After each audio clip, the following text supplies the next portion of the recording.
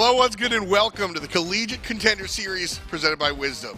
My name's F-Dot. I'll be your host here today, and we've got two experts hanging out, Lawler and Isaac App. And we are live from beautiful Minnesota, the Mall of America. We've got the Wisdom Studios here, and we have a fantastic amount of competition to fill up this studio. Lawler, Turtle, it's been mad long, man. Turtle, you and I used to do the old stuff. You're looking good, man. You're looking good. Good to be back, man. How you feeling? I'm feeling good. It's cold here in Minnesota. I'm not gonna lie. I come from Arizona, so I'm used to the heat. But don't give me really, that, man. You lived in Milwaukee. I lived in Milwaukee, but on, now in Minnesota. It's been a while since I experienced the cold, but nonetheless, we're still gonna experience some great Rocket League today, and I'm excited because we got some juicy matchups. Absolutely. I mean, when it comes down to it, you know, we're here in the collegiate world, so a little bit different than the pro scene, but a lot of just pure passion going forward, and a lot of cool action as well. So let's come at you and show you what we're going to be doing here this weekend. We have 14 incredibly strong squads, all representing their school. And what we're going to do, we're cutting that in half. We're going to make two groups, and they're going to play round robin style. Best of three, Lawler, so every game matters. Oh, a whole bunch. We talk about best of threes and why they're so important. The ability to, you win one game, you're already on match point, ready to go. And then you're facing a reverse sweep, ironically enough. It's kind of a silly way to think about it, but we're talking with tiebreakers and everything else. Obviously, we're trying to take the top four to move into the playoffs. You're talking every individual game matters. Like, it makes such a big difference when it comes down to tiebreakers and everything else. So these games are going to move quick, but again, can't blink. Absolutely. And then you get into day two. It's an 8-team single elimination bracket, and this is where the best of five comes out. This is where we prove who's the best out of the college level here competing, and I can't wait because I haven't seen too much of college level Rocket League. Obviously, I've been around. I've watched some CRL Worlds as well. But now to get to experience the nitty-gritty, get down into it, and get dirty with a lot of these new teams that I haven't heard too much about. Some players I'm familiar, and others that I'll get to be introduced to as well, F-Dot. That's the beauty of it, you know, when it comes down to the collegiate world. New faces, new friends, and, of course, a lot of pride on the line.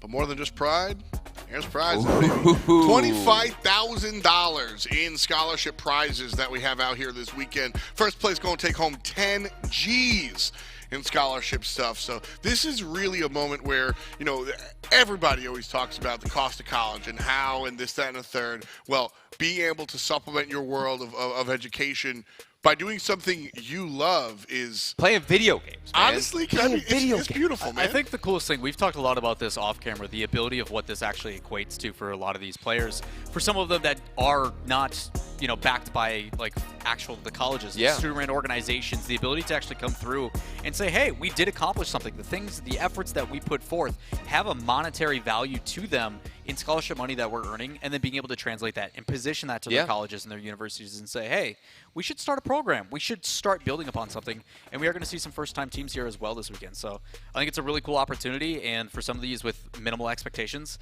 they can definitely play upset.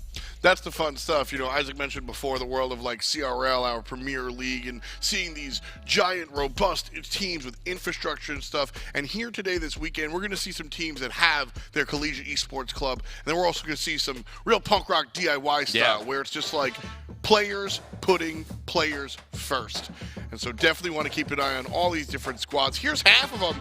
Indiana University up on top while our scoreboard says a bunch of nothing. So once their numbers start filling in and we get some games going on, we'll see what everything winds up lining up to be. But Lawler, I know a lot of these players are going to be new faces, and so it's kind of tough to, you know, play this game. But have you heard any rumblings about the squads here today? I mean, the one at the top, Indiana, is a very easy one to pick out. They were a team that, through the wild card, was a team that made CRL last spring. They were a team that was fully capable of making it to that kind of Premier League. So definitely a notable favorite. On the other side, though, we got to poke some fun on it. University of Maryland. Oh, come on. They've got a certain player on that roster that Turtle is very familiar with.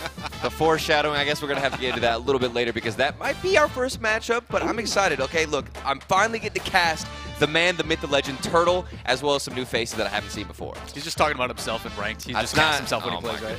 This is unacceptable. I'm just going to get roasted all day and all day tomorrow. We hope so. We hope so. Well, we'll see. Turtle and his squad, University of Maryland, will be first up. We'll dive into that in a matter of moments. But first, I want to show you the other side of our weekend league here. Group B coming out. And that's Penn State up on top, and Ohio State University as well. So again, looking at these, again, talking about some of the smaller schools, sure, but you also at University of Michigan, man, you have some of the some small town squads and some really, really big names in collegiate competition. Yeah, I think there's a lot of really cool concepts, and it's not that these players are new to the space.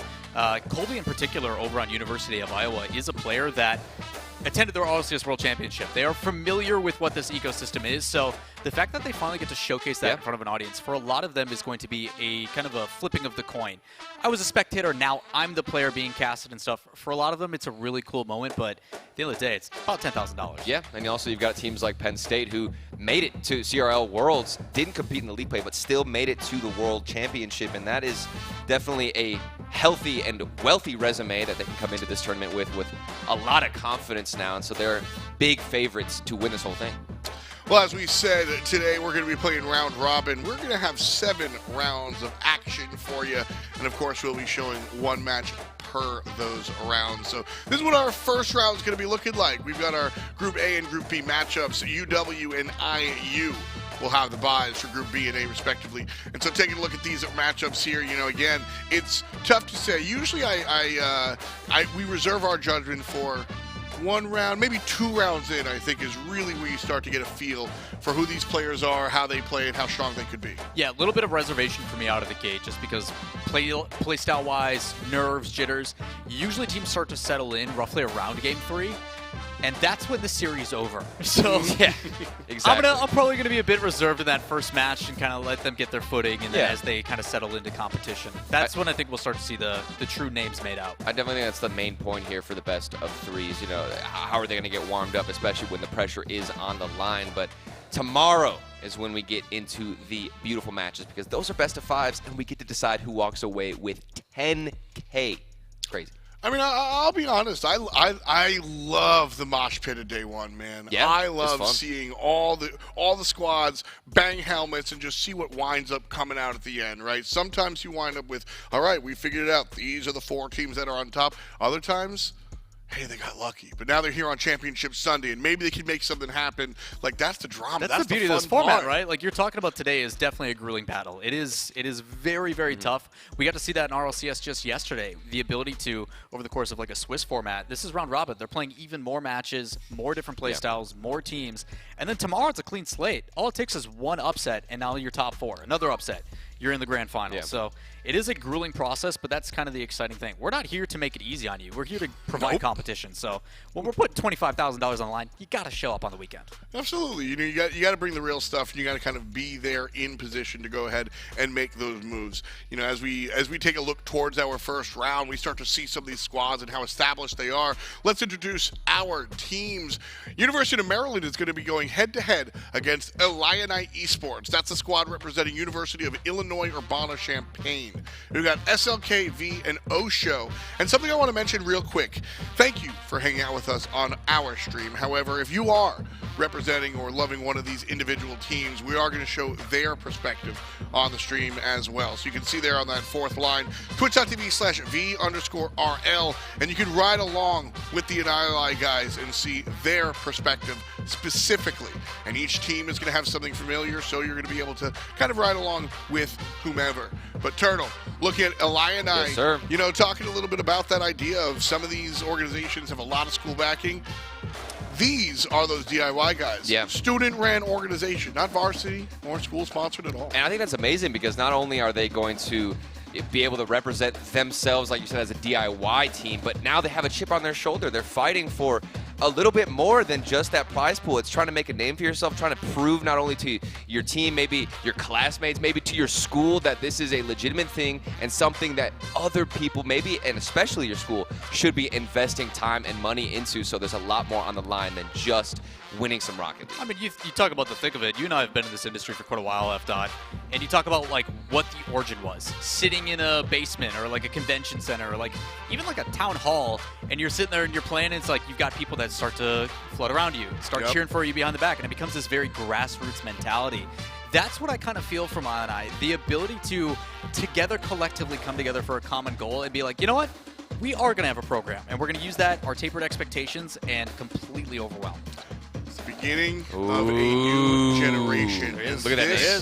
Look at that name. Plant these seeds. Over here, you can hear the boys getting excited because this is what we were talking about before. Spice and JD Knight, they're going to be teaming up with Turtle. Now, there's going to be a lot of jokes. There's going to be a lot of fun to be had, but I need to just put this out there as an official PSA. The Turtle on University of Maryland is not the same Turtle on You our mean he's not desk. casting, he's not playing, he's not all That'd at be the same sick, time? though. That'd be sick casting my own games, but I'm not that good. I'm not that talented. That's true. But I do You have know. to play from their feed. Yeah, imagine. Now, I'm excited. I'm on the fence. I don't know how to feel about this guy, okay? Turtle, I think I've seen him in the ranked. I'm pretty sure he's absolutely destroyed me as well. So 90% sure he's way, way, way, way better than me. And now I'm just confused. Should I side with him, or is he naturally my arch rival? Is he my enemy because he shares the name? I think you need to make that statement well and clear before the match, because I don't want to fair weather. I don't know. I don't know what I'm supposed to go to. If you had to go with something, I'm going to hold you to it. If I had to go with something. Which side of the coin? I naturally want your chaos. own biggest fan? I naturally want chaos, but I want to be this guy's #1 supporter. Okay, I could easily, I respect that. Go the other side and just have a grudge against him. But now he shares my name. He has to rep it well. I believe in the guy. I like that. I like the idea. I will give you the ability to kind of do what it is that you want to do on that side of the desk. But it's time for me to go because we have our first matchup live and ready to rock. University of Maryland going head-to-head against the University of Illinois Urbana-Champaign. Lawler and Turtle will be your commentators for round number 1. Boys, do the job. Thank you, F. Ready to get this first one kicked off and underway. UC against UMD. It's going to be a fun one here, Turtle. And a lot of expectations, like I said, have been tapered. You've got a University in Maryland that it is their first semester together as a varsity team. But on the other side, a team that doesn't have varsity backing, doesn't have organization backing. They are fully fledged, student-founded. So, again, I think there's some interesting circumstances when you come into this first match, but I try to keep an open mind with it. Yeah, I'm not exactly sure what we're going to get. 100%, and anything can go the opposite direction. Obviously, the University of Maryland, they're at the 6th seed, and then going up against the underdogs of Illini, the 14th seed, so at the bottom of the barrel. But that doesn't mean that upsets can't happen and can't take place. And while I am a fan now of Turtle officially, I have to support this guy. I love some drama, and I love some chaos. But let's go ahead and get into the first game. This is, again, a best of 3. These are going to go by really quickly. So the first goal, the first minute of each game, obviously a huge deal and can change the tides of the battle. We'll see if maybe V can come out with something crazy already behind the ball. You're going to expect a lot of plays from Maryland coming in as that superior team, especially with the seeding. Again, we appreciate you guys joining us for the Collegiate Contender Series. Lawler and Turtle on the cast. An absolute pleasure having you. Don't forget you can check out both these teams if you'd like to on their own individual broadcasts. But we prefer you stay here if you can. Either way, early aggression coming out from UMD. Shots on target. Not able to find the back of the net. It's a good counterattack opportunity. It's actually a drop down and a good 50 from SLK. Going to be stopped. JD Knight on the back line. Able to find a connection. So, again, a little bit back and forth here early in our first minute, but how much of the nerves, how much of the mentality is coming into play? I think that first goal is going to say a lot. And while I can't say whether or not these specific players are going to be competing from their home or potentially their dorm room, they're not here in studio, so they at least have a little bit of that comfortability of knowing the environment they're competing in. They're used to it. It's not a LAN per se, but the nerves are still going to be there because of what's at stake, the pressure, everything that's on the line. And of course, you want to start out the group stage with a secured dub. So far, it's been a battle back and forth between the midfield. Big clears coming out from both sides. UC has been keeping up with the pace relatively well. We'll see if maybe there's going to be a quick counterattack. There's my boy Turtle. Let's see if he can put some work in. Yeah, smart play by Turtle, obviously rotating near post instead. A lot of times, it's so back weird post rotation out of the way. It's so weird. But the ability for them to rotate near post, cut that rotation, and make sure they get somebody behind it could be absolutely important. Kind of something I want to question over to you, Turtle, as we see this play developing. Obviously, you've had a pretty storied career. You started off with a situation where you ended up then teaming over, I think it was like Vex and Turbulence, and all the different iterations with Garrett and J-Raw at one point, and then Moses, kind of going back down my own memory lane. For you, I mean, obviously you talk about the upset potential that comes through these. You guys were a team that came in as Vex that were upsetting iBuyPower Cosmic, the most storied franchise in Rocket League and all that kind of stuff over in North America. What kind of things are you going through that allow you to kind of break through? Like, is there a certain mentality that you have going into that game? What are some of the things that I want to see out of, like, UC as, like, a hey, this is kind of where you should be. I really think it's all mental. I genuinely believe, especially with how close most of these teams are via ranked. I mean, we looked at all the ranking MMRs, and these teams are pretty close, averaging anywhere between 1,600 MMR to the tops of maybe 1,850. And while that might seem like a big gap to most, that means upset potentials can happen. I mean, everybody plays ranked. Everybody can lose to 1 or 2 divisions lower, and it could be the same situation here. And I think, like you said, Lawler, and like you asked, it's all about the mental game. That perspective, what you're thinking coming in here, knowing that it's possible and believing in yourself is actually 90% of the battle. 10% now remaining on just if you can execute and show up with some mechanics, and certainly so. These guys have what it takes given their records and, of course, their ranking. Now we'll see if anything develops for the side of UIUC. They've been on offense for quite some time. A lot of defense played for Maryland. I'm a bit surprised by that. Yeah, good touch over. Trying to find a way to get one to the back of the net. Almost majority of the game has gone by, but so far it's just been a couple shots here there. But following up with a demo. Again, feeling like that one goal might be the one to close it out either way. Good counter from UMD as they try to apply a little bit of pressure here. Cleared into the midfield and played over to the side, but that's a dangerous spot. It's going to be up to Turtle, turns around, and it's a good touch into the midfield. Followed up by his teammate of Spice. So, again, a couple moments here and there, Turtle, but otherwise, it's been pretty neutral. Yeah, there's the UIUC. Okay, SLK going to start us off with the first goal of the day. It's with a fake from V. It looked like he was going to put it on target, and the challenge came in quickly. And just like that, you slip it by one defender and set up the shot. First goal in favor of Illini. Again, you talk about that upset potential. They are the last seed here, 14th overall, going up against number 6. But again, it doesn't feel like it. A lot of the control has been on their side. And I will say, from UMD, it's been more about efficiency rather than a plethora of shots. Yeah. But quality over them. So as long as the defense is able to hold out, they've been breaking downfield quite well. And there's another one here on target. It's going to be played high. Spice on the backside into the midfield. I hope challenged eagerly. I hope this is a theme that we get for the rest of the tournament. You know, upsets everywhere, because, like you said, this is the 14th seed, the last seed. You and I are both on the side of chaos. This is crazy, and it's best of 3s. Yeah. Anything could happen. UIUC has scored the first goal, about to upset in the first game. Maryland might be able to get their first shot, maybe their first goal. They don't yield any fruit, but just keeping pressure is what you want to focus on in this situation. Try and build some momentum, because so far you've been stuck in your own half, and the final 10 seconds are coming down. Got to send the house, find a way to get one on the board again. 0-second play still available. Is only down by 1, but a mistake on the back wall could be detrimental. Keep it up. If you can't get to it, it's going to be UIUC with that first game. Congratulations to them. And now the crazy thing about best of 3s. Match point. Match point already. It's insane. It's absolutely insane. And we might get the upset, and I want to see it, okay? Turtle has not been making as much noise as I want to see. I'm kind of disappointed in my boy, but I think he's going to come back in game 2. They were under a lot of pressure, stuck on the defensive side for what felt like, I'd say, 3 to 4 minutes that entire time. The last minute, they were breaking out, and that's a typical thing. It might be game 1 jitters, game 1, need to get that warm-up in, and finally you can start to build some momentum, but we need to see more on the defensive side when you transition out. So far, they've just been clearing it and losing possession right away, Lawler. I think my favorite thing about these events, too, is you get to see who those leaders are, the people that really stand tall, and these are the moments that kind of make those. So for Maryland, the ability to say, you know what, we are better than this team, going back to that mental, proving it to yourself, having that confidence, and then being able to move forward with it. As Turtle going to start off with a beautiful double touch. Look at that one. Living up to that name that you're so excited about. Repping the name well. Turtle, thank you. Off the ceiling, then the double tap all by himself. 6 seconds into game 2, and we've got a doozy of a shot. Talk about having that mentality, the ability to instill that confidence. I don't think it was only going to come in 4 seconds. That's something I was probably a bit more reserved on. Either way, it's that's good what play. They needed too. I mean, imagine you lose the first game, it's an upset. You come out with a double tap, a solo play at that, and certainly that's got to re-energize this roster here in Maryland. Should have seen if they can keep it up so far. High flying plays. Turtle with another one. It's going to go underneath, and a good save by SLK. They want to score the first goal for UIUC in the first round. But a shot, top right bar down, no follow-up. A little bit reserved on the initial challenges. Again, trying to sustain some offense for a couple challenges met in the midfield. Okay. 2 players come in. Turtle has the chance to go for a demo. It's a wide open net. Can he do it again on his own?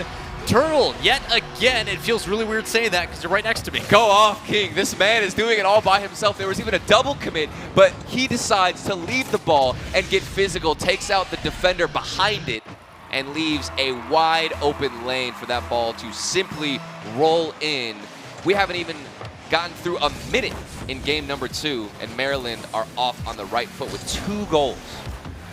Good start for Maryland. Curious to see how UIUC kind of respond. There was a couple of good attempts there. You even heard it from Turtle's reaction. As this one gets pinched across field, still managing to maintain that offense. And take their last player back to boom it downfield. Need to be careful, though, into the midfield. Good follow-up to get it past the second defender. Again, waiting in the midfield. Maryland, another beat. It's an open net. Shots there. Far post. JD Knight on the board. Congratulations to him. Now, this is what we expected out of Maryland coming in as the favorites. You're outpacing everybody on the defensive side of UIUC. Then from the corner, you get it into the midfield, and JD Knight can come and get an easy cleanup. It's not Turtle by himself this time. It's a team play from everyone on UMD.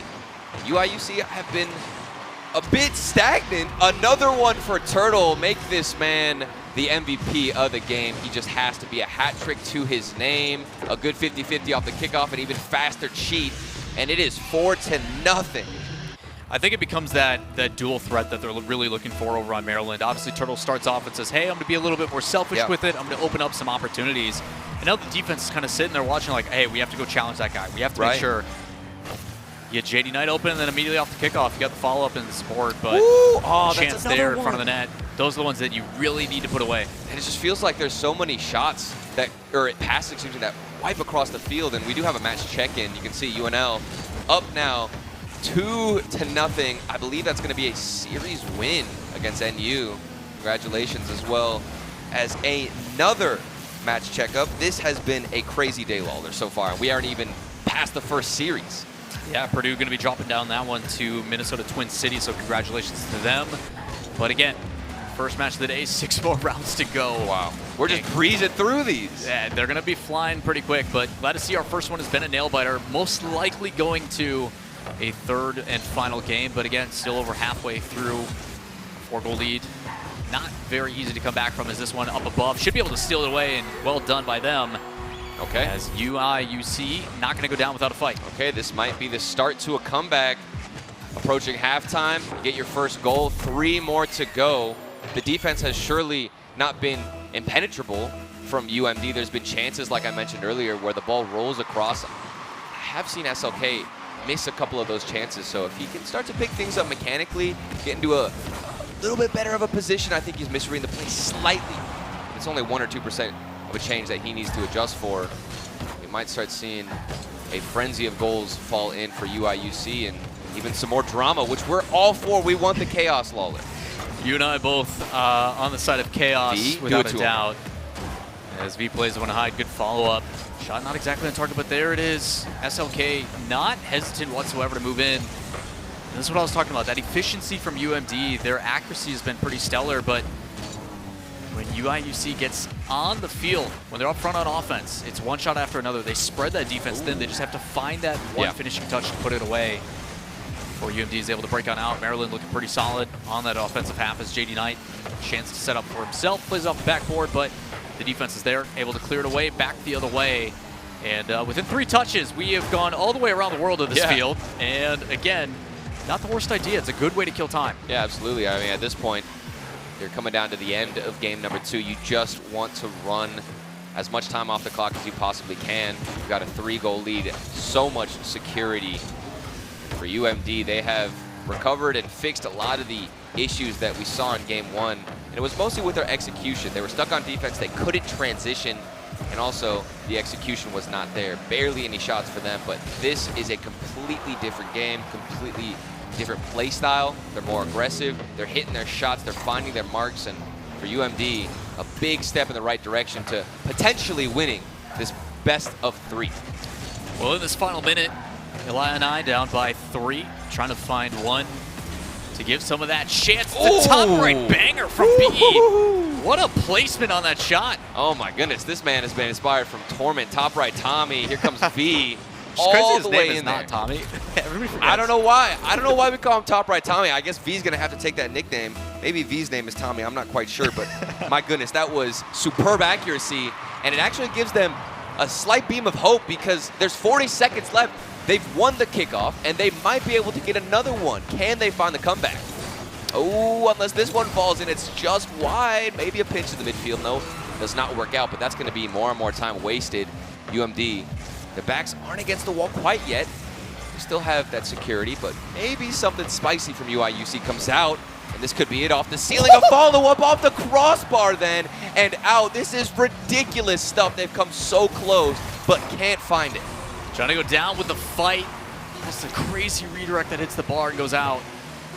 But without that one going in, it's going to be tough as they played underneath. It's a good save by V, but as these final seconds tick down, that is going to do it and bring us into our third and final game. Wow. UMD We're going trying to bring it back. It's going to be a distance match, like you stated.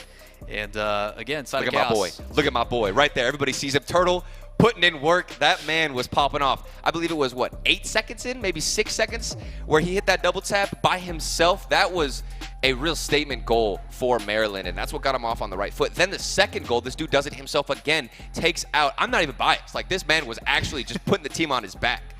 Again, that first game was a 1-0 goal. It was SLK who also had a pretty solid shot on that tail end. But again, the ability to come through and immediately have that turnaround time, I feel like that's going to be kind of how it is. You have to find a way to shut down that offense of Maryland, because if you do not, you see the floodgates kind of start to proverbially like open up, and that's when it gets a little bit ugly. There were chances, though, for Alina. That ball, I'm telling you, rolled across the net 3, maybe 4 times. SLK was just seconds off from finding the final shot. And they even got back into the game towards the last minute. It was a 2-goal game at the end of it. But let's see, will we get another crazy start from Maryland, or maybe Illini can continue off that momentum? They were slowly starting to build. Turtle was trying to get another opportunity, and this one, playing pinball, hits a player from UIUC, but thankfully they've got that third man rotating, but it's not over yet. Maryland, keep the pressure on. Going to be what we expect out of Maryland. One shot after another, and all threatening indeed. It forces a defender out, needing to find a way to clear that to the side. Luckily for Illini, they are able to fend off that threat. It's a great infield pass. What a 1-2. This is what I wanted them to change and to fix, have SLK a little bit more forward, and they do exactly that. One quick pass across, SLK can finish it, and that was way too fast for anybody from Maryland to react. Clean play off the side wall, dished in field and slammed out. Gonna be Illini, the first strike in our third game of this series. Has touch off the side wall, not met. Slow it down a little bit as V tries to move this upfield into the side wall. It's actually played back towards his own teammate. Ends up working out, but an aggressive challenge. And played up high yet again. No one there to read it. That's kind of been the disconnect for UIUC. A lot of good moments, but still a little bit of a gap in that midfield. You think if they close that gap with that pressure, you see what SLK has been able to do with it. And for me, it feels like the foundation is there for UIUC, and Osho has been a big part of that from the sidewall. That's what created the opportunity then for SLK, who has been the main striker, the main scorer. Here comes V, though, as the third man, 2-0. The upset might just be possible. Again, giving him that space, it's been a detriment to that defense. Anytime he has a little bit of time to think with it and play patient with it, it's been a pristine pass right on the money. So again, the follow-up is there.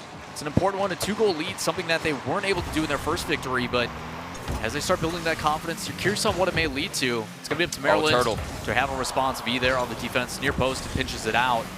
But immediately met by JD. Over the top, SLK trying to find a good 50, and he does. Immediately to V, and that's the one that you want to connect. Either way, catches Osha a little bit off guard. Oh, man. And the pressure's on.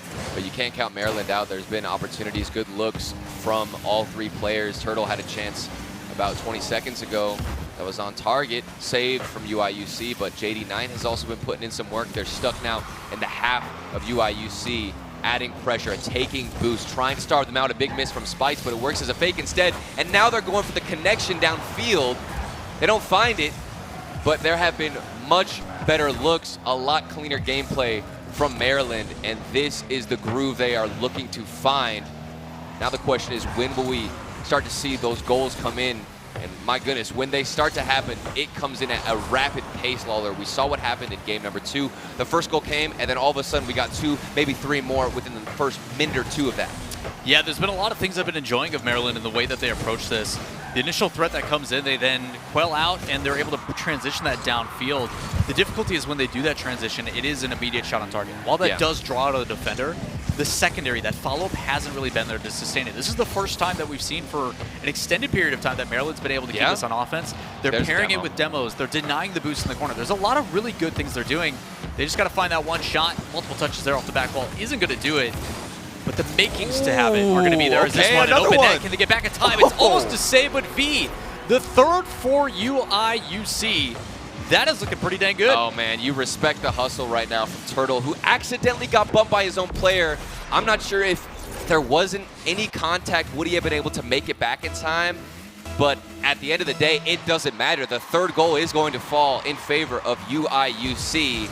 A huge gap in the scoreline. The upset more and more possible for these boys. They've just got to hold on. The final 2 minutes of the series underway. Started off strong, had a tough bounce back, but now, with all the bumps, demos, and boosts tonight, they've been able to find yet another one. We talk about those demos and how effective they are. They also put you out of space, as it's a perfect placement, top left, SLK. The golden striker for UIC. Man does not miss. V also continues on with the assist game. Before it was Osho, and now it's V hitting it off the backboard, setting up SLK, and of course he's in position. And it feels like I'm a proud father. I wanted them to change a little bit. I wanted SLK to be slightly more aggressive, and he has been in the spot every single time that ball goes in the midfield ball. Well, Turtle, your man you're so totally not biased towards. Taking a solo play up top, ends up passing over to the teammate, but immediately stopped up by the defense of UIUC, who has been breathing new life into this roster. Yeah. Doing a really good job. We talk about their potential, a team that is not founded by an organization. They are not a varsity team, no school funding, like you mentioned. The ability to tamper those expectations and say, you know what, we are deserving of this. And it all starts here. So with the final minute, a 4-goal lead. Here we go. And a chance. We've seen crazier things happen, Lawler. We've seen crazier things happen. Maryland, okay, that could have been the first step. 45 seconds, more and more time getting wasted off the clock. The ball is still rolling towards the side of Maryland, make it 5-0. What has happened? Maryland collapsing on defense, scrambling as they try to push everybody forward and get maybe one goal, possibly, to start that upset, but they can't get it. No, really heads-up play, obviously trying to clear and transition that field quickly. So it's a Cookster pinch on that back left side. And then SLK, who's been lurking this entire series, is like, you know what? We're turning this into an open net. Demo's that last man on rotation. So you want to talk about a nail in the coffin, that's a great way to do it. As the Illini team has really come to life so far in this third and final game. And as the last 20 seconds are starting to count down, it feels pretty much just like a formality at this point, Turtle. And for UIUC, what has worked out for them has been V and Osho on the sidewalls, trying to take it by themselves and set it up off the backboard then for SLK. That's the bread and butter for this team. It's worked out. It's proven to be the kryptonite for Maryland. It doesn't even matter if they get one here, and they won't.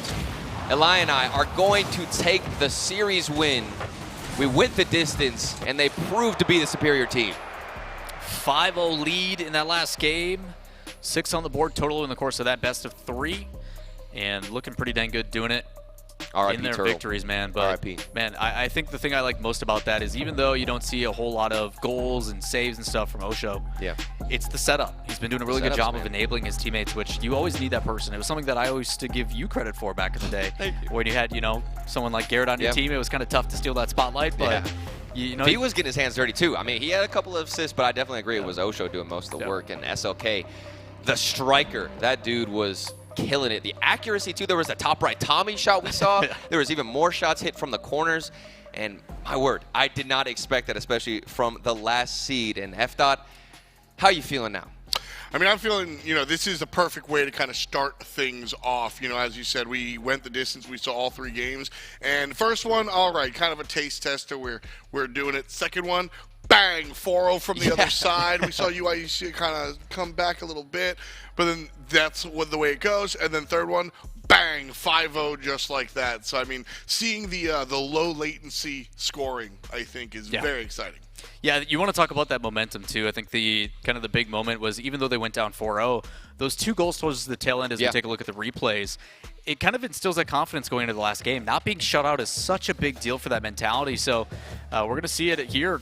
The ability for SLK, that was kind of setting the precedent, it felt like, where, okay, he's in the right spot. He's going to put a good shot with power on target. What does that mean? And it just kept coming one after another. Oh, yeah. But the aggressive challenge, got to reward it. And we had, moments of brilliance from Maryland, specifically from Turtle. I mean, this dude literally took it by himself. This was the first goal in the game that they ended up taking, which was game number 2. Then he kept going. He got a demo play by himself. He was putting in a lot of work, but there weren't any setups. That's something we saw all the time from Illini. They were utilizing each other, and this is proven now that it's much better to work as a team versus just having one individual player who can pop off here and there.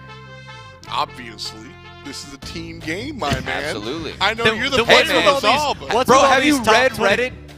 Justin is the greatest player alive. He can take this whole team by himself. Dude, I don't think everybody talks about these like top 24 seeded players and stuff, and everybody's like, why don't you do one? I'm like, because it's a team-based game. Yeah. You can take a player like Gimmick that doesn't work on version 1, you can put him over on Oxygen, and they're top 6 in every single regional when everybody counted them out.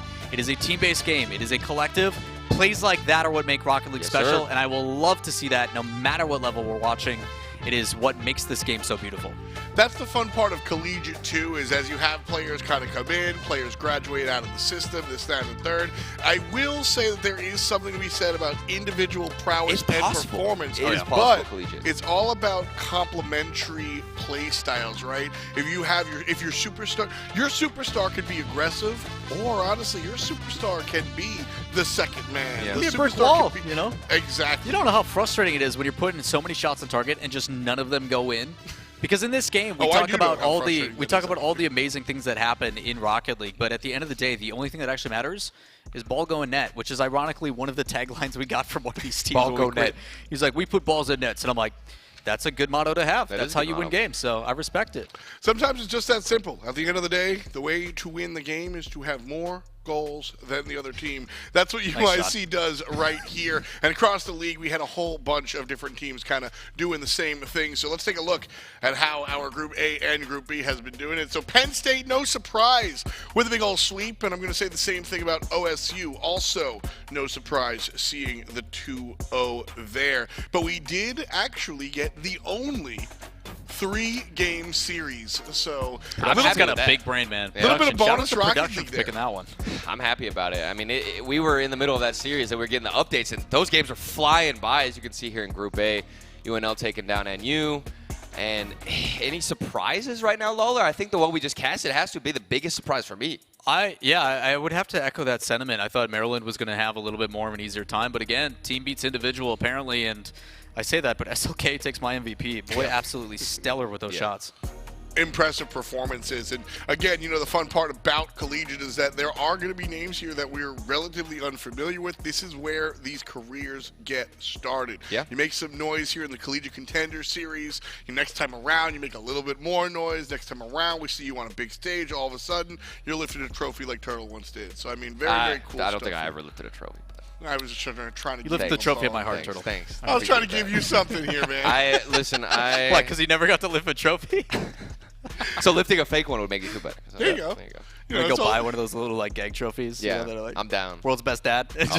I'll take that for being the dad of Turtle now. I will raise this man up, and he will ascend past my legacy. Love that. We'll see how that all works, of course. Let's zoom out and take a look at the scoreboard here as well, because, again, reminder, we are playing round robins to find the top 4 teams per group, and then those squads are going to move on to Sunday tomorrow. So right now, look, it's pretty simple. We've only played one game, so you have your 3 teams up top, your 3 teams on the bottom, and the squad in the middle with the bye in the first round. So Group A looking pretty cute. Group B also looking pretty cute as well. We'll turn the page and show some of the other teams there on the other side of the competition.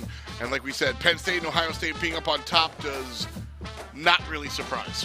No, not a surprise there. I will say the big surprise, though, is what may happen in the secondary round, kind of looking ahead. Indiana is that really high seed over in Group A. they have a bye, so everybody else is going to be warmed up going into that second match while they're sitting cold, so some potential there. As for Madison over there, I mean, those are my boys from the hometown and the home state, so excited to see them get their match underway. But otherwise, things, I would say, pretty much as expected. Absolutely. I mean, the seeding has definitely proven to be superior here, especially in Group B. Group A, having Illini take them down, I'm still shocked by that. But if that's a you know, a little highlight of what we might get for the rest of the day and rest of the tournament, I'm a happy boy. I think that is what we're going to expect, because a lot of times, listen, a lot of times people come in when we look at some kind of fresh faces on a big screen like this. There's conversation about, you know, nerves and whether or not they're ready. I think it's the other way around when it comes to Collegiate. You're out here repping your collegiate alma mater. You're out here representing all the kids that you hang out in the quad with. Like, I'm going to go the extra mile if that's the case, and I think we're going to see that today with a lot of these teams. But let's go ahead and take a look towards round number 2. Used a word that I've going heard up in a long against time. UIC, and so Purdue they are a strong squad, but they have to go against the team that we just watched topple. Very strong stuff. And of course here, PSU versus OSU.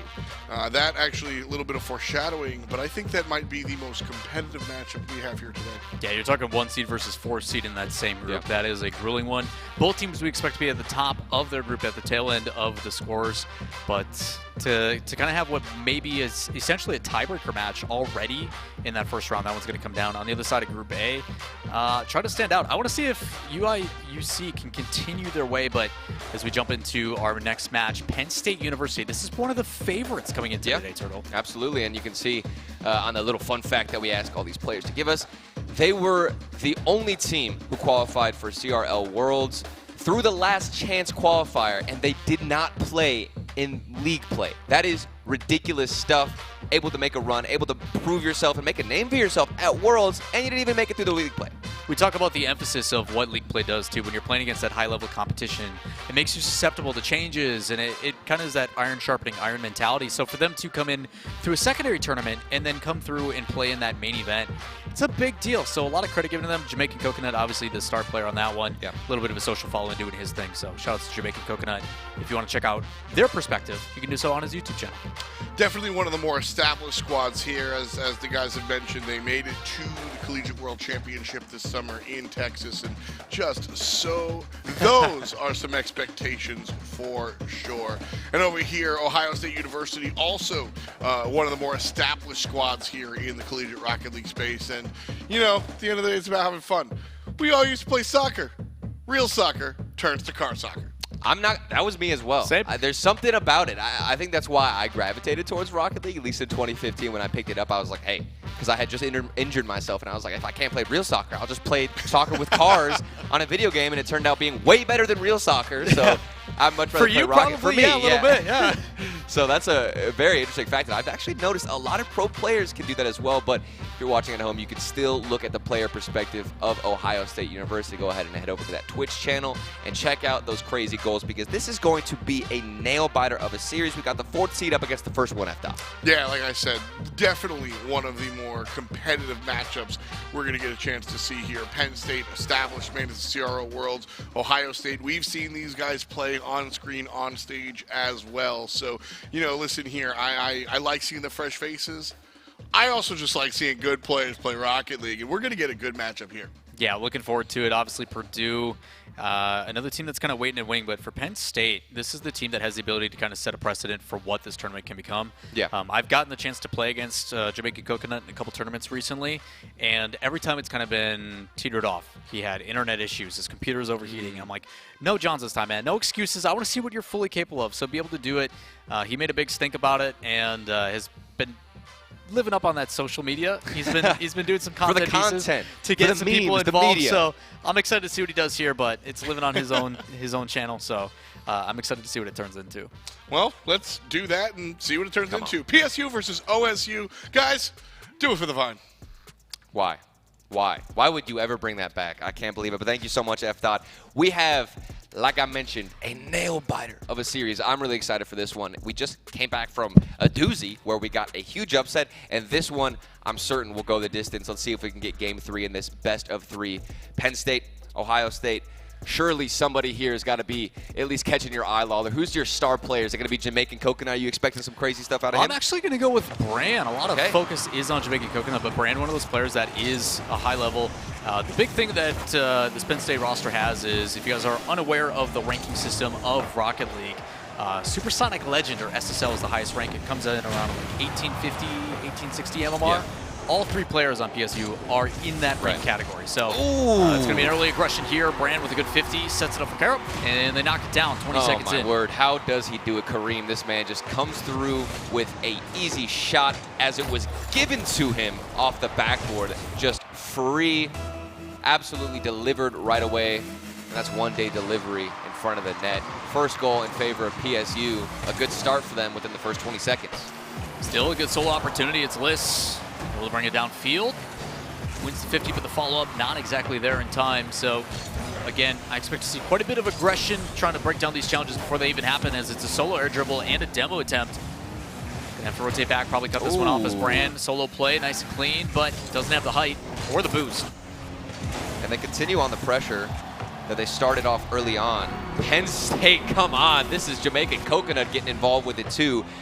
All alone with a pass from the corner. You think he's going to go for a double tap, but instead he's just utilizing that speed, gets over the defender, and it's a nice drop down. 100% goal participation for Kareem already. Love to see that.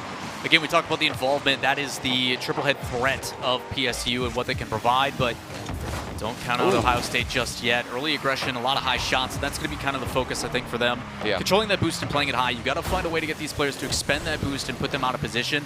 Prime example like this. Only 7 boosts floating in the air. You are completely removed from that play. You just see how it plays. It's a pitch back. That's maintaining possession. That's what we're going to go with on was that it play. Calculated? All part of the plan. Yeah, we're going to say it was calculated. Let's hope it was for Ohio It worked out. State. Look at them. It certainly did, and they've done a great job of transitioning now by themselves without any disruption for PSU. But then a big miss from Desan. That's huge, as that play could have developed into something else special, but they keep it going regardless. These guys are relentless off the crossbar and out.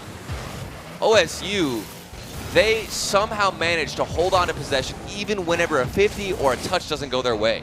Desan's going to want that one back. Hopefully it doesn't come back to bite him, though, as again, cutting that lead to 1. Big difference on the mental. As PSU continues on their threat, it's another shot. Kareem in front of the net. It's going to be a big challenge. Liss able to provide some space. Going to slow play it here in the midfield. Allow his teammates to get back into position. Maybe get a little bit of boost. And it works out. As challenge is in, it's going to be Jamaican Coconut standing tall. Making one challenge, making another. And a soft pass in the infield. Cut off, but again, Kareem in position. Shot on target. And spreading this defense thin as one after another as we almost approach halftime. It's going to be a fake. Gets demoed on the play, but credit to Ohio State. They're able to fend it off. It looks like PSU are opting to go for more corner plays, throwing this ball directly into the corner of OSU and hoping to force a better 50-50. There's been space for Kareem in the midfield as he tries to get a nice flip reset. The mechanics have come out. All SSLs for PSU. You can see clearly why those mechanics are shining through, but team plays will reign superior unless you get taken out. How do you utilize your teammates if you're off the pitch, Lawler? It's a good question, Turtle. I don't think you can. If you're literally not there, I don't think you have a chance. Either way, Jamaican Coconut and the boys, good counterattack. Again, you're putting all your eggs in the basket, putting a shot on target. It does leave you susceptible if it gets brought back the other way. Your third man back, he's supposed to be the saving grace. Right. Doesn't matter if he's not there. So, 3-goal lead here for PSU. Starting on how we expected it to go initially, as a double touch, almost with a flip reset. A little bit off the mark, luckily. For PSU, though, low boost on the defense of Ohio State. As this one off the backboard, it's going to drop straight down. Nobody there for PSU to put on that final shot.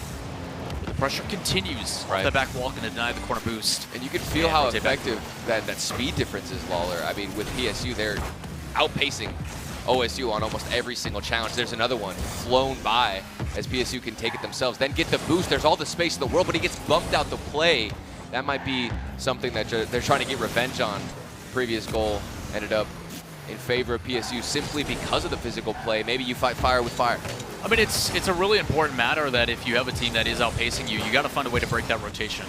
Obviously, you've been there for the evolution of Rocket League and what has changed over the years from having a dedicated goalie to now a clean third-person rotation where as soon as you expend all your boosts, you rotate out, next person comes in. And if you can disrupt that rotation, there is some gaps and some opportunities for this team to kind of get into it. So I do like the bumps. I like the options as a shot comes near post, the follow-up there. But too many defenders on the back wall, possibly going to be able to pair it with a demo as effort being put by OSU. It's up high. Is there a shot coming in? No. On a little bit too far back, but should be able to cut this one off in the midfield. Midfield challenge is going to be absolutely crucial. Okay, Jamaican Coconut, maybe you got something special for us, buddy. Instead, denied by Ohio State, and then a demo comes out. This is very reminiscent of what Penn State had previously been able to do against Ohio State, but it doesn't yield anything. And off the backboard we go. PSU bruising the backboard, abusing it, trying to waste more time off the clock. 24 seconds remaining. They've just got to ride this one out. You don't need to score another one. You've got so much security. Ohio State, it looks like they're going to have to go back to the drawing board and try and change things up coming into game 2.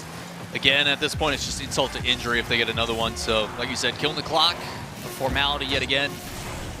As the final seconds tick down, and it's going to be PSU looking pretty strong.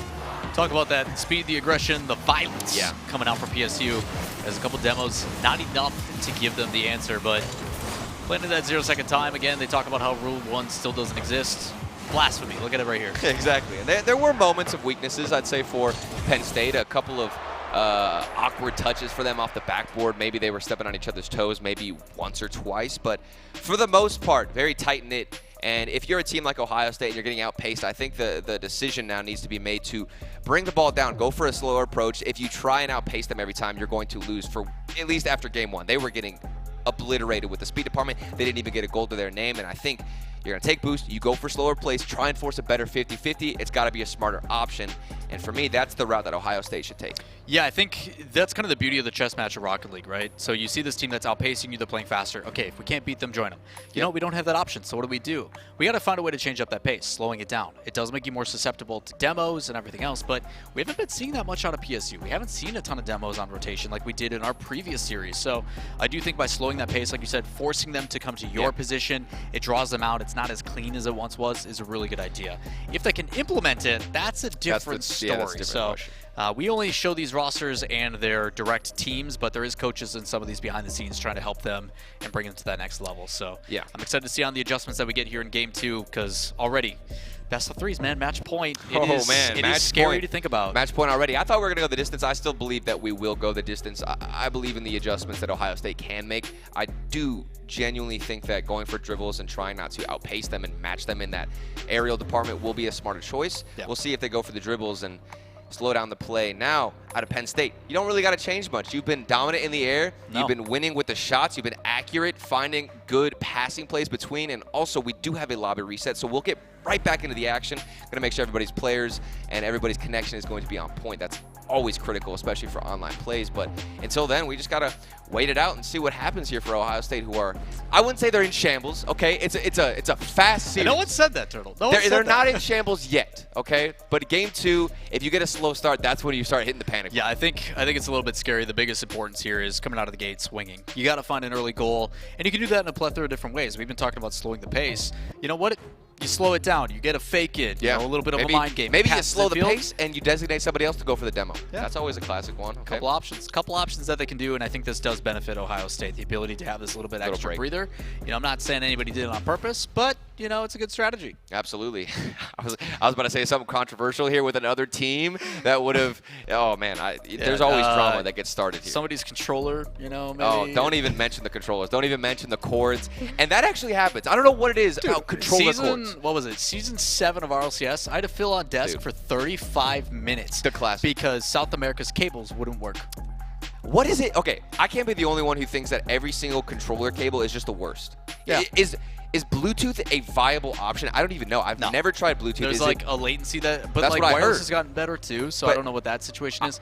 I've heard that some controllers feel heavier than others, like in-game. I was talking to the V1 guys yesterday, and they're like, yeah, Tormund's controller's so heavy. I'm like, what does that mean? Like, how physically? Or like, are you like holding the controller? Like, how is the positioning with your hands? It doesn't make any sense. I don't know. This is the detail that we have to get into when it comes to high-level Rocket League, high-level video games. The weight of the controller matters, and right now. There's a lot of weight on the shoulders of Ohio State. Game 2, they've got to make a change, and an early start for PSU might be detrimental to them. Off the crossbar and down, it's out. They stay alive. They've had to fend off even more pressure, and that's a good 50-50, which should alleviate with even better speed coming out of Ohio. Totally, we talk about the importance of starting on the right foot, and that save is a difference maker. That may be the difference in allowing them to stay in this series and the mentality staying neutral. Gonna have to find out, though. It's only 30 seconds has gone by. A lot of game left to play as they play this one up high. Not the best touch from Hassan. It's a shot, and it's high yet again. Oh, my. That's going to be able to close that one out. And unfortunately, we were talking about you've got space, everybody's rotating back. That's when you need to maintain that possession. Yeah. Hold on to it. Force a dribble. Something different than this big boom downfield. Either way, a couple bumps of demos. It is going to be Brand that actually gets rewarded for it as he sweeps on through. Able to play this in the midfield. Yeah. Pass one, and it's going to be tempered a little bit. This Champy able to get up and clear downfield. It's a good challenge in the midfield. Brand, another touch off that back double wall. tap. Get the second. It doesn't matter. The follow-up there from Jamaican Coconut. He's going to slam it away after a first-minute gameplay. It looked like we might see a double tap from Brand, but it ended up being better to leave that ball for an easier setup from Jamaican Coconut, as the defense of Ohio State didn't know what was happening. Were unaware of who was going to have the follow-up. Couldn't get there in time. Nobody in the shooting lane. And because of it, we've got the first goal going in favor of Penn State. Lawler, we just talked about how important it was for Ohio State to come out swinging, but we've got the opposite. Penn State are holding the bat, and they're hitting some home runs. It's going to be important, again, keeping that speed and that intensity. A lot of teams trying to make those adjustments and read their opponents, but at this point, it seems like it's a lot of it, hey, we're just going to play our game as they trade demos here. Got a solo play. Jamaican Coconut, beautiful flick. The follow-up from Kareem, and he slams it home. What a play here. A good counterattack play from Jamaican Coconut. Jamaican Coconut has been the MVP of Game 2, involved in all levels, and that was a really accurate flick, out to Kareem in the middle, who was waiting, and the speed just on another level. Nobody was able to get up in time, get in the middle, or get in the way of that shooting lane. PSU, this is target practice for them. Ohio State now, will they bring the ball down? That's what I want to see. If this ball's in the air like Jamaican Coconut is, you've got to find a way to bring it down, have a better 50-50, and not panic. We'll see what Ohio does. But this ball keeps getting thrown in the air. It's like Penn State know they're superior and they're greater in the air, so they keep popping it up, Lawler. Yeah, again, when you have that intensity or that read to you, but a flip reset, a bit of a scoop there from Hassan. A chance to follow from List to get on the board. A great setup and knockdown here from OSU. I think this is the first flip reset we've seen on the day, and it's going to be Desan who hits it off the backboard, then setting up List. This is how you get it done. That's how you find some momentum, and it's off a highly mechanical play. I mean, we talked about that in our first series with Turtle. Obviously, it's great to have team play. Obviously, it's great to have an individual player. But having those high prolific moments, those players that are capable of those mechanics, can really turn the tide in your favor. And the capability of just saying, you know what, you've got us on speed, you got us on position. There's a lot of things you're doing really well, but watch me just out-mechanic you. Yeah. I'm going to give me that +1 mentality. And it creates an opportunity that's so good for OSU to get back in it as the pressure, you're starting to see that pace really pick up. The ability to get in the face of this team. Soft touch on the other side, though, could be punished as Kareem. Going to go for an air dribble bump. It's the subtlest air dribble bump I've ever seen. That's like an air dribble for me back in the first season of ROC. I could have sworn I saw somebody from Ohio State as well get a touch from the defense. Look at this. He came in, almost got it, so he did find a touch, but the angle wasn't there. It wasn't going out of the net. Instead, he just added a little bit of speed to the ball. An unfortunate situation. Inches away from clutching it out and keeping it within one, but now Penn State, more security, make it almost 3-goal difference, but still, it's all 3-1. This is, surely is going to be the third goal now to separate the scoreline. Stretching a little bit thin on that one, Coconut. I know you've been lifting and hitting the weights, but that one you got to reach out for. That one almost gets behind him, but still enough to get behind it and put it away. So a 3-goal lead again, and off that flip reset, you see some life come back into OSU, but all of a sudden, 2 unanswered, almost make it 3. It's off the kickoff a little bit wide. That one could have been absolutely crucial for their victory, but still a lot of time left on the clock. We've seen the capabilities of Ohio State as Kareem, flip reset, trying to make it a second one. He does connect, but doesn't get behind it with the power. So slow challenge from Jamaican Coconut, buys enough time for his teammates to rotate back. Still have that corner boost to work with. As it's thrown in the midfield, the team not quite there for the follow-up. Okay. Speed on the side wall. And control, a little bit of slow play. So, again, we talk about that ability to slow it down. We've been seeing that actually from PSU quite a bit. Not just high fast aggression, but let's take it solo. Let's slow this team down. Let's put them in their tracks, and it does make it tough to read. I mean, I think it was the second goal for PSU was that slow dribble flick into the midfield.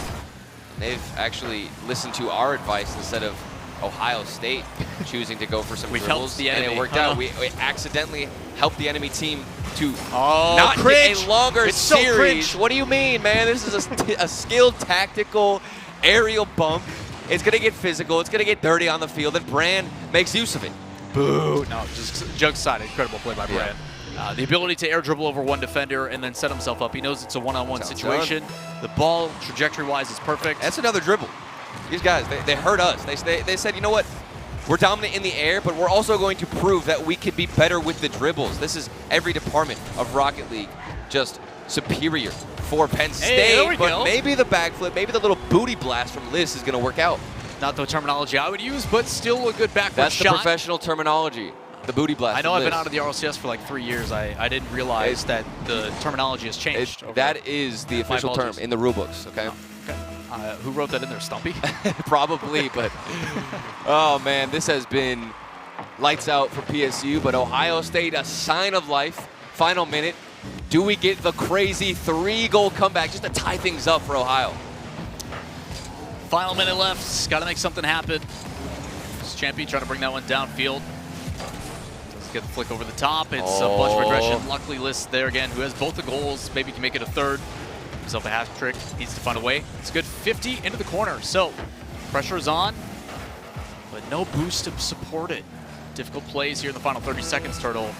Got to find something. It looked like you needed to get a shot, or even especially a goal on that previous drive.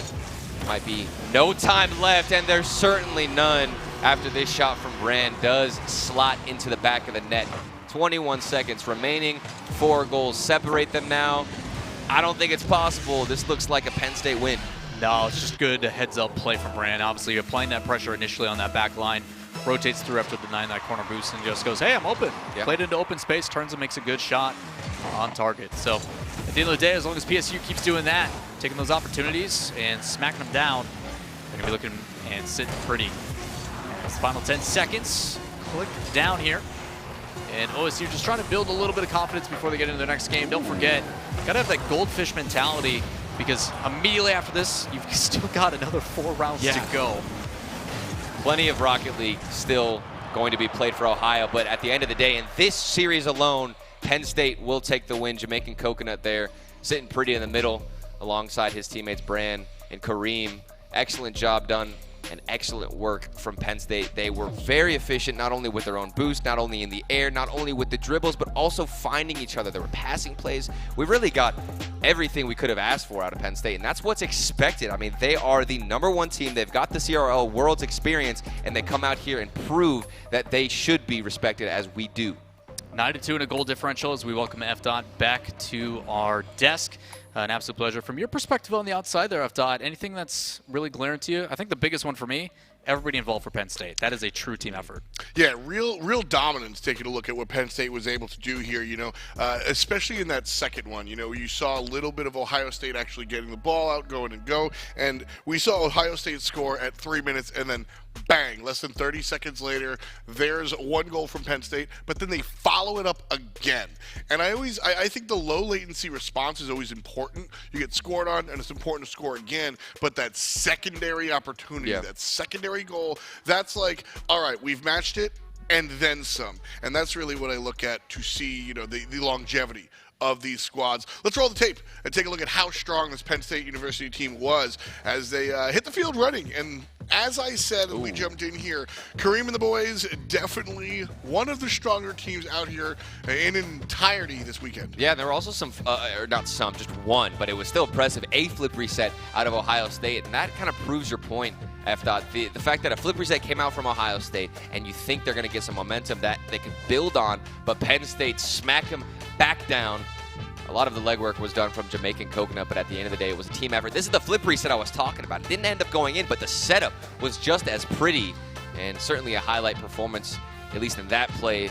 And at the end of the day, Penn State, this is the level we really expected from them. That was the dagger. The fourth goal, and then the fifth one. Well, that's just for fun, right? But as soon you see that third goal go in, you're like, all right, Ohio State kind of hanging out.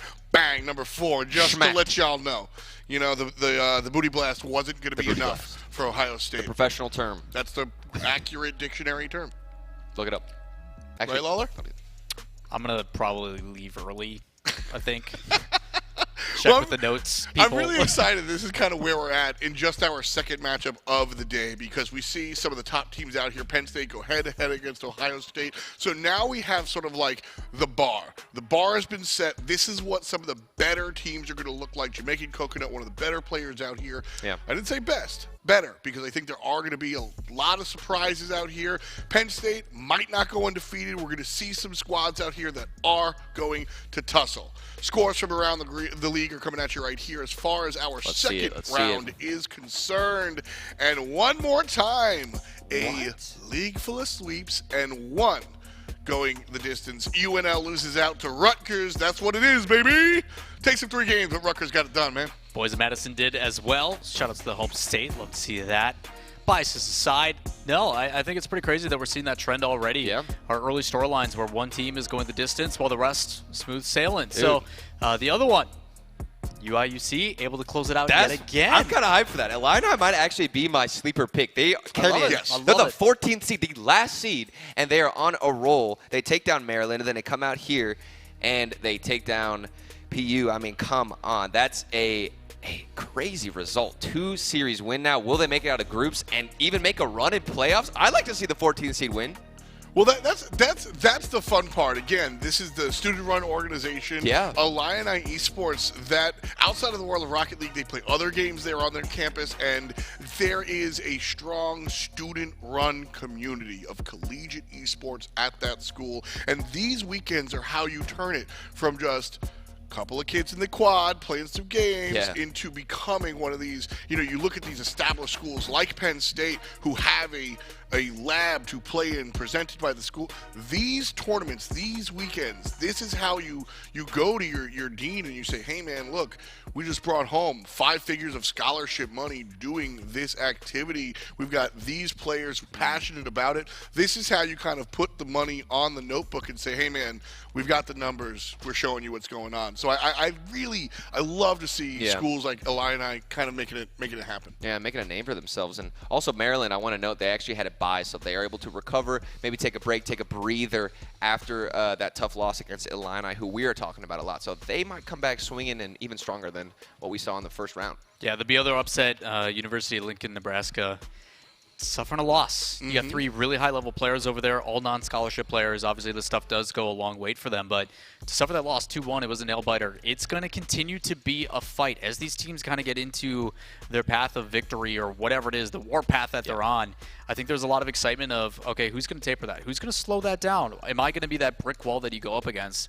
There's a lot of things still left for us to be answering here today, and to know we're only 2 rounds in, 5 more left to go, I'm all about it. That was going to be my point, is that there is still a ton of Rocket League to be played when we take a look at these teams and what they've been able to do and what they haven't been able to do. It's not doom and gloom just yet. You don't have to be worried if your squad isn't there. The magic number is pretty much 4. You can make it to tomorrow with 3, depending on how the rest of the squads go. But just because you wind up in the hole right now does not take you out of the running. So a lot of Rocket League to be played still just yet. We've got all these teams going head-to-head, and I think that might not be our first surprise. I hope not. Or our last surprise. It better not be. It is our first surprise, but I don't think it's going to be the last one. Multiple surprises. I'm surprised by you saying that. Oh, yeah. Surprise. Supplies. Folks, we've got a fantastic amount of games coming at you, but for now, I think it's time to go ahead and grab some water. We have a fun thing going on in the chat as far as what you can do during the break. Go ahead and scan the QR code coming up. Chat battles, absolutely a lot of fun. Me, Lawler, and Turtle will be back in just a little bit. See you soon. See you in a minute.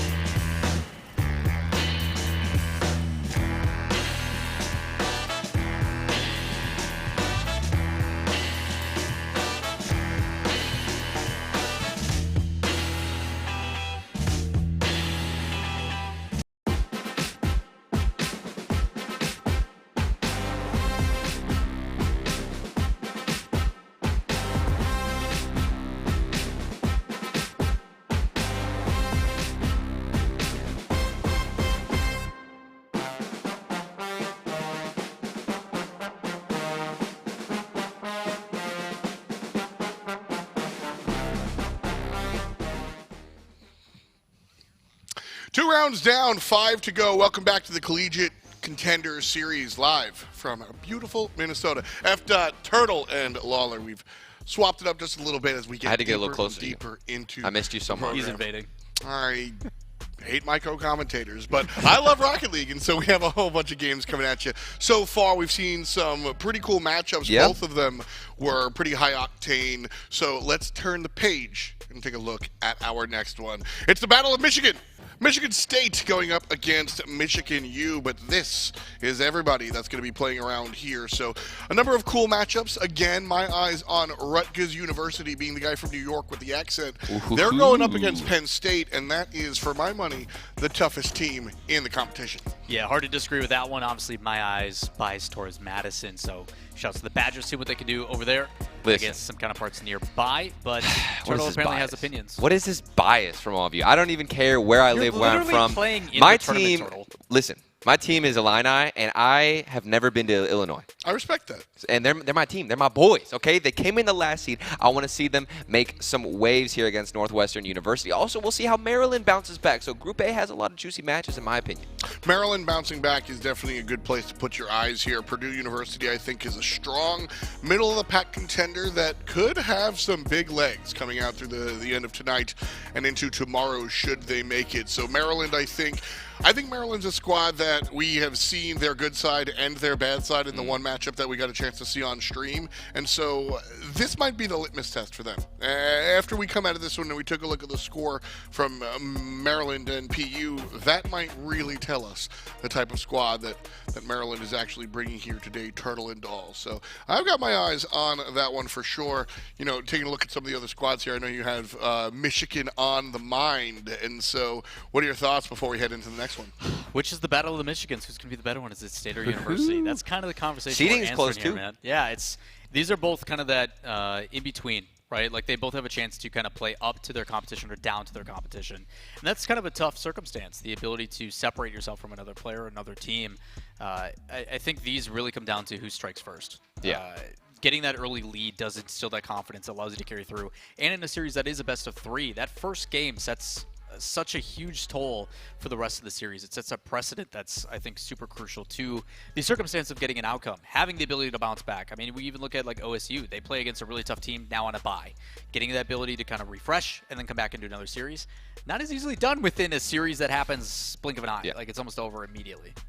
Absolutely. Well, we have our 8th seed versus our 9th seed here today. Michigan State University against the University of Michigan. Uventix, Nickel, and big old Bobcat, baby. Those are the 3 players that are going to be taking the field tonight. And this is actually a real big deal to me. So this might just seem like fun. We all play spike ball, volleyball, and soccer together. But I'm serious about this. And Turtle, you can back me up here being an ex-player yourself. Listen, Rocket League is about understanding your teammates. The more you can hang out and just vibe with the squad, even off the field, the more you're going to be able to understand each other. And just like that, I expect some fluidity from U of M. Yeah, it's so important. I mean, being able to spend quality time and understanding not only your teammates, but also building connections with them, because it fuels a lot of the fire, too, whenever you're on the pitch. You want to play well against alongside not only your teammates, but also your friends. So if your teammates can become your friends, that's another level and adds a lot of depth to this team. And what is spike ball? I don't know what spike ball is. So think like a very crazy version of volleyball. You have like a trampoline in the middle. What? And that's what you set into. So like you can is that the thing that you play on like and then beaches? It bounces off. Yeah, it's absolutely it's a ton of fun. Okay. But a trampoline? You talk about coordination, intangibles, and everything else. We got to flip the script and check out the other Michigan team. Obviously, with University of Michigan, we had Michigan State. So again, this is the team we talked about. Simple, calm, collected. The John Madden of teams here. We put balls in net, which at the end of the day, that is how you win games. Absolutely. It comes down to, we can talk about the superlatives and the positives and negatives of hanging out with your friends and your teammates and this, that, and third. At the end of the day, you scoring goals or not, bro? That's really the question.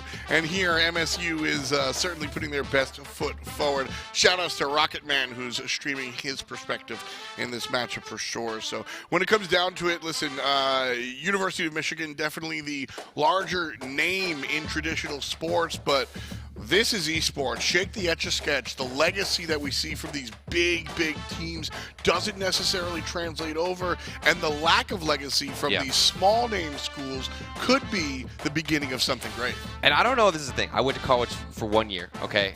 I know for a fact I went to ASU. Everybody at ASU, like, had a rivalry against U of A. I don't know if that's a thing within, like, the state and your colleges, but now there's got to be, like, a rivalry of Michigan, right? There's got to be some kind of tension here to prove who is the superior team in that state. I mean, whether you want to admit it or not, you still want to be the best representation of your state. So even if there's not this, like, crazy, deep-seated yearly tradition, I still want to be the better team. Like, so, being from Michigan, you know, here it is. Before we jump into game, last thought from you, Lawler.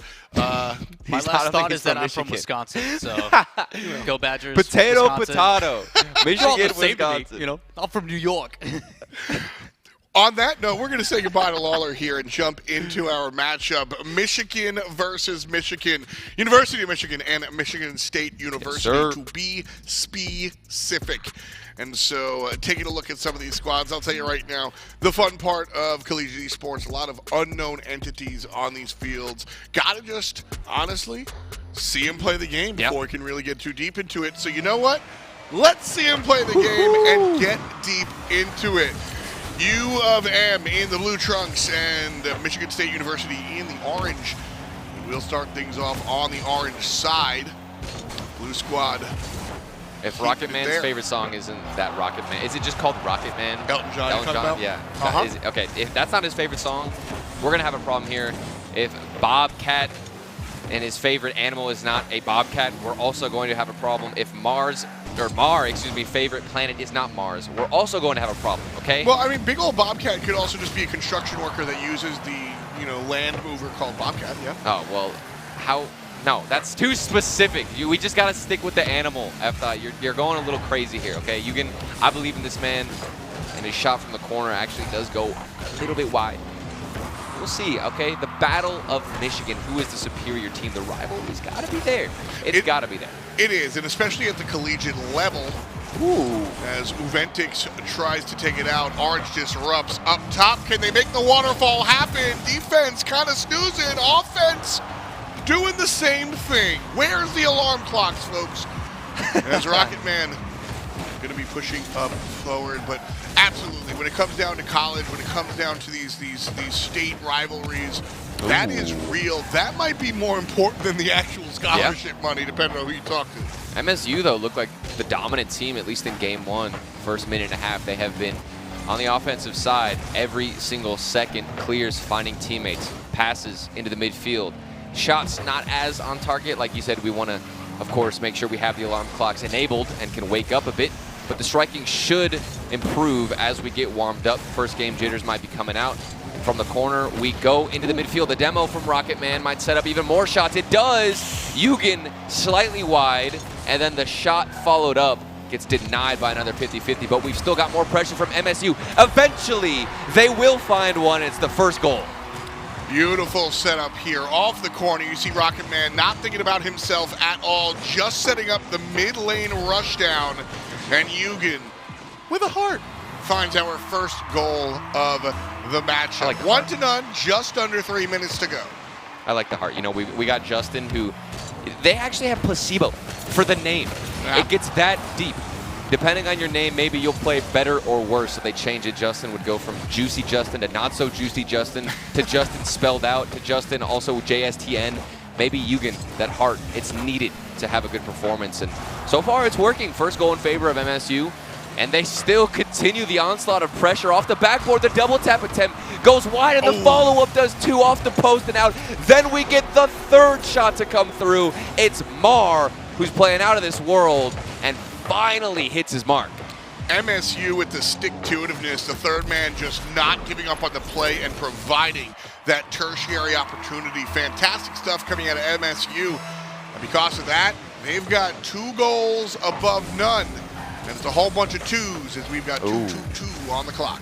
Here we go. We need some pressure.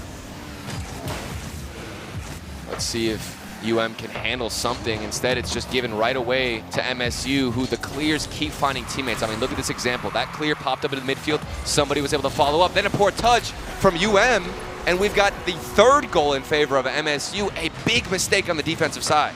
So here's the thing that I'm seeing at MSU, just unrelenting offense. Yeah. The amount of possession time that Orange side has had is just overwhelming. So straight up and down, I'll ask the question, what is U of M, why can they not seem to find the ball? I mean, for U of M, I think personally it's the clears. That's something that I'm trying to compare between the two. MSU always has somebody downfield. Meanwhile, you can't say the same here for the University of Michigan. They get a clear, it's to the other team. They get another clear, they're trying to keep it down. They're losing a 50-50. The transition has been a big theme and a big deal for a lot of teams today that I'm seeing struggle.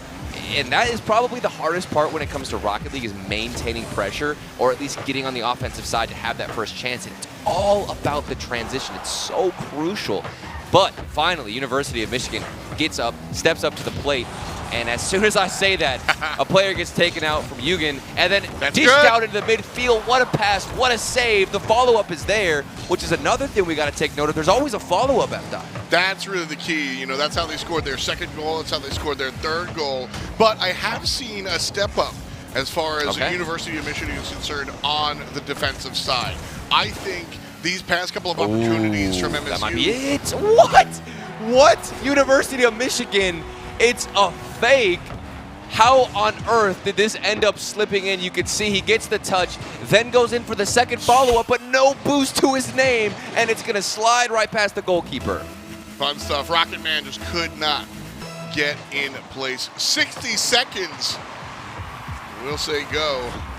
Juventix, that was ridiculous stuff from him. I don't know how on earth he managed to pull that one off, or if he was trying. It looked like he might have gone for a 50-50 potentially, but instead it worked out. And sometimes in Rocket League, there's this weird area where both players don't know what's going on, and it's just a coin flip. I think that's the equivalent of the Rocket League nutmeg, right? Like through the legs. Oh, man. Gotcha. When I played soccer, every time I'd get one of those, it was so accidental. I wasn't trying for it at all, but I think that MSU are trying for their fourth goal off the crossbar. A lot of crossbars today. I mean, we have been destroying the crossbar in this field. Well, that's the thing, of course, when you take a look at collegiate competition, these players have a little bit to learn. Yeah. And so I'm not necessarily sitting here with the with the hard body, taking a look at all the accuracy and stuff. I want to see that team play. Yeah. I want to see that follow-up. I want to see those passing plays. And so far, that's what MSU has given us. Oh my. And that's why they're going to go ahead and take game number 1. So Michigan State University, 8th seed here versus the 9th seed. And just like that, MSU wind up feeling pretty good. And I'm glad that you mentioned the word follow-up, because that's another point that I wanted to bring up and really make sure that people are aware the follow-ups from MSU have been superior. You look at all these goals that they've gotten, there's always been a follow-up. They've had 2, maybe 3 consecutive shots in a row, and then the rotation comes through, can get a better and cleaner look. The thing about Rocket League is if you can keep the pressure up, and if you can keep applying shots, those shots will get more and more easier as you keep forcing them through to the goal line, because you're wasting boost the defense, you're scattering them around, you're spreading them thin with their rotations who have to go for the shot. Because of that, MSU were able to take advantage, get some quality goals, and take the first game.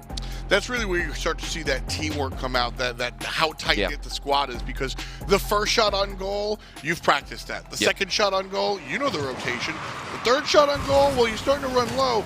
The fourth and fifth shot, all of a sudden, can you call those audibles? Yeah. Can you make that change up in It's the hardest thing, especially because not only are you making the defense waste boost, you've also got to use boost yourself to get in position. So these players have to be in control of the midfield boost if you want to apply pressure. University of Michigan, the midfield boost has not been in favor of them. Because of it, applying pressure has been that much more difficult, but maybe we start out on the right foot. Let's see. Of course, denied in the midfield by Yugen, who has actually been very aggressive. Yugen putting in a lot of work, and a player that I'd say is a highlight for this MSU roster. Agreed.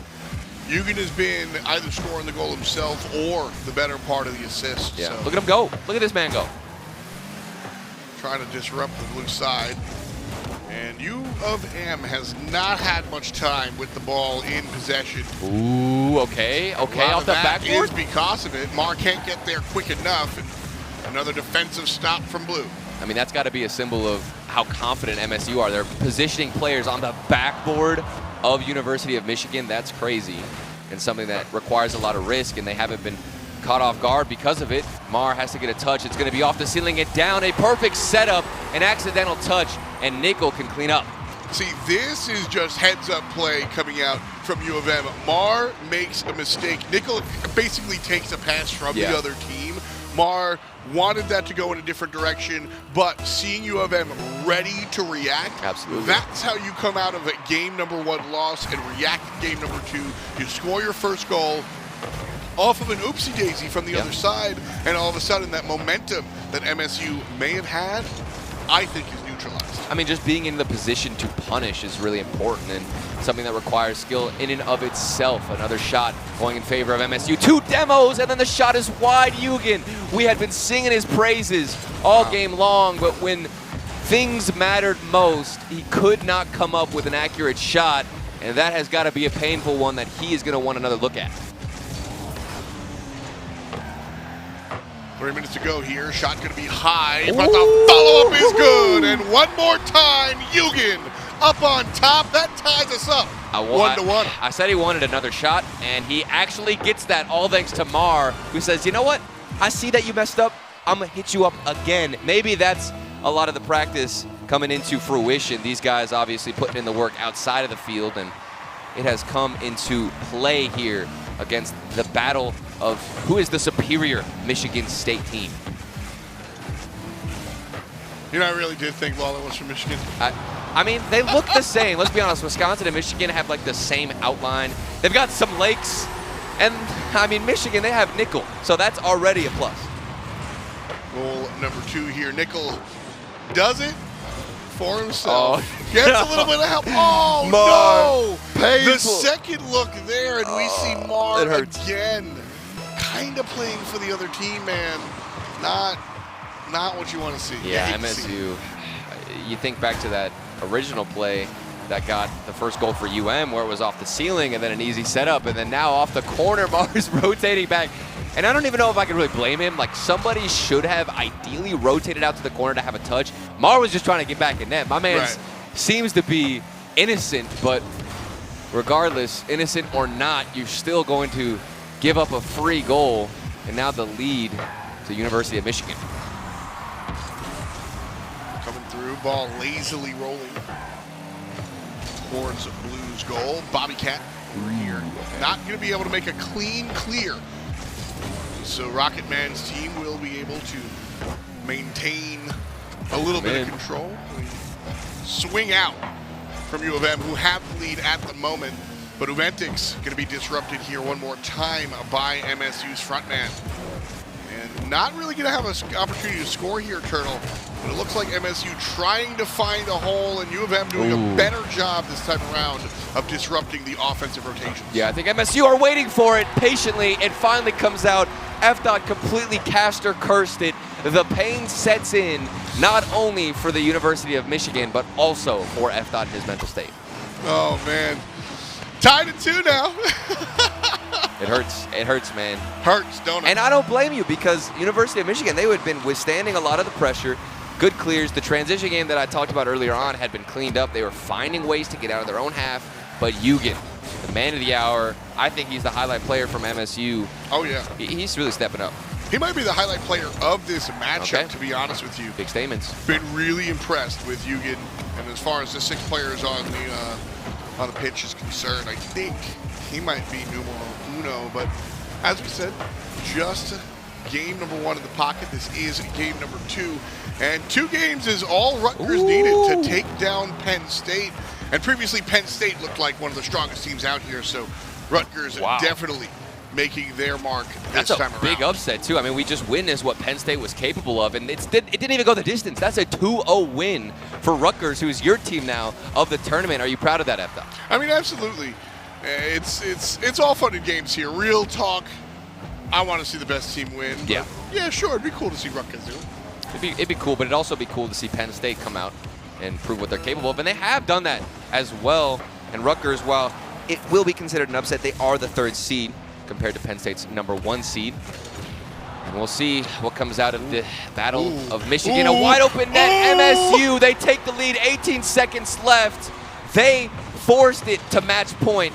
They had their backs against the wall. They had to make the comeback. They had to get 3 goals, and they find it, F. Big demo coming out from MSU in order to open up that defensive set. That's why we get to see that 3rd goal. And again, it's Eugen.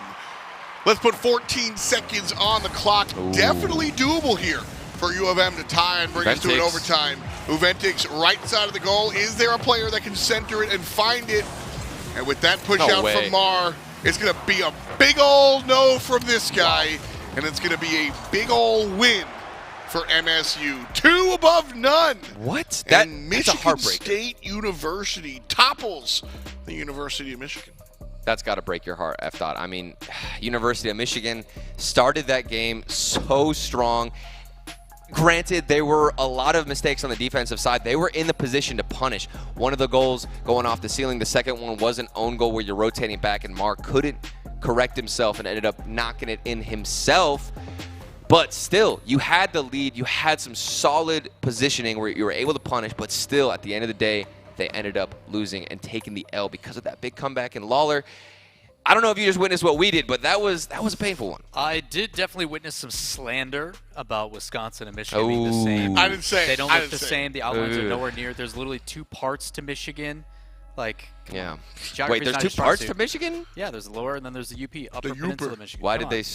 Are they not connected? I know don't worry about it. I don't want you to hurt your head. Okay. They're different. Good. Thank you. The slander, and there's I only did also Rocket League notice up here. that down by 2, that 3-goal comeback unanswered. That's a big deal. Yeah.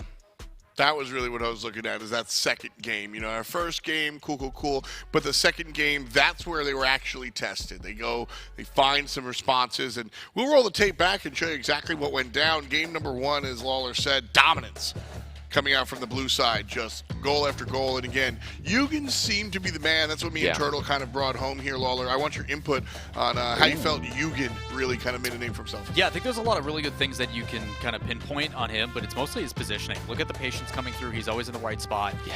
And it provides those opportunities. A couple of those goals obviously could be shot a little bit better, but it's more so the ability to keep applying that sustained pressure. There's a lot of times when you have players that, okay, I'm there to put a goal away, but they feel like they have to do everything. Yeah. And while it felt like he was doing everything, offense, defense, you name it, set up his teammates. That's what it comes down to. And it didn't feel strained. A lot of times, especially in the collegiate world, you can find when there is that one, like, lead singer, so to speak, that you find yourself playing, shout out to my basketball friends, mellow ball. You're just kind of trying to be the spotlight hog because, well, you're the best and you have to kind of do it. Eugen didn't feel like that. He felt like the lead singer, but the band was absolutely playing the rhythm. Oh, yeah, and Rocket Man, as we saw in those replays, Rocket Man was doing a lot of work in between, being the glue to keep them together, and some good passes from the sidewalls, and like you said, it wasn't strained. Eugen wasn't just forcing himself in these positions. That's the word. He wasn't doubling up on maybe positioning and trying to overtake somebody else. Nobody was living in each other's shadows. Everybody was getting involved. Eugen just happened to be there for a lot of these strikes. Well, the typical theme that we're going to see today is who puts together the best team effort, a collective coming together. Yeah. Which is crazy because it makes me really think about what happened in that game, that Penn State loss. You looked like that team. Like, you were collective. Like you were looking dominant, and all of a sudden you go down 0-2 to Rutt. What happened? Maybe Rutt's that team. Maybe Rutt's that guy. It could be. I mean, Rutgers right here, you know, as you said, 3rd seed, so certainly no slouches whatsoever. But Penn State, they were literally at the Collegiate World Championship just a few months ago. So in order to 2-0 that, you're making some noise. Let's take a look at the scores around the groups here. And again, just a world full of sweeps, baby. 2-0, 2-0, 2-0. Wait. And then 3 more of them.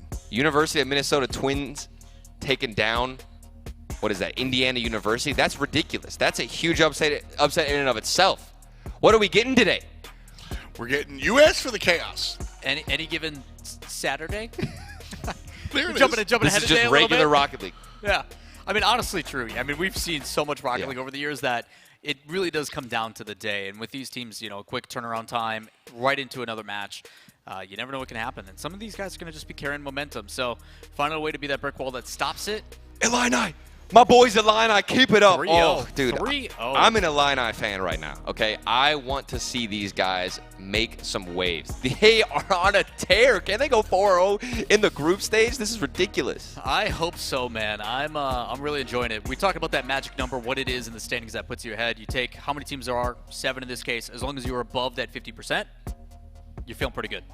Well, as Turtle said, University of Minnesota Twin Cities, with that upset, puts them at 3-0. And there are 4 more rounds, and they really just kind of have to win one more to guarantee themselves in the money tomorrow. So definitely what you want to see. Reminder, top 8 teams make it to tomorrow, and top 8 teams bring home scholarship cash. So if you find yourself playing there tomorrow, you are certainly feeling good. And as we swap over to Group B, Rutgers is in that 3-0 spot. And University of Michigan here, Lawler, 0-3, unexpected. And I think they might be able to climb out of this hole. Second half team, man. You never know. All of a sudden they go on to tear 4 in a row. Again, I don't count on any of these rosters, and the same thing provided to the top. Rutgers, you may be 3-0, but understand there's a whole lot of matches still left. You need to make sure you close it out. You get that game differential in your favor. You find a way to shore up this offense, because we do know that first seed playing that 8th seed, that 2 playing that 7, it does make a massive difference in that playoff bracket, because while everybody is coming in cold into the next day, at least you got a little bit of advantage when it comes to that seeding, which maybe not, because apparently it doesn't matter today. So we'll see. We'll see. Seeding throw out the window. Yeah. Well, I think a lot of the teams, when it comes down to it, we take a look at the seeding, but I think really what we're seeing is maybe the top 3-4 teams are a step ahead of everybody else. Not infallible, as we've seen some upsets, but everybody else really seems very evenly matched. And the difference between these two categories that I'm just, ambitiously throwing out there, I think is very small as well. Yeah. And so realistically speaking, what is the difference between seed 6 and seed 10?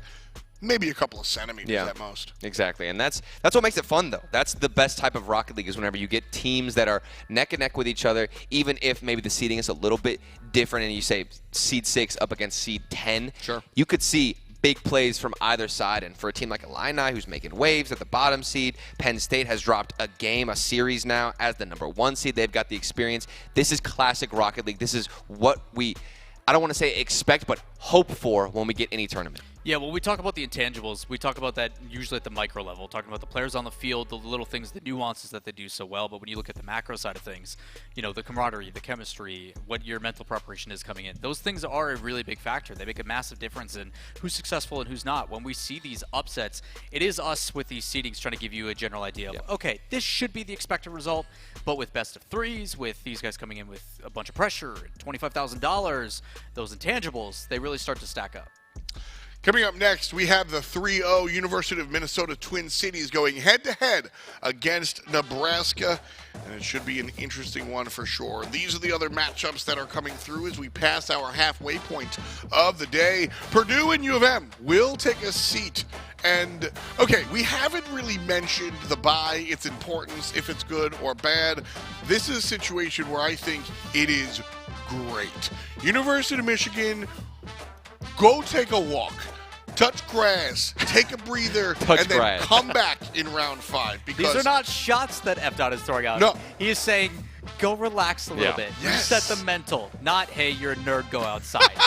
Big difference in that statement, but 100%, man. I think it's really important to get that mental reset. And after being down 0-3, you still have your entire half of your results come back. You could end up 4-3 and punch a ticket into top 4, without a doubt. So 100%, reset that mental, touch some grass, and try to settle it. I'm also looking at Ohio State, see if they can bounce back from that previous loss against Penn State. I want to see how they can compare and rise up against it.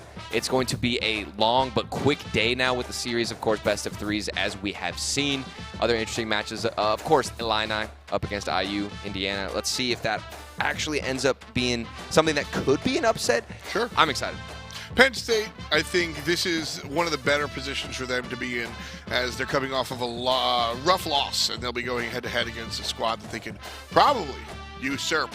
But this is our feature match for the moment. University of Nebraska, Lincoln coming out here. Sarge, Chan, and Saber, all SSL.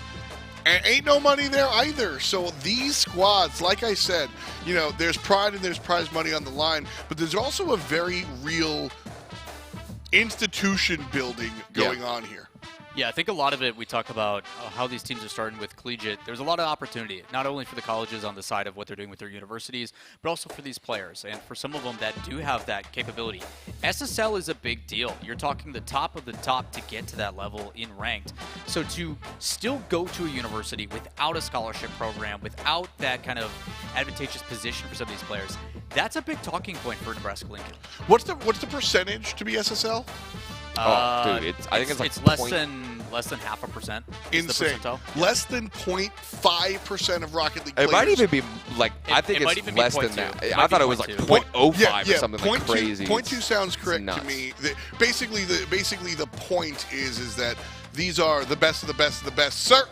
And we will see if they have what it takes to tussle with Minnesota Twin Cities. Chaz Rad and Mom going to be going head-to-head here. And this is also very, very cool. And if I can just really nerd out real quick, when it comes down to esports, shout-outs to everybody here at Wisdom. It takes a village to put on a show like this. Trust me.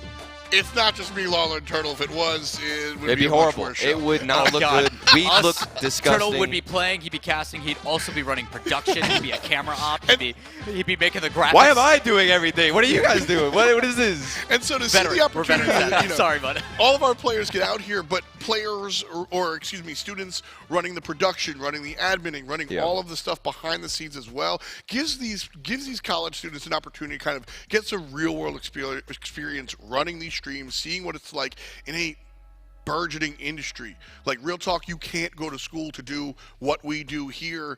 You can learn it on the fly, and that's what these guys are getting a chance to do. I think, like I said, I just think it's awesome being able to chance to see these students get that opportunity.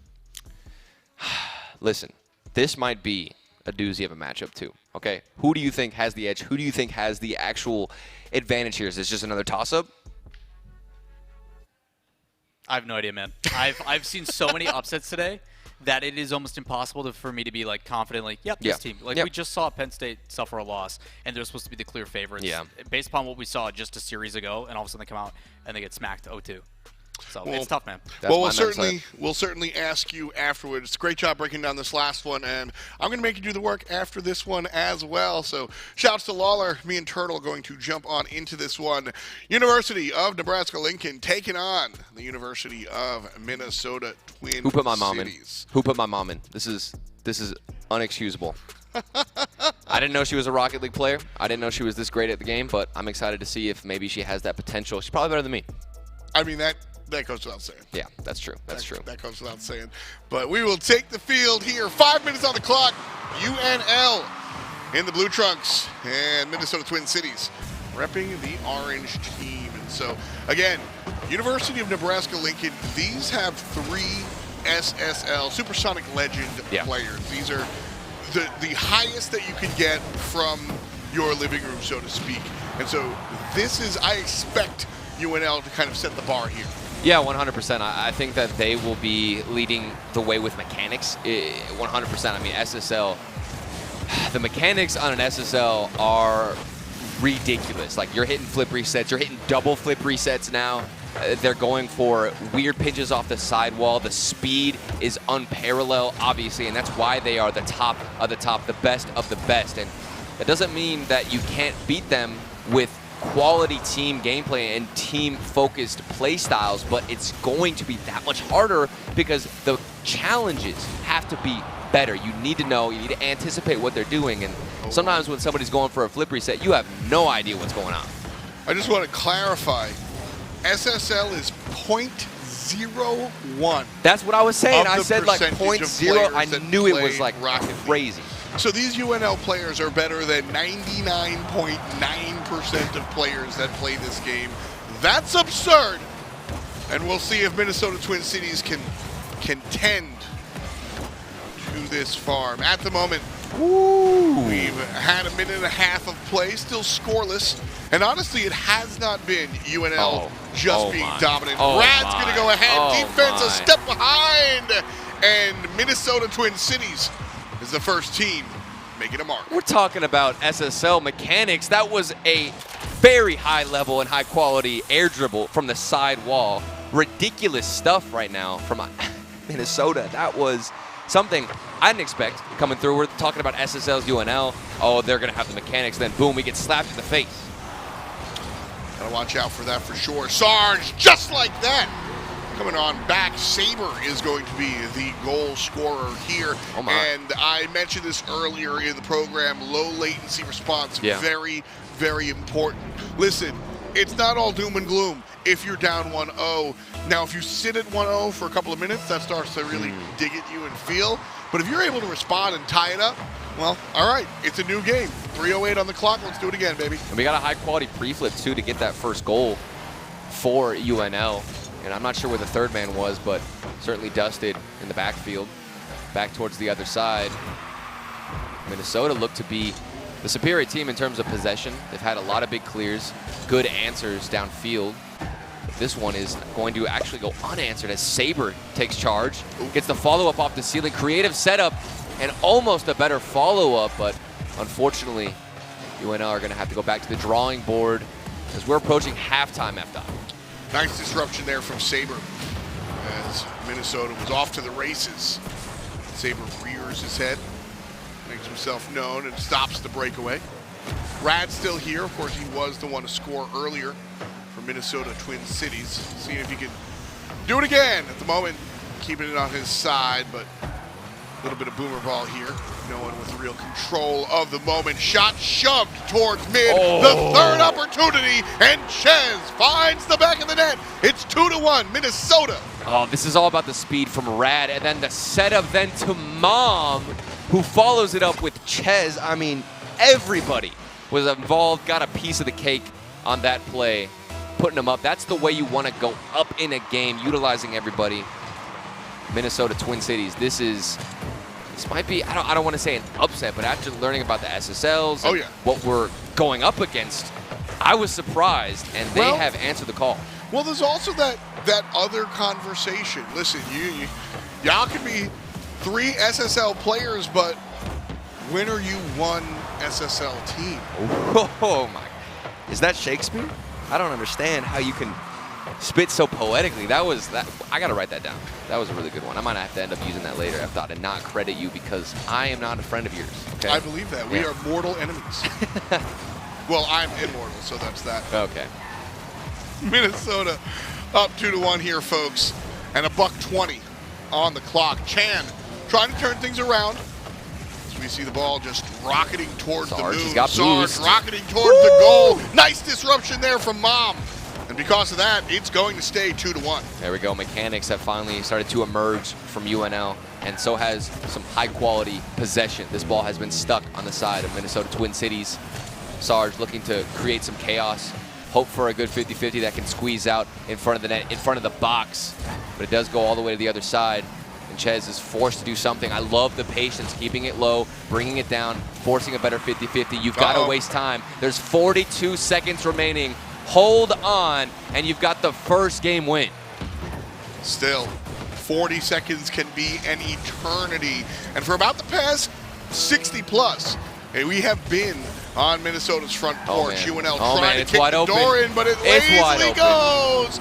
And the dagger will come by way of an open net. Mom gets credit for it, but really this was a lack of ability for UNL to get back there. And I mean, you have to understand why UNL were so aggressive there. They needed a goal. They had so much pressure. They got too desperate.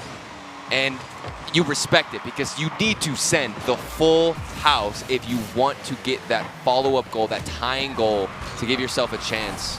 They were knocking at the door. Unfortunately, don't get an answer. And the Twin Cities look to take game number 1. UNL have to score right here, and they will. One down. Okay. And 8 seconds to go.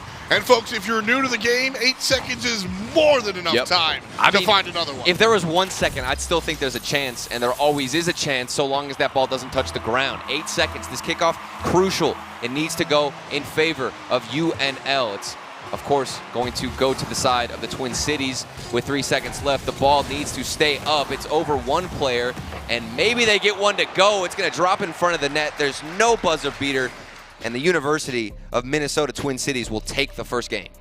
Fantastic work here, Ches, Mom, and Rad doing it well. The hometown crowd. We got some people out here, and definitely giving up for the Minnesota squads. And as we said, a little bit of an upset here once we learned how strong the individuals were across the way. But I'm going to really hit that word again. The individuals need a little bit more team play if they want to find themselves above Minnesota in Game 2.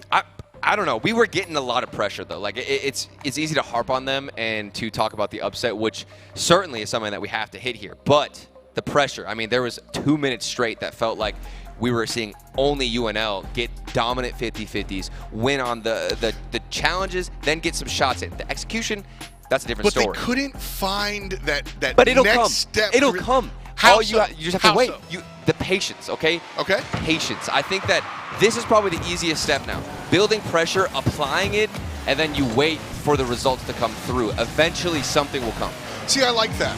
Because I think a lot of people would go, well, you got to be more aggressive. You got to go ahead. But it's that patience that you really are looking for. Rocket League is one of the fastest esports around, but ultimately, sometimes you need to slow it down. I mean, this game can sometimes, I'm not saying every time, but can sometimes come down to just holding the ball on the other side and waiting for an issue to present itself. There is, unfortunately, an issue on the side of the Twin Cities. This is what I was talking about. Be patient. Eventually, you'll get one mistake, and it comes on the side of Rad, who looks to get it clear, but it was read well by Saber. I like how Saber also wasn't done after the pass, continued to be physical and push that defender out. The defender honestly wouldn't have made it, but that mentality certainly important. Check in here as Northwestern University trailing 1-0 in their series against UMD.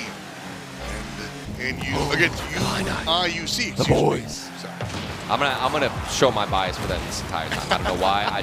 I believe in them a lot. Also, UI up against MSU. MSU taking the first game. Quite the stellar performance, I'd say, from so many different teams. PSU also take the series win. And I don't know if that's too surprising. I think Lawler might be a bit upset, but we'll have to check in with him later.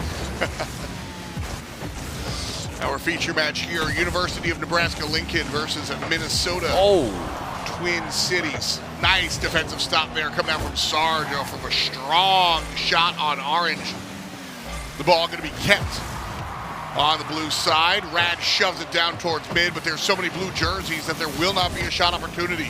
Mom gets the ball stolen, but Ches makes sure it stays on this side of the field. Coming up, nice shot. Could be a setup for Rad. Can't get the angle, and stolen away by blue. Here comes Nebraska Lincoln on the offensive side.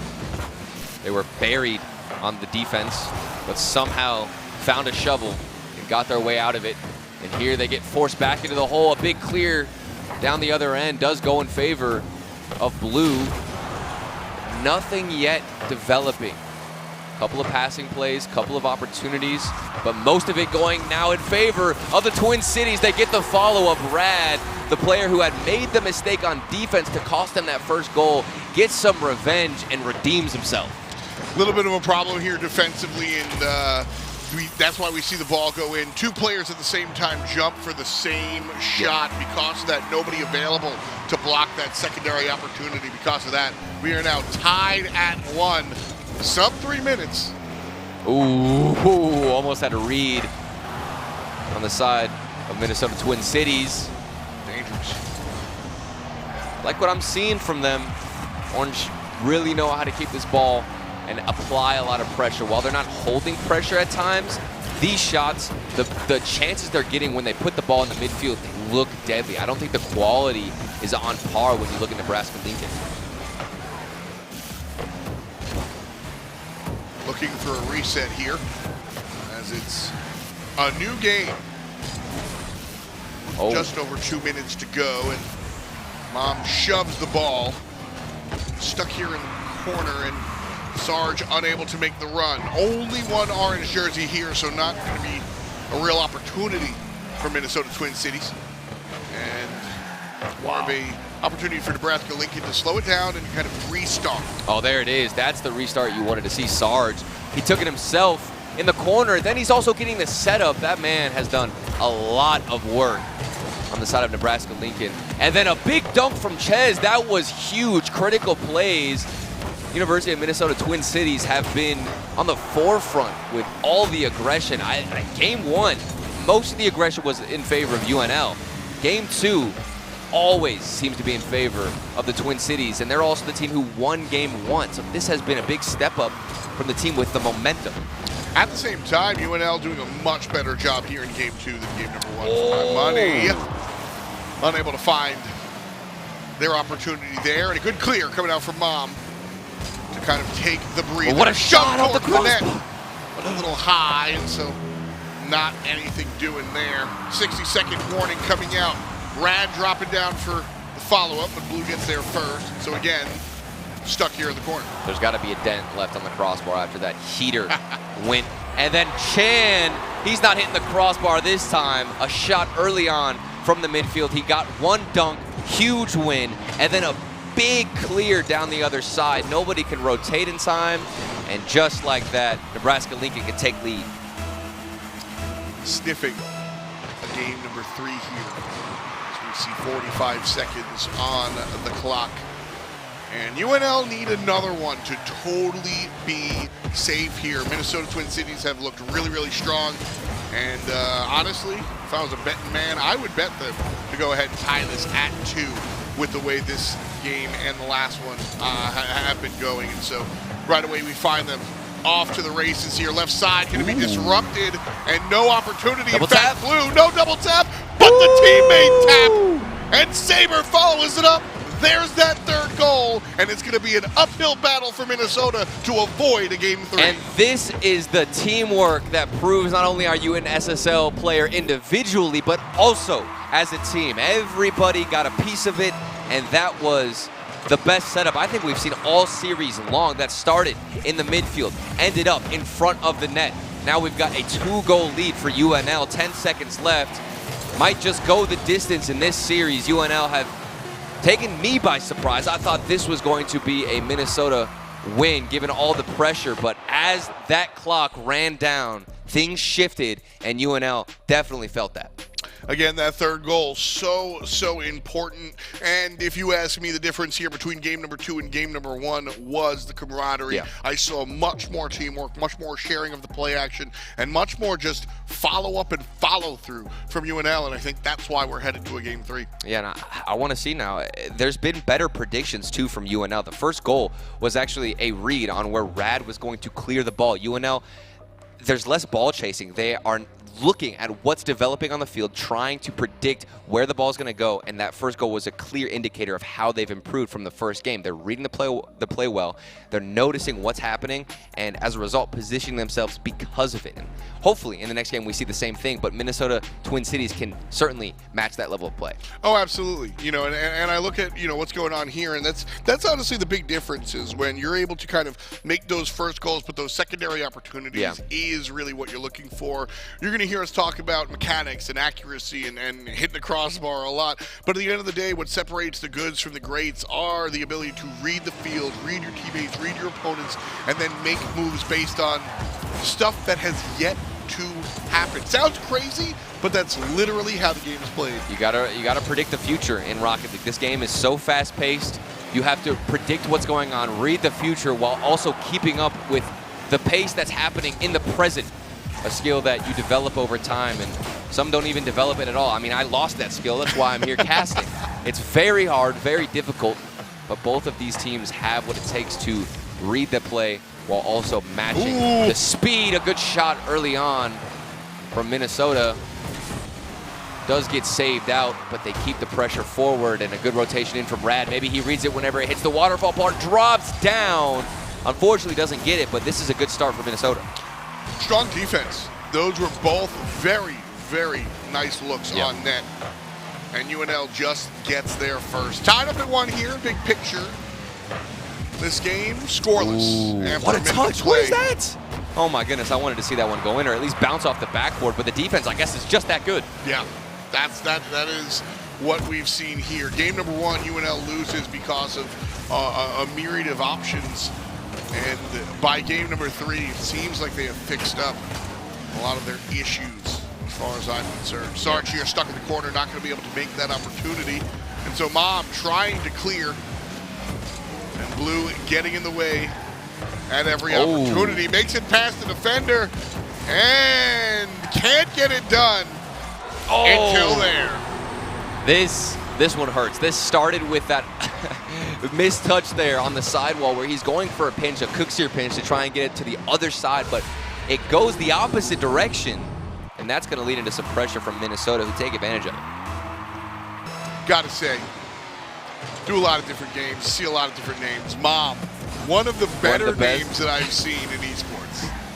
I love it. It brings a personal connection, definitely, when I'm casting it. And I say, oh, Mom goes up for the shot. I'm somewhat confused, somewhat happy, also feeling rather nostalgic. Not sure why, but here we are, 1-0 for Minnesota. And UNL, they've been in this position before.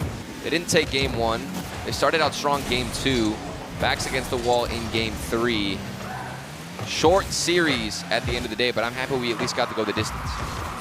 Got to agree there. You know, getting a chance to see a little bit of bonus Rocket League. Definitely what I signed up for. Especially, you know, if you're just joining us, we are about 4 rounds into 7. And a lot of these matchups, 14 teams, a lot of these matchups have been 2-0s. And so definitely a highlight of today, getting here to witness another one of the game 3s here. And Minnesota leading by 1. UNL kind of controlling this moment of the game, though. This has been a step in the right direction for Nebraska Lincoln. Winning challenges in the corners. Look at this 50-50 from Sarge. It sets up a good follow-up from the defensive side of his own. Maybe Saber can lead into a double tap. He finds it, but there is a save from Rad, who is the player who made the mistake in the previous game. Comes out here, clutches it, and they can move forward with the lead. That's what you got to do, man. You get those, like, mental debts, right? Yeah. I messed up before, got to be able to. And sometimes that can be rough. You're looking to try to make that hero play to make up for what went on, and you wind up furthering your mistakes. Brad looks like he kind of quarterback mentality and forgot what happened last time and just looked forward to the future. Ball right side of blue net, 90 seconds to go. And UNL trying to find anything to put them up one more time. Brad's trying to waste more time. He doesn't necessarily care about getting the second goal, although he would like it. It is saved by Sarge. Does eventually get a touch. Ridiculous at that. That shot was a heater. And for him to get the touch and then follow it up leads into more opportunities. The man who got the save comes out clutch and gets the goal. But these are the fun ones for me. This is the equivalent of the baseball pass on a basketball field, right? Just like shove it out there, and you know your teammates already all gas, no brakes, and they confirm it for the goal. And so now we are truly tied. 1-1 game differential, 1-1 goal differential. This would be what feels like a steal from Nebraska Lincoln. I mean, they snuck away with that goal. It's a transition, it's a counterattack. They didn't have to hold any pressure, and they're holding pressure now. If they can somehow walk away with a series win, I wouldn't necessarily be surprised, but it feels like they're stealing this game from the hands of Minnesota. I gotta say, I agree. Minnesota, they just seem like the team. They have set the bar, and it's up to UNL to kind of usurp that. And honestly, kind of feels like that's what might go down. Of course, we also might just head to an OT as we are counting down from 14 seconds. Both teams, 1 goal in the pocket. Who's going to find that second one is the question. F-Dot, do you believe? Do you believe in the buzzer beater? It might happen. UNL, they are stuck on defense, can't get it out, and the ball is going to bounce. It hits that corner. Falls in front of the net. This could be the buzzer beater, but there were 2 players who committed on the shot. Couldn't find it, and because of it, we got OT. Clock counting up now. Sudden death. That looked like it was it. I'm not going to lie. I saw that ball roll across. I was thinking it was the end for UNL, but they have a second chance, a second life in this OT. Ooh, set up for the mid. They clear. Minnesota gets there first. And the ball rockets to the other side. Chan goes up, but again, Orange gets there first. And the ball rockets to the other side. Set up for Saber, but again, Orange gets there first. This is it now, the transition. You've caught everybody forward. All 3 players had pushed up from UNL, but now they're back on defense. There wasn't a quick enough counterattack. And speaking of counterattacks, here comes the opportunities for UNL down the other side. Could have been a lazy goal there, but Minnesota making sure that's not how they're going out just yet. Really strong defensive rotations here in the last 2 minutes of play. That's really what I'm taking home right now. There's always been a player in that spot. He needs to be intercepting lanes. There's a big demo from Ches. Doesn't result in a goal, but the pressure will be easier to mount. Good follow-up in the midfield. University of Minnesota Twin Cities have an opportunity, a double tap attempt, and it's Rad who hits the shot. 1 minute and 21 seconds into OT, and it's a flashy play that ends the series. Love to see that. Highlight reel's gonna feature that one for a little bit for sure. All flash of the glory coming home to Minnesota. Rad, Mom, and Ches wind up on top, and Minnesota sets the pace and sets the bar. Shout-outs to Mom. Shout-outs to Mom. Shout-outs to Mom. Okay, that's a very deep statement. And that's got to be one of the best feelings and the best ways to end an OT. It's a double tap off the backboard, a solo play, a flashy play, and you knock Nebraska Lincoln, who were fighting for it. Like I mentioned, they seemed like they were going to steal the series, where Minnesota Twin Cities had pressure. They were alleviating a lot of the pressure that was forced on their own defensive end, but because of that, I thought maybe Nebraska Lincoln sneaks this win away, but no, they clutch it up, get that double tap, and eventually take the series, Lawler. What do you think of that, especially the ending? Doing it for the hometown crowd here, man. We've got some people in the crowd who are cheering them on. Congratulations to them, Minnesota Twin Cities. You talked about it at the tail end there, taking away that defensive rotation. Every single time it looked like, okay, here's an opportunity. You saw that one that pinged from the back left of the blue side into the midfield was almost a really good redirect. Someone's there to meet it immediately. Those are the difference makers to keep them still in it. Because of that play, he shuts it down, goes the other way as we take a look at the replays. A double touch, man. You want to take that solo individual. We can't find it through the passes. We can't find it through this and that. Let me do it. It's rad. And what I liked about that is, listen, you know, one of the big differences that you're going to see, you know, in collegiate versus professional is the idea of team mentality first. You're going to look for the fundamentals. You're going to look for that teamwork. And that's what these squads did. But then, like you said, Lawler, it's OT. It's game 3. Give it to the hot hand, baby. It's great because I'm off camera for this, so I'm sitting back and I'm like, okay, game's over. I come back to the set because I'm watching it back while eating and inhaling my lunch. And then all of a sudden I'm like, okay, we're going to 3. And then I go back. And then it's like, oh, we're going to overtime, going back. So I've been doing some dancing in the background while watching this go back and forth, just like they were doing on the field. And this is the team, UNL, who were making the statement that they have all 3 SSLs on their team. Meanwhile, we're getting SSL level play from Minnesota Twin Cities. That double tap, the teamwork, it was all connecting for them. And while there were a couple of stutters on the defensive end, this one in particular where they were overextending, they were able to close things up, stop leaving a lot of gaps open on the defensive side, and then take the win. Well, this is really the moment. It was 1 minute, 1 minute above overtime where we really started to see both ends defensive lock it down. I think that's what was exciting about it, is towards the tail end then, right? All those things became refined. We were talking about the discussion. You see the reaction here, like, where am I going? I didn't even know I was doing it. And I'm completely unfair. Unfazed. He's like, I'll respect it. All right, man, dude. I guess I'm playing hide and go seek out here while I'm passing. I don't know why. A peekaboo for Turtle. I don't even remember doing that. There's something weird that Rocket League does to me. I don't know what it is. I get fidgety. I have to move. You and Jorby both, when you're together, like, I don't know if you're up, you're down. I don't know the emotions, but I can feel them. I can feel them very distinctly.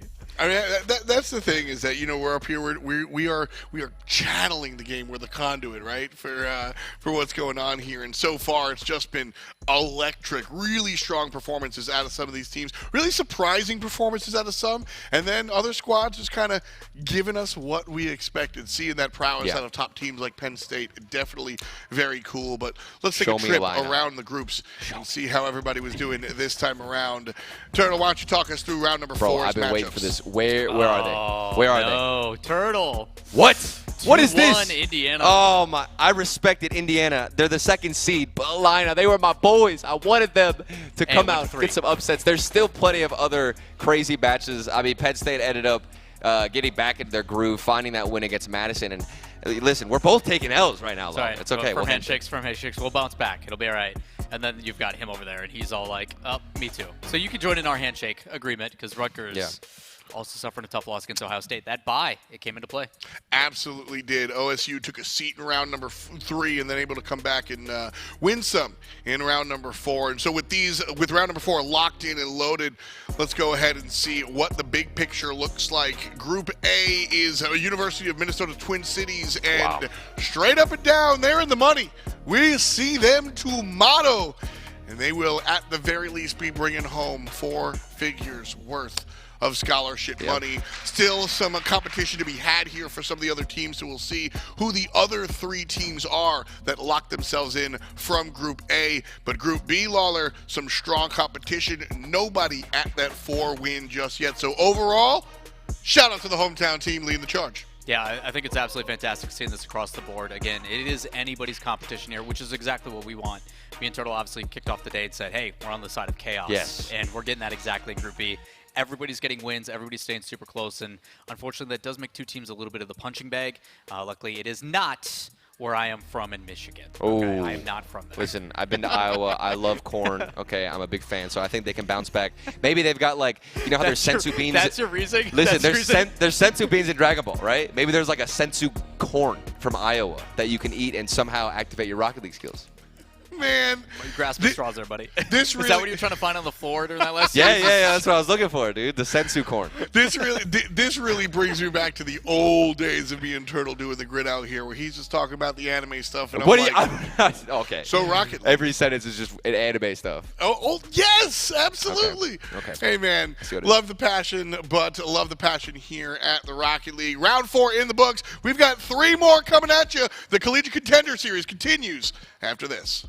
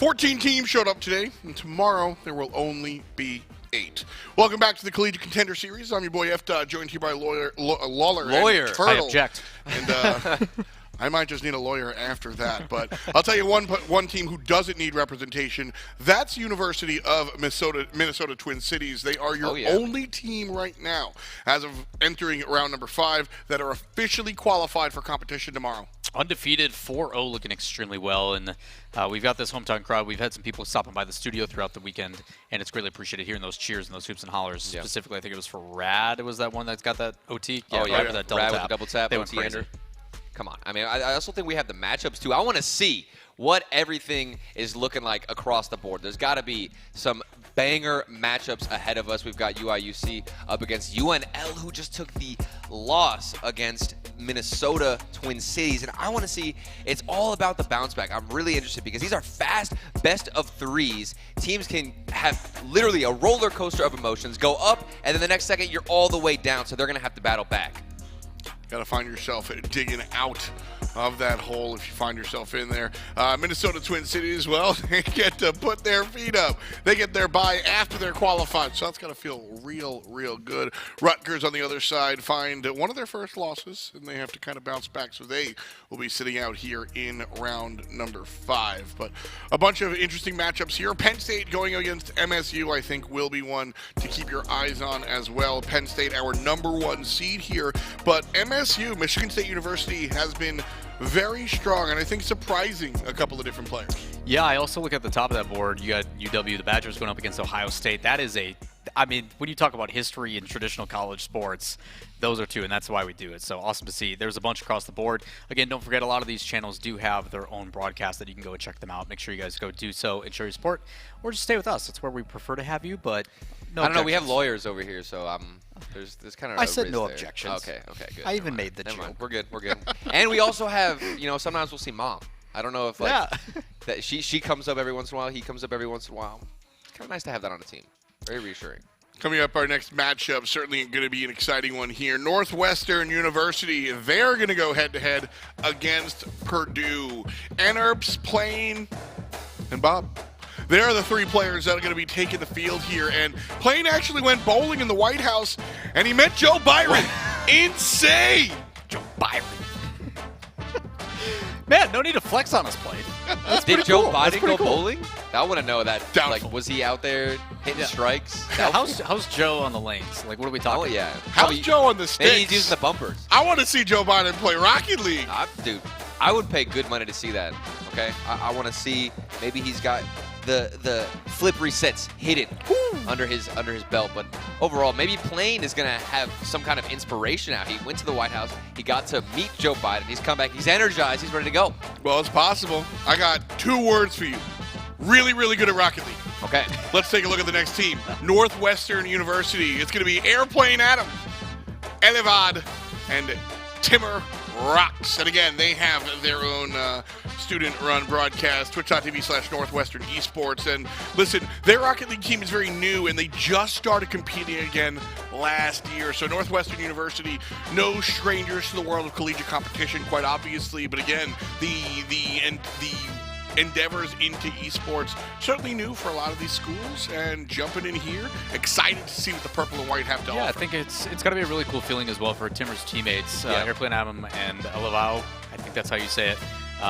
Timur is a freshman, so he's got 2 seniors upperclassmen on his team that he's now able to kind of complete that roster and give them a chance to go and compete. So again, they may have been removed from it, but it's still got to be such a good feeling invoked when you do come through and say, hey, we actually have to take a run at this, because normally that's not the case. Usually there's some downtime for some of these teams. So good luck to Northwestern. Obviously, this is a team. These are 2 teams that are kind of still in the fighting. They're in the lower bit of their portion for the results. So trying to make headway. These are the ones that you have to win to stay alive in this tournament. Gotta win it to be in it, and right now, that's what these squads are. Backs against the wall. Turtle will return to you after our matchups, because we are going to go ahead and jump right into the competition. And Lawler and I will be on the horn as we take a look at Eleval and Plain and see who winds up on top. Usually I like to talk about the purple and white. I say that a lot. What are we talking about here? Like the 4 shades of gray for Purdue University? Yeah, 1 shade shy, maybe. We'll see. Either way, The bell tower with the moon, I do like the aesthetic of it, so whoever designed that, credit to you. But we're going to be jumping straight into the No, match it's here. 4 shades. White is really light gray. I'm gonna defend this one, Adam. Fair. Either way, monochromatic, I'm a fan. That's true. I don't think I've ever seen you wear anything but variants of black. And don't you forget. Right now, Northwestern coming out and leading. Gonna try and keep the ball on this side. Not really in hard control. Ball generally just getting shoved out here as teams start to feel each other out. Defensive stop there by Airplane. And Bob, one more time, tries to send it towards mid. Yeah, Purdue so far, obviously it's only 40 seconds in, very good with spatial awareness. Multiple times with these shots, they're just blasting on target, but it does draw a defender out. And they're not committing too heavily. They're just sitting in the midfield, they're waiting for their time. So this might be more of a consistent level of practice of just trying to put some pressure on target without overcommitting too heavily. But again, that does open a lot of space in the midfield. We'll take a look at how these teams are going to try and find their footing. Northwestern University certainly 0-4 in the hole. Purdue, on the other hand, if they win out here, they might have a shot. But either way, again, collegiate competition, more about what you can leave out there on the field. And both these squads just really struggling to get their wheels underneath them. A ball set up and nice little defensive stop there coming out from Northwestern. Not a lot of strenuous activity. Bob sends one and bounces it in. Only counts for one. Purdue up. Yeah, difficult play here. You even have someone on the backboard, but that small mistake draws 2 out on defense. That's going to be an important play. It also can destroy the mental. So long-term effects already a minute and a half in. I love the way he chose to shove that ball down to find the bounce above the 100%. defender. Very last-second quick decision-making there from Purdue's scorer. And a setup, and Bob shoves it in. That one, an emphatic goal here. And that's how you share the ball. Hey, Plane living up to the name, flying high in that one. That initial touch, not an easy one to capture and be able to bring the rest of the way. So, again, a good aerial, a little bit of an air roll to play underneath it, cause that elevation. And again, getting past that defense, drawing one out, all it takes. Makes it nice and easy for Bob to be able to slam it back home. 2-goal lead here in the first 2 minutes. See if they can continue their wrath as it's played in the midfield. A couple of good challenges. And we find NU back on defense. Ooh. Blue had an opportunity stolen by a physical play out of Northwestern. No way is that in. No demo, but a shove. No, not going to happen. A little high. But ball kept alive here.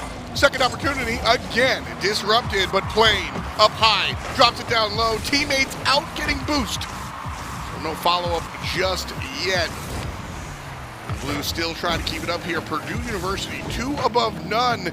And they have been dominating the possession clock. Yeah, pace of Purdue has definitely stepped up a little bit over here, and you can tell, even with the boost control in the side corners, a lot of these challenges coming in, not only are they beating, but on their recovery down, they're also taking the boost from the other team. So you talk about being able to sustain offense, that's the easiest way to do it, but now a one-on-one moment, a chance, a flick top left, and it's in. Bob with the hattie, looking good here in the first half. I love this from Bob because it's very different from what we saw last time. It's goal number 2. Bob was the follow-up and came out from the mid lane. This, Bob walks the dog all the way around the block himself. Great stuff. And just like that, 2:21 on the clock, still an enormous amount of RL to be played. Don't count Northwestern out of game number 1 just yet. That said, that advantage bar shoved on blue side. Such a good opportunity, but the follow-up is there. Airplane Adam coming up to smash it in. I thought this pass across could have led to a chance, but it's a little bit wide. Luckily, still in support in the right position, and they capitalize. A little bit of luck there, but not taking anything away from the boys.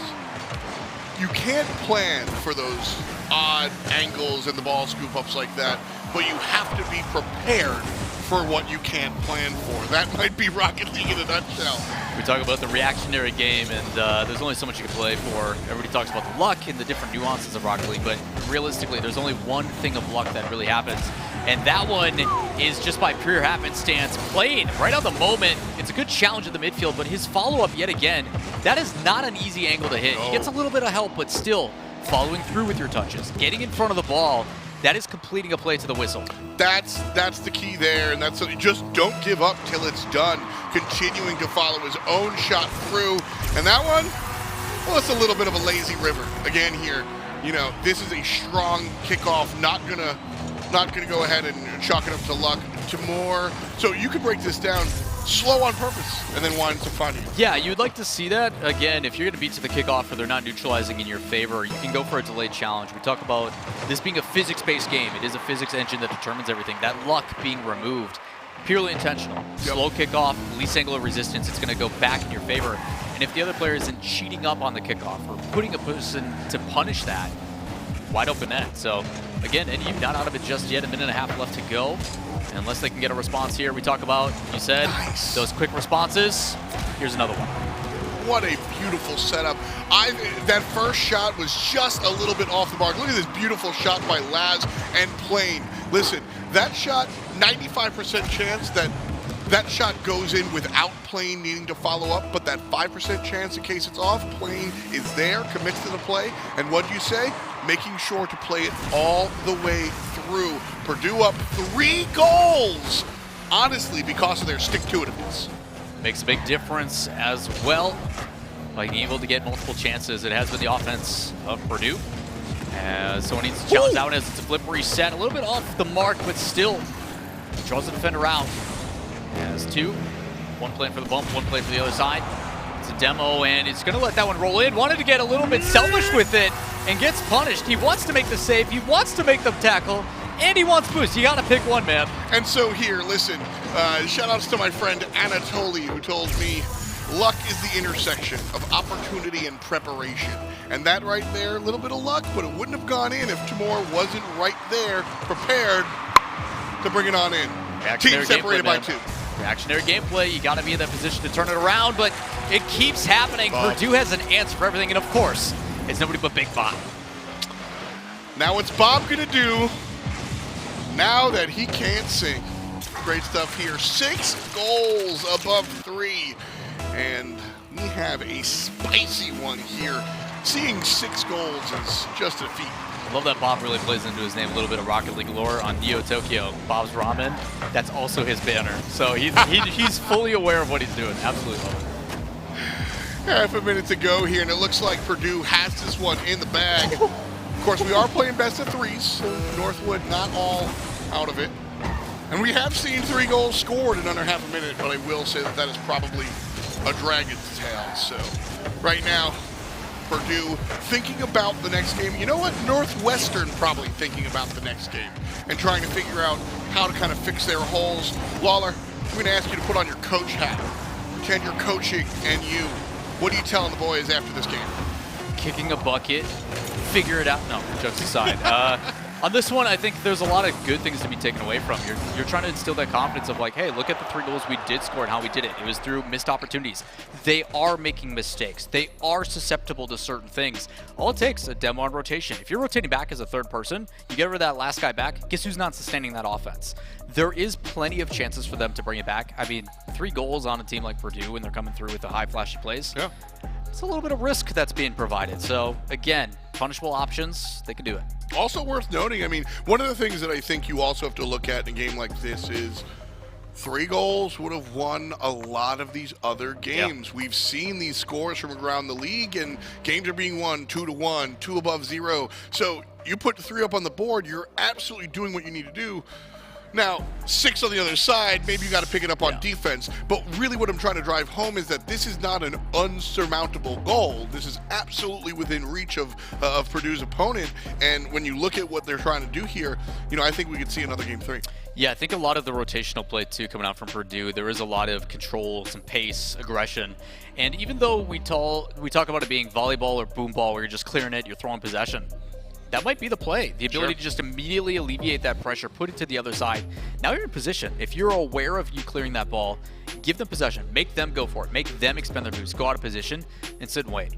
Just sit and wait. Get ready to make that challenge in the midfield. And all of a sudden now, when you're on your half, you're meeting that in the midfield. And that creates those opportunities. There's a lot of opportunities here, I think, for this team to bounce back. But again, doesn't matter. You can talk about it, you can theorycraft it all you want. You still have to put it into effect. You Gotta have to make those plays. Gotta play the game. Yep. I mean, that's really just what it comes down to. You can sit here and do all the X's and O's, but where is the ball and how do you stop the throws? That's the question you got to ask yourself and your squad mates as you come into game number 2 here. Northwestern showed us what they could do. I think here, and agree or disagree with me here, defense from Northwestern just was lacking a little bit. Yeah, I think I would give more credit to the offense of Purdue, but there was a couple moments where those big mistakes need to be shored up. You get a couple of those clears on the backboard, all of a sudden it's not a 2-3 goal lead, it's 1 or 2. So I do wholeheartedly agree. Yeah, there's a couple easy mistakes that you can point out and be like, you made a mistake here, you made a mistake here. But if you look at the macro level, the big picture, there is some things that offensively, like Purdue's doing pretty dang well. Like, absolutely. You talked plain about that. He had that ship that he then inverted his angle on and brought it back the other way to set up a pass for, of course, Bob. That's individual talent. That's nothing about the defense. So pick and choose whichever you want. Right away, we see Northwestern set themselves up for a scoring opportunity, taken away by Plain. By Plain, you know? Yeah, I was going to let that one breathe a little bit, let it fester, let people groan a little bit in the background. I'll be here all week, folks. Actually, not at all. I leave on Monday. But 4:30 on the clock here, and Purdue hand over fist took game number 1. Can they take that momentum to the bank? Laz goes for the shot, and Elavao gets in the way. A nice save there. Yeah, interesting choice by Laz as well. Shows his hand a little bit early. That pre-flip, while it does allow him to close the gap, it makes his shot one-dimensional near post. And maybe it catches the player off guard, but in these, everybody's fully capable of kind of reading those plays out. So, again, you want to delay those as quickly as possible, but at the same time, no power behind it, because he's already in the air. That's what it is like you're just looking to sneak the fastball by the player, essentially. 100%. And that might work in your ranked games against smaller competition. But here, with $25,000 of scholarship money on the line, you are not going to sneak that fastball by the batter. So a strong defensive stop there coming out from Purdue, and perhaps they realize now, or from NU, and perhaps Laz is going to be a little more crafty next time around, trying to get the ground bounce, but disrupted there by Elavao. Yeah, trying to play that with the other side of the card, kill that ball's momentum straight down, might play underneath, but again, a good turn here by Plain, trying to get it out of the way, but shots galore coming in, and even a bit of a double commit. Twice the chance of success on those, I think, right, F-Dot? Absolutely. That's exactly what's going down there. But problematic stuff for the blue team as Elavao from the defensive end puts it on the offensive end. And Elavao definitely the guy to watch here in game number 2. Yeah, a lot of these plays being pushed into the corner where it's primarily safe, but if you cut that gap and you hit it off that back wall, it's just an easy way to set it up for a teammate. It centers mid, and then you just have to put the shot on target. A little bit of a bounce shot makes it awkward and safe. And you get to see them strike first. That's what we were talking about in previous series. If you're down by 1, coming out of the gate, building some of that confidence is going to make a big difference here. Can they carry it through? Ooh. As they get another one on the board? Elavao yet again. Now this one, they just caught Purdue napping. We talked a lot about how, Purdue was the ones that were kind of leading the charge here. Well, now they did not have the opportunity to fall back and find themselves in the defensive position. And so because of that, back-to-back goals here from Purple.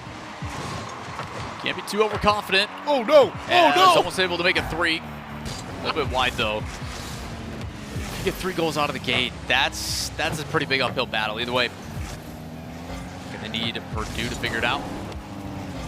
Has a big clear downfield. This should be an easy save for Adam as he plays it into the corner where it's safe.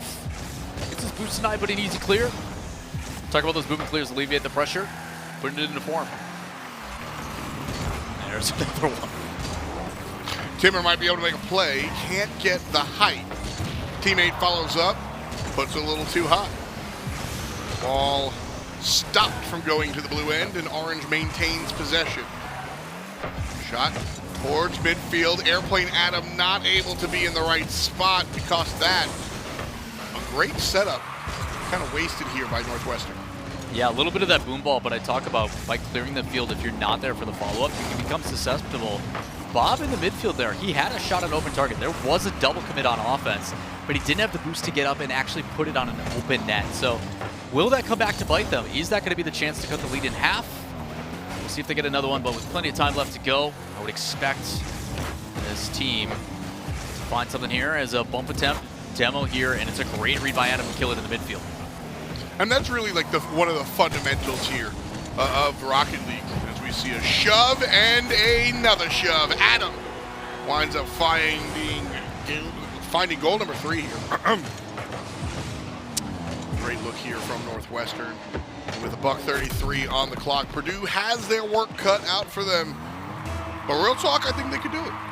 We talk about those little things. Guess who hasn't made too many defensive blunders? Northwestern. Again, they haven't even been on the backboard yet. They keep getting the ball immediately in their half, and they're like, blast it downfield. Get it out of here. It's working great. So whatever they heard, whether it was me or their own coach or whatever it was, isn't working out great. Still a little bit over-aggressive on the offense, but I actually like that. When you've got nothing left to lose, be over-aggressive. Commit whatever you need to. We joke about the twice the chances, but again, if you get some sort of connection on it, you force that issue. You should be rewarded for it. So Blaine and the rest of the boys, a minute left to go. Got to find something. As a bunch of these challenges in the midfield, again, pressure immediately alleviated. Well, with a 3-goal lead, that risk versus reward of being over-aggressive starts to go the other direction. Nice little floater shoved up there. Important defensive stop there by Northwestern, and honestly, we usually call like that extra goal the dagger. That defensive stop, honestly, might be what confirms this here for Northwestern. Not a big emphatic moment, but sometimes it's the quiet little things that really secure your victory. Yeah, I'm a huge fan of pointing those things out. It's something that I take pride in, of being able to recognize those nuances of the game, the intangibles. Players like Fireburner and whoever just never got enough love. I mean, you talk about one of the best players in the world in Miss, who left a very stellar team that went to a world championship and leaves that roster just so he can play more offense and be part of the flashy and the showy, because he wasn't getting credit for those little nuances. So you talk about the highlight moments here. You miss multiple shots on target, you have another chance, you get bumped off the play, and it completely kills your offense. Those little things are the difference between making it within 2, playing into 0-second time. They really go hand over fist, like you mentioned a lot. So, again, talk about those small things, those intangibles. That could have been the difference maker, and it now, instead, brings us to Game 3. Northwestern finds the dub. Eleval right there. Huge presence in this game. Winds up being one of the star players on defense. Winds up scoring 2 out of the 3 goals here, if I'm not mistaken. And just a giant guy here in our game number 2. Team game. But Eleval really elevated and brought himself to a Game 3. Hey, man, consistent 3 goals per game so far averaged by Northwestern. That is actually kind of an absurd stat. Maybe an anomaly from a Purdue with 6 in the first game, but again, there's still a 3rd game left to play. That's what we were saying. We're like, listen, 3 is going to be enough in most of these matchups. So even though you obviously getting scored on 6 times feels like you got trounced, and it definitely means that you done goofed. But 3 goals is going to be good enough most of the time, and you got to just win twice. So if the 6-goal game is going to be the outlier, I don't know about that one. Then math says that the 2s are going to be good. Yeah, I think, it's a good average to have and try to maintain, and easier said than done, but we weren't really worried about their offense. They had some good looks. It's the defense that needed to be shored up. So, again, big clears, going for a little bit more aggression on offense. They minimized the mistakes on defense because, quite honestly, there's not enough time for those mistakes to happen. And even in the circumstances where they do look threatening, off-ball play, a couple bumps, a couple challenges that way. So, a good response to Northwestern. Glad to see them giving us a battle here in our series. 5th round of the day. And a bit of a setup. Might as well knock it down yet again. Timmer, Eleval working together. Again, it's the Big E coming through. And again, trying to sort of highlighting the stuff that doesn't get highlighted. Timur doing a lot of work for this squad. You're going to get points for the assist and everything, but a lot of what I've seen out of Timur has been a lot of this like space occupying, shoving opponents out of the way without even touching them. We talk about that sphere of influence as Bob gets one past the defender, and it takes 6 seconds to find that goal after they get scored on themselves. Reset it. 4:28 is a new game. Important 6 seconds as well. You talk about being able to reset. Again, we saw the momentum of what it did just last game, so the ability to respond immediately after, neutralize it, and come back in, that is absolutely massive, especially with a game like this that blink of an eye, it's over. It's so big. Low latency response. The mental is gigantic, and the shot is gigantic. Eleval, 2 for 2, baby. This guy, MVP of game number 2 for my money. And we are early in game 3, but he is putting himself up. Getting the goals in, but credit to the entire team to set up the knockdown. Even though Adam able to come in and challenge, he's got 2 defenders in his way, and his challenge alone brings them both out. It makes it nice and easy for his teammates. So again, good team effort here from Northwestern University, trying to see if they can close this one out, have a reverse sweep. Still crazy to think about that pretty much every series has that potential, but again, best of 3s, they're coveted, and we love to see it. So a minute gone by, 3 goals, bounce back results from both teams as Purdue, a bunch of offense end, but the backcourt defense this time can land. That's a really tough angle for Plain, and honestly, I thought he might have had it. Strong acumen to recognize that that could have been a possibility, but obviously the accuracy a little bit off. But I think it's more important to recognize those moments, and Blue not going to be in position to have another one. A little bit of hesitancy there from Plain. He's in the right position, he's got the read, and that can be the difference maker. Got plenty of boost, you're facing north-south, you're ready to go hit it square on. That could have been a chance, so Northwestern able to bring it back the other way into the midfield. Good shot into the corner, that's going to be centered nice and well.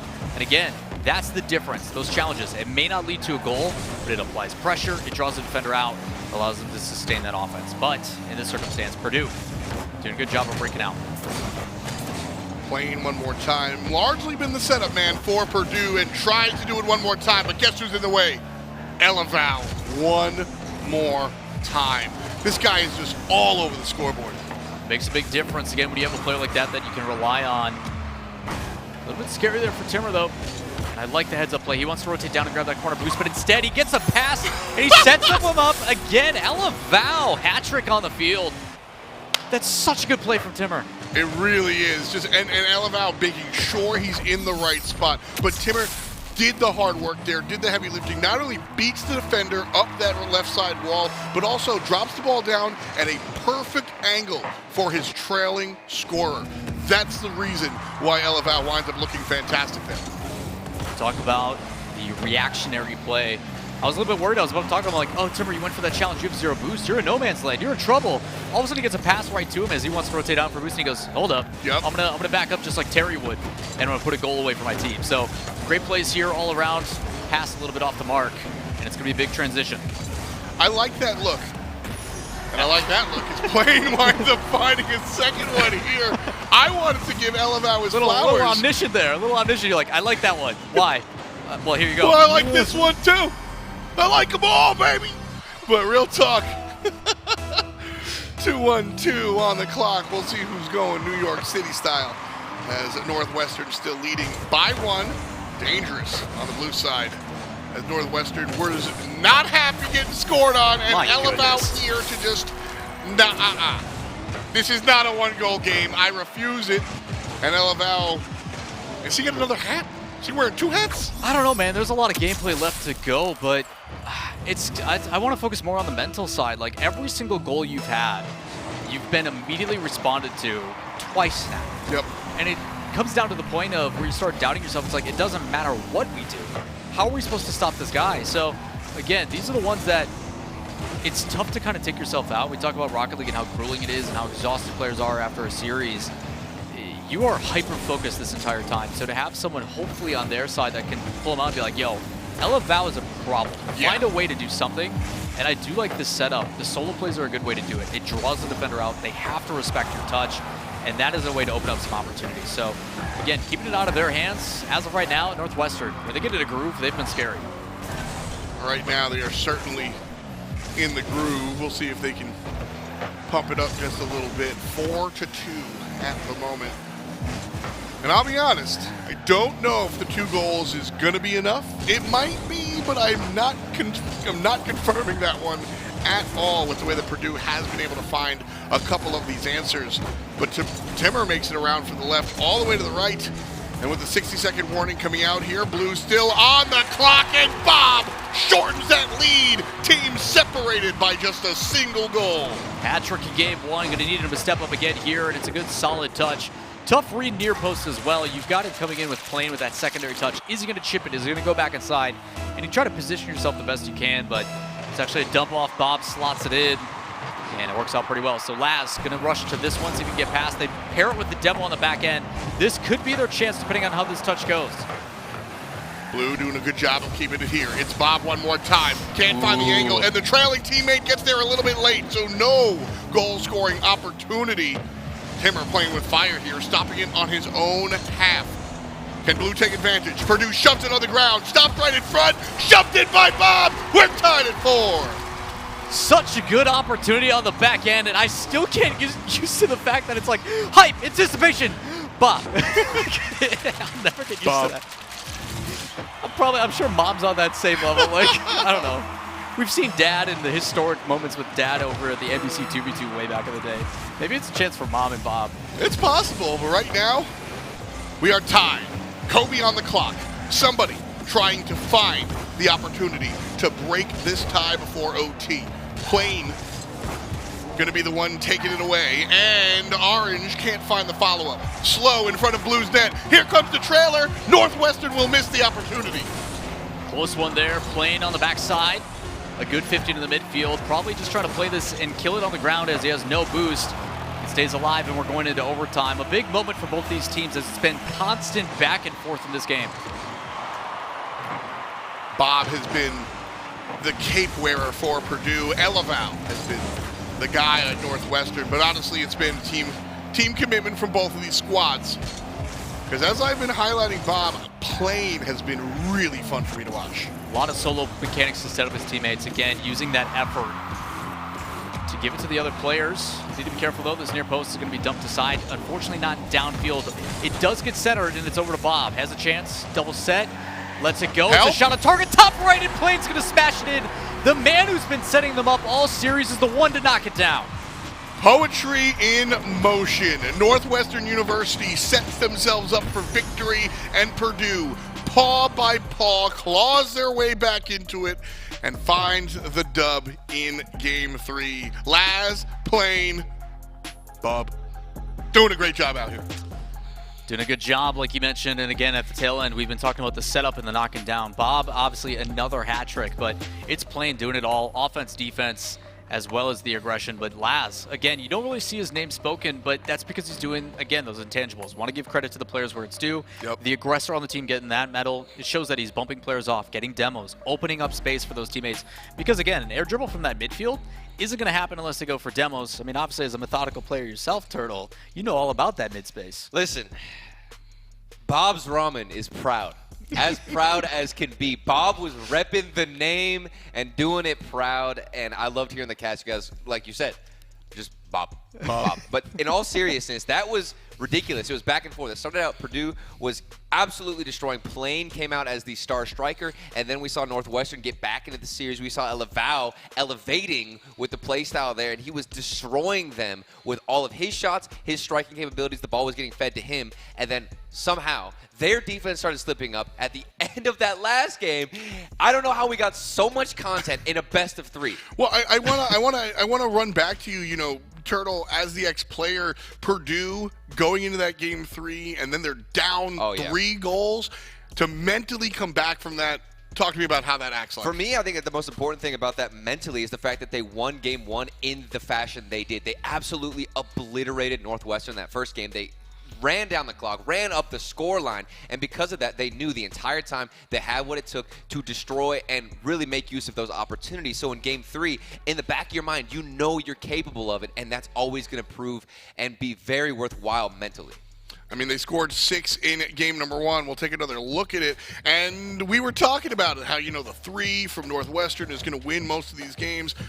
Well, then Purdue scored 5 in Game 3. So, you know what?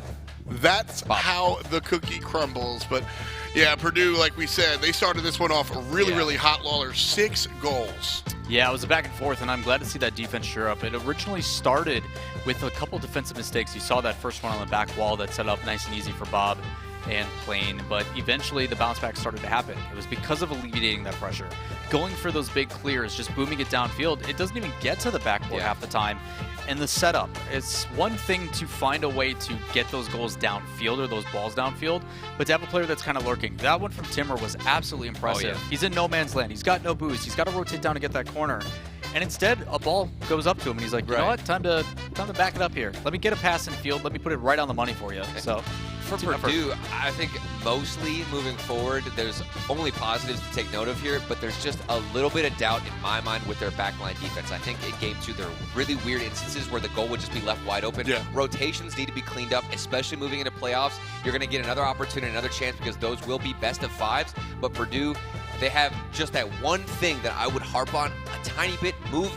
And if you can somehow elaborate and get a little bit better with those rotations, things will clean up, and they could be a contender to take it all. Who knows? I mean, that's the crazy stuff. We look at Purdue, and they are 13 out of 14 seed, and yet they're able to go ahead and score 5 + 6, over 11. Just insane performance out of Purdue, and just goes to show that seeds are just a way to start, not a way to finish.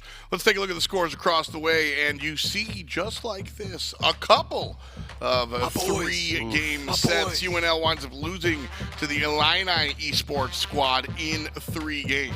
Those are my boys. Those are my boys. Illini, I am proud of them. Unfortunately, UNL, that's a tough back-to-back loss for them. I don't want to show bias, but I think it's crazy what they're doing right now, and I think UNL has what it takes to bounce back. Well, I mean, you know what? Bias is bad when it comes from no place whatsoever, but Illini have been performing very, very well. Right. And at some point, it's no longer bias. It's just you've proved it and I'm eating the pudding, right? Okay, now, being a fan of that, I do not blame that storyline on the opposite side, the antithesis of it. You look at what started INI. They went up against Maryland. Maryland now beating teams like Indiana. We talk about, hey, strengthening iron, sharpening iron and stuff. You had 2 teams that had a really close series to start it off, and now Maryland's beating the 2nd seed. Which is ridiculous. Actually, you had a poor start. You managed to get back into this, get your heads back into the game, and there was a bye previously for Maryland that could have helped them. There's been a lot of breaks, and I know that has been huge for these teams because this is rapid pace, rapid fire, quick best of 3s. You can easily get down on yourself. Having a bye, having some time, even for myself, just having some time to listen to you goofballs cast was really nice. So getting back in here, I expect big things from Maryland. Get a little stir crazy back there, huh? Yeah. You're like, I gotta go put this to bed. I gotta get back out there. Just a little bit. Well, round 5 done and dusted, and coming into this round, we only had one team locked and loaded, and that was University of Minnesota Twin Cities. Oh, yeah. Well, University of Illinois Urbana-Champaign, that's the Illini guys. They are also confirmed to be in the money, and we will see them tomorrow on Sunday. So strong stuff coming out here from Group A. That University of Maryland team 3-1 certainly putting on a great performance. Yeah, on the other side, you look at Northwestern. I talked about must-win matches. Yeah. That was the difference between being 1-4 and now for Purdue 0-4 as well. Those different antitheses, the different opposite sides for Purdue. That keeps them alive, keeps them tied as well with Nebraska Lincoln, a team that just suffered 2 back-to-back losses.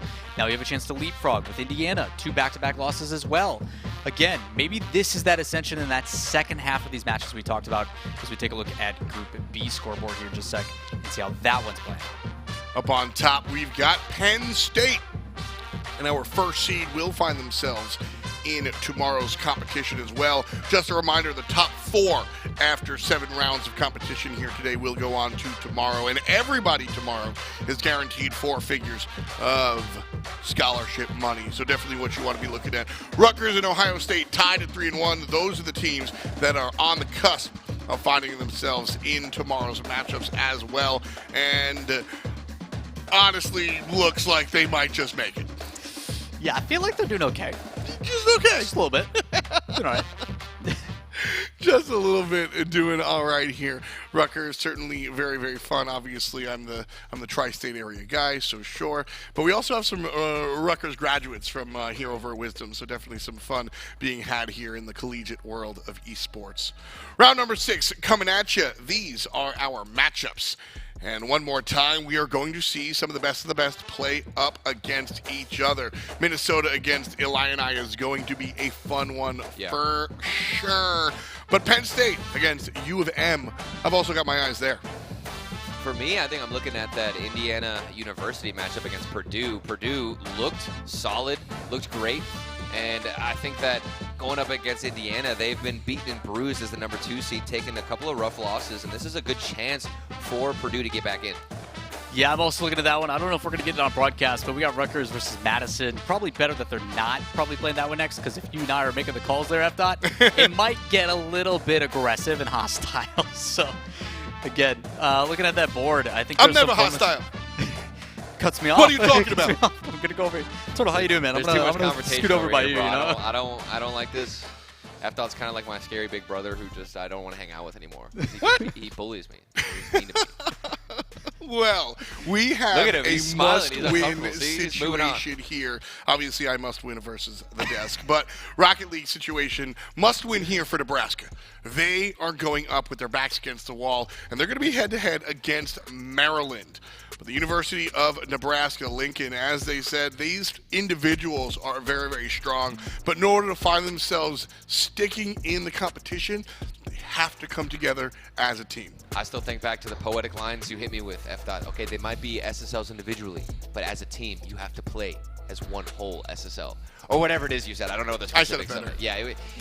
Okay, you said it Just better. let him have one, What am man. I Just supposed let him to get have like one. that line? Big brother Tom over here. Let me just give get him some I'll love. never forget. But they do At have least to he play. remembered, you know? Like, They you have know, to the play Zoomer well brain, together. it's like a swipe away, just gone, you know? They have to play well together. Okay, listen, you guys are having too much fun up here. I don't like it. I am the butt of the joke. It's not fair. And I really don't appreciate it, but I do appreciate the fact that SSLs could potentially play together as a team, as one whole SSL. I do echo that sentiment, especially as we take a look at the other team. It's Maryland, our team we saw first against LI and I. Again, trying to do stuff for that Terps program. It's kind of a big deal. The ability to, again, kind of set that precedent, be the ones that start that next chapter for your university. So, again, a lot of faith behind them in the organization. Don't want to let that down. Plus, you get to see Turtle on the field, so he can be our butt of jokes now. Yes. Very true. But I mean, you know, you look at some of the collegiate institutions that we have here today that we just take as like real structured stuff, and it all kind of happened. You know, the 20s, the Ivy Leagues wanted to play some basketball against each other, and then we've got a four-letter institution that we take a look at. Well, when we look at like what Terps is doing, when we look at like the Collegiate Contender series, this is the beginnings of the esports version of all that stuff. We're going to jump into match here. Turtle, last licks. What do you feel about this matchup? I got to go with my boy Turtle. Okay, I think that if it's not just him showing up highlight plays, whenever we saw him the first series of the day, he was coming up clutch, coming up huge by himself, okay? If his other teammates get involved, I think that's going to be sayonara to Nebraska Lincoln. I have to be controversial, and I have to just go one-sided for Maryland Esports. All right, we'll see. We'll see if we say sayonara to University of Nebraska Lincoln. We will say sayonara to my main man, Turtle. And we will say hola to UMD as they take the field here versus UNL, and right away find themselves playing a little bit of defense here. Yeah, it'll be interesting to see on how this one develops. Again, Turtle making that statement. Needed some help on the offense. A lot of it, we got glimpses of it by JD Knight. There were certain moments from the midfield where he would make a pass up and it opened up some of those opportunities. Again, if they can work the field, I think that's been the difficulty for them, is it has been a bit one-dimensional. It's going to be difficult, though, if they've got Sarge up in their face. So UNL, you can see up at the top, 1-3. If they lose this one, they are out of it. UMD, on the other hand, if they win this one, they are guaranteed. And not a must-win, but a we would like to win for Maryland. So UNL, I think, for me, I'm Nebraska. That's the type of motivation that works for me more. Yeah, it's interesting. We talk about a lot of mentality things today because they are important, and you're starting to see that more prevalent as well as these leagues and stuff become more developed. And as a team that's 3-1, right? If Maryland doesn't win this, hypothetically speaking, say Turtle goes and he cries in the back, and then we have to console him when he comes back out here on stage. There is that focus of we are so close to winning, and each series that goes on by that it's not as secure for top 4, it starts to take its toll and it starts to go the other way. What was once a high is now a low. And that does kind of hang and loom over you after a while. So, yeah. Again, not closing it out here could be a difference maker. But for Saber, working with Sarge, I've been loving how they've been pairing this together. Usually one goes for a really aggressive aerial, something to that extent to set it up. The first person then goes for a demo instead. And then they have that third guy in back who's just like, do I go or not? Let's see how big of an advantage comes in. And most of the time, hasn't had to be there. Just trying to find the open spaces and make use of them. Ball stolen away by Orange, and ball nice. Taken. The shot taken away here by a nice jump up from UNL. And Sarge desperately trying to get it out of their corner. Turtle makes the jump, but can't confirm the clear. Because of that, control still to JD Knight and his squad. Yeah, a couple really good opportunities there, and beautiful saves by UMD. Ooh. It's coming across, trying to go for a bump, open up that play, but it is saved and brought back the other way immediately. But that is now probably 3 cross-field passes that are pretty high aerials put by UNL, and every single one has been met by Maryland. That's been the scary part, is that they are getting met. 1 goal is not going to be enough to go ahead and win. Spice doesn't even get a chance to find the shot. As Turtle snatches it away, has an opportunity for himself, makes it past the defender, but does not have the accuracy to find that admittedly difficult angle. Yeah, it's a tough one too, because part of you is trying to play the block. You've got a player on defense that is able to make that challenge, but by him missing it, you're not in a position to win that 50 neutrally. So again, you got to play for your shot, not play the opposing player. Easier said than done, because it's tough to set those expectations. Stolen. But a big challenge by Chance. Should be able to get back in time. It's off the backboard, but is the follow-up there? It's a shot. It's on target. And a beautiful save, but one after another. The threat coming in from UNL. Again, they're on the back foot, but right now it's been all offense. That save by JD Knight was actually very, very big, and a good heads-up play coming out from Mr. Knight, making sure to find himself in the right spot. And one of our lowest scoring games of the evening, 1 above none for University of Nebraska-Lincoln, who do have their back against the wall. If UNL lose here, they lose this weekend. The ball bouncing in front, but all 4 players, 3 of them in blue jerseys, standing there. Just forgot how many players. I forgot how many players were on the team because everyone was in front of the net. Best 3v3s all day, maybe 4. Why not? Sometimes a little bit of psionics help off those posts. Well, here's a great opportunity if there was a trailer, but that's a big if. And now it's Orange with a breakaway, setting up for the teammate. I like the hesitation there coming out from UMD, but UNL read it and met it. Oh, good shot again. Another follow-up on the save. Good defense from both of these rosters. I was a little bit concerned. While I did mention UMD has been cutting off a lot of those pass plays, they're allowing them to happen in the first place. These challenges aren't the ones that you want. You want to be facing, like I say, north to south, meeting it in the midfield, so if it does pinch out, it's in your favor. But again, a solo play from Sarge has been doing a couple of these. This time it's actually not going to connect. Either way, teammates in position. It's a good challenge by Spice to bring it into the midfield and back the other way. 30 seconds remaining here, Tom. Got to put one away. Just 1 goal up, and we're counting down from 19 here. UMD desperately trying to find control, and they'll shovel pass it up front. Just kidding, it's blue still. Spice and his squad have 1 more shot. Ball stuck here in the corner, and blue has done a great job of robbing UMD of every single opportunity, and the 1 goal is going to be enough for Sarge to find the dub. Yeah, I was looking at that back end. We talk about turtling up, ironically enough, with the name. The opposite happens from UNL. Yeah. As soon as they put that pressure in, you have 3 players in the midfield, and they're like, man, we've got to get this cleared out immediately numerous times. They turn heads. All 3 players on the back of the goal line. No one's challenging in the midfield, and it just falls short. And they go, weren't you supposed to come 50 this? Weren't you supposed to keep this up for us? Not the case. So again, making sure that 1 goal lead, that's a tough one to hold on to for so long. Really, really is. And I think that really shows us the prowess of UNL, and that might be that's the type of goal, that's the type of game. We talk about momentum, and everybody's going to lean on the big 10-0, the big Brazil. But when you get that white knuckle 1-0 victory, I'm screaming at the end of that one, and that's how you get juiced up. Can't be safe though. There was a lot of goal line touches that should have went in from Maryland.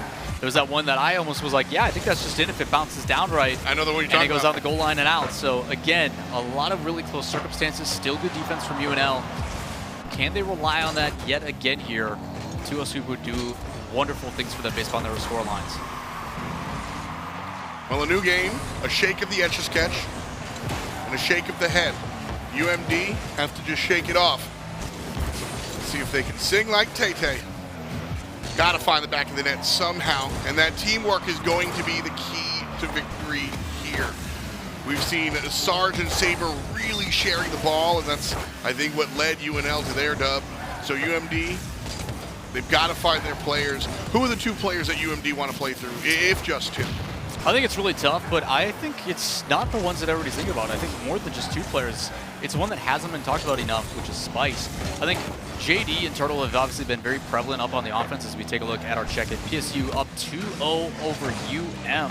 So congratulations to them. That's a big win for them to punch their tickets. So again, a lot of matches all over the field and a lot of sweeps, seeing if they can prevent that. But I think Spice finding a way to get into that involvement, whether it be demos or otherwise. I think the one thing that I noticed the most that these teams don't do enough on the rotation back here, like Turtle, a good check back, a good challenge, but it does make them susceptible to offense. You got to demo that guy before he even goes up. You got to demo the next one in rotation, so it prevents this from coming to fruition in the first place. Either way, it's a good opening up and a good play here from UNL. A big SS dub there as the two S's combine for the win. Nice look as it's 1-0 again. I don't know if Lightning can strike twice. I'm not sure you're going to win 2 in a row with just a single goal. If I'm UNL, I'm screaming for a second one.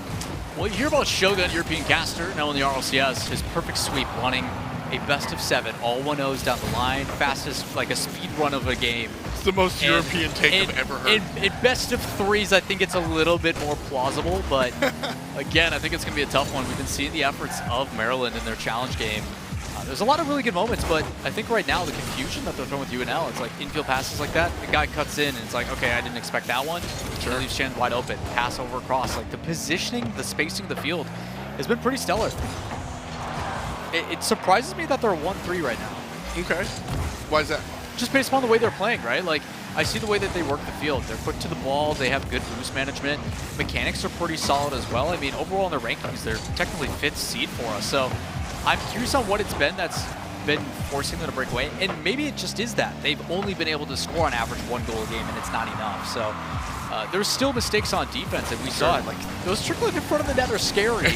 And maybe they go the other way. That's been the difference maker for them. Maybe they stop having those things happen. They will win on these 1-0s. I mean, shoot, you look at the pro scene, there's teams like Optic of the past when they were Envy. Yep. They were non-stop 1-goal games. That was their whole thing. And I'm like, how can you guys live like this? Don't your hearts hurt? Like,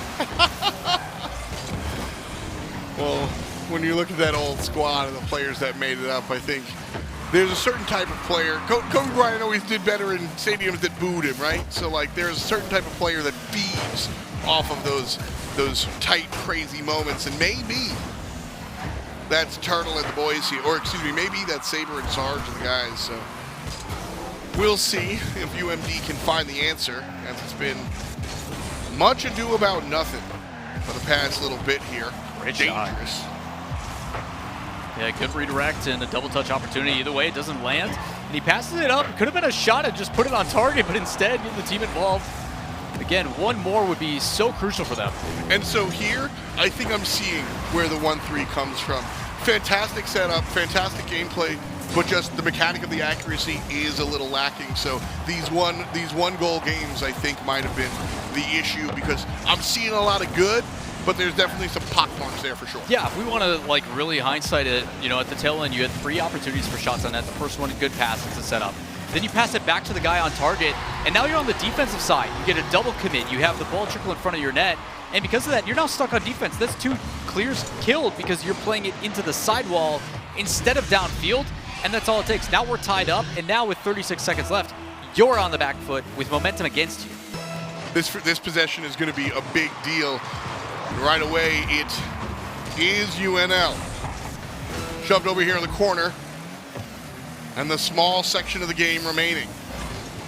Blue pushing it, and would like to end this in regulation, I'm sure, as the demo comes out from the defense, and it will take away a shot opportunity. Smart play by Chen as well. Could have went in there for an aerial, but there would have been no one to follow up. So Place hesitated, and it works out perfectly.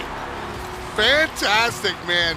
Where did this one come from? Turtle tries to get it out, but Chan again just gets a nose on it. And Sarge, right place, right time, not an accident. Yeah, such a big play too. That one went across, and instead of challenging it, plays it patiently, takes it to the sidewall, and normally would be like, yep, feed the rock mid. And he's like, no, I'm going to slow it down yet again. And even with only 20 seconds left, he stays confident, and it allows them to close this out. They were 1-3, now they're 2-3, and a chance to fight for top 4. We talked about, you know, some of these teams are kind of built for these white knuckle moments, and UNL, that's how they scrape on by here, by just clinging to this victory. 2-0 above University of Maryland. And Turtle, not dunking on you for getting it wrong because this one was very, very close. But where do you want? Why did you have to leave with that? Not dunking on you, but I'm going to twist this knife real quick. Yeah, no, real talk. It's fine to get these type of predictions. Well, because here's the deal. I'm literally always wrong, so you shouldn't be surprised. Here's the deal. Theoretically, we know what we're talking about. So if you make a wrong prediction, that means sports happened and something exciting went down. So as we take a look at the replay, I want you to break down why you think UNL was able to take this. Well, painfully saying, I think that they were just by far the superior team in the air. They were winning every single challenge, what felt like, and the SSL level play truly did come out. They were holding so much pressure, and that ended up getting them that final goal in game number 2, which they were able to walk away with a series win. I mean, look at these replays. Everything is starting now in the half of UMD. They can't bury themselves out. A demo comes through. They were getting overwhelmed by the pressure. Literally every replay, they're stuck in their own half. So that delay right there, right? That's 2 fakes that instead of just shoving it into the midfield, he had players that had to lead into that aggression, right? Yeah. So instead he slows it down, allows them to get to midfield, grab some boost. But you talk about that over-aggression. Maryland did a phenomenal job in that first game. There was a ton of passes that were cross-field that they were going for shots that Maryland met. After a certain point, they couldn't meet them anymore. It was just a war of aggression. Yeah. Like, after a certain point, it's like, you just get tired, man. I don't want to jump for that. Like, I'm done. Like, it's a lot to take that game after game. So, massive congratulations to them. Again, Turtle, you may have got that prediction wrong, but it was a battle. Yeah. Thank you. Thank you for pointing it out that I got it wrong. No, it's okay. just a reminder, folks, Turtle got his prediction wrong. Also, we are a bunch of rounds in, just a couple of games to go, and we're finishing out the round at the moment. But real talk, I think today has been an absolute pleasure to kind of watch a lot of these teams kind of come out of nowhere and put on a show. This is my first time like casting. I watched some college level stuff, but like I never dove deep into it. And then now you kind of understand what it's about. You appreciate it. You appreciate it much more, and it is so much fun to watch. I feel like I'm like scouting the next players. That's what it legitimately feels like. I'm seeing highlight moments from people, pop-off potential from a lot of these individual guys that can really make some damage. I've even seen on some fun facts that we've given the players to write down about themselves that they want to make it to the RLCS. These are players, a lot of them gunning for the top spots, and this is the training grounds to make it there. So right now you can see still tied up at 1-1 on the left side, and then down there, Illini leading Twin Cities. I'm joining Turtle on that train. I love their story. You know, you come in as the 14th seed, and then the ability to go all the way up. You're one of the top teams in the bracket right now. They're not funded by their own like college. Yeah, like they're not self-sufficient and everything. DIY. It's such a cool storyline for them to come through that way. On the other side, some of those matches, you look at that Ohio State, and I think that's Purdue correctly, going all the way to the distance. So a lot of stuff to pay attention to. Also Madison and Ohio. Oh, no, that's Rutgers. We're going to the distance. We're going for speed. Penn State taking the dub too. So great song. Consistency. Oh man, fun, just fun stuff. I think one of the cool things when we talk about collegiate versus professional gameplay is when you're looking at the best players in the world and they mess up, you're looking at it as like, okay, that's the hole in the game, this, that, and third. When you're looking at the collegiate players, you're like, there is room to grow and fix this. There is room to grow and do this. Obviously, pro players can always grow, but they're generally a known entity. When you're out here playing in this collegiate area, you have not reached your ceiling most of the time. And so you are looking at these players as an opportunity to go ahead and what's going to happen next round. Maybe they can kind of adjust this, and then next Collegiate Contender Series, learn kind of from that background. And, you know, I think that you know as well as anybody else that when it comes down, scrims are not a representation of the real game. And so coming out here, this is the best practice you're going to get. Yeah, and they could be an indicator, you know, scrims can indicate, you know, which team has some potential, but it's really about the nerves. Like I was even backstage talking about some players with the managers and seeing how they're fitting in on anybody trying out, and the nerves get to you. Like you legitimately feel the pressure when there's something on the line, a prize pool, there's people watching. There's so many different factors that come into play. And for me personally, when I was a player, I couldn't even handle it. It's so hard.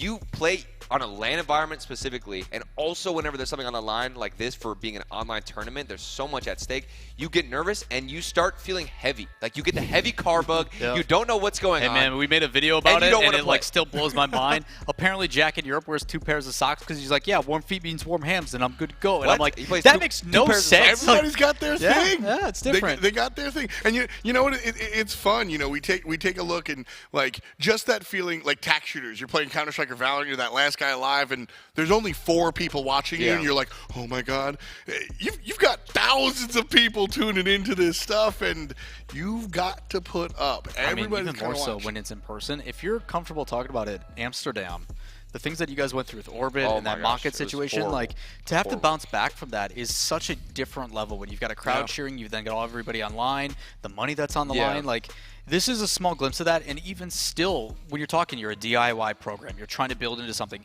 you're trying to prove to your school that this is a viable career path or something that they should invest into. It is a lot of pressure in an entirely different way. Yeah, that's one of the big deals as well. You know, talking about what you can bring to the bank and how you can kind of prove that this is real. Money talks, man. Esports has now kind of been doing it for, you know, a decade, 2 decades, depending on who you want to ask. But like, there are still old heads that are running the schools that are like, we don't believe this is real. Well, show them the numbers, show them the victories, and show them the money that you bring home. Like you said, money talks. Hey man, and 1.6 billion in profit in esports this year. You can't lie about that. that's real. And so we look towards the future. Listen, ain't nobody taking stuff away from trad sports, but esports is just going to, you know, join another spot at the table. It's just another chance for these players to go ahead and grab an opportunity to find something big. And we are going to go ahead and grab an opportunity to find something to drink. We're going to let the end of the round go ahead and finish out. We invite you to go ahead and take a part in our chat battle. For now, we're going to take a break. We'll see you after the jump.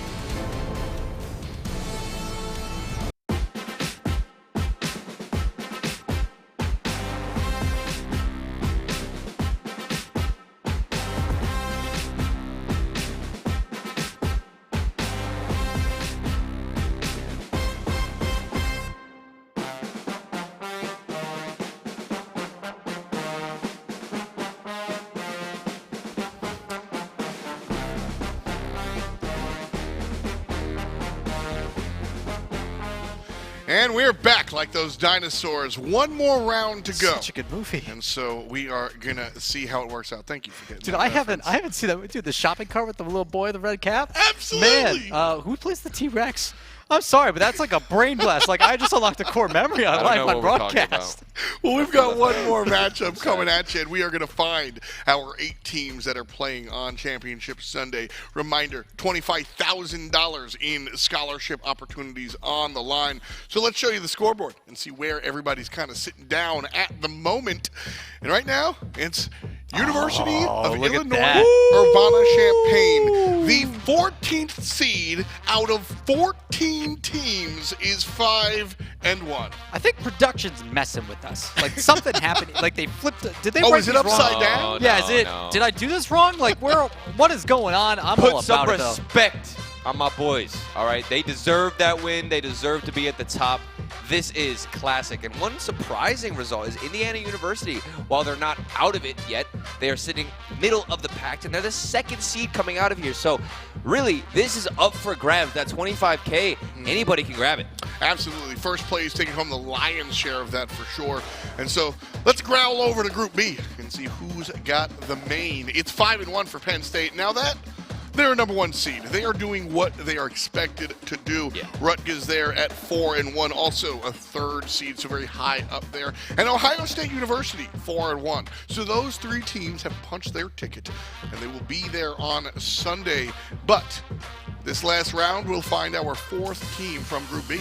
Ooh, the Group B makes a little sense, but the scary one here, again for production, it's our decider match between Madison and Michigan State. Both 2-3. Winner of this will move on. So we don't got to do any fancy tiebreakers. We don't got to do anything. Straight head-to-head. Whoever wins this punches their ticket in. We talk about the mental all day today. We talk about what it means. Yeah.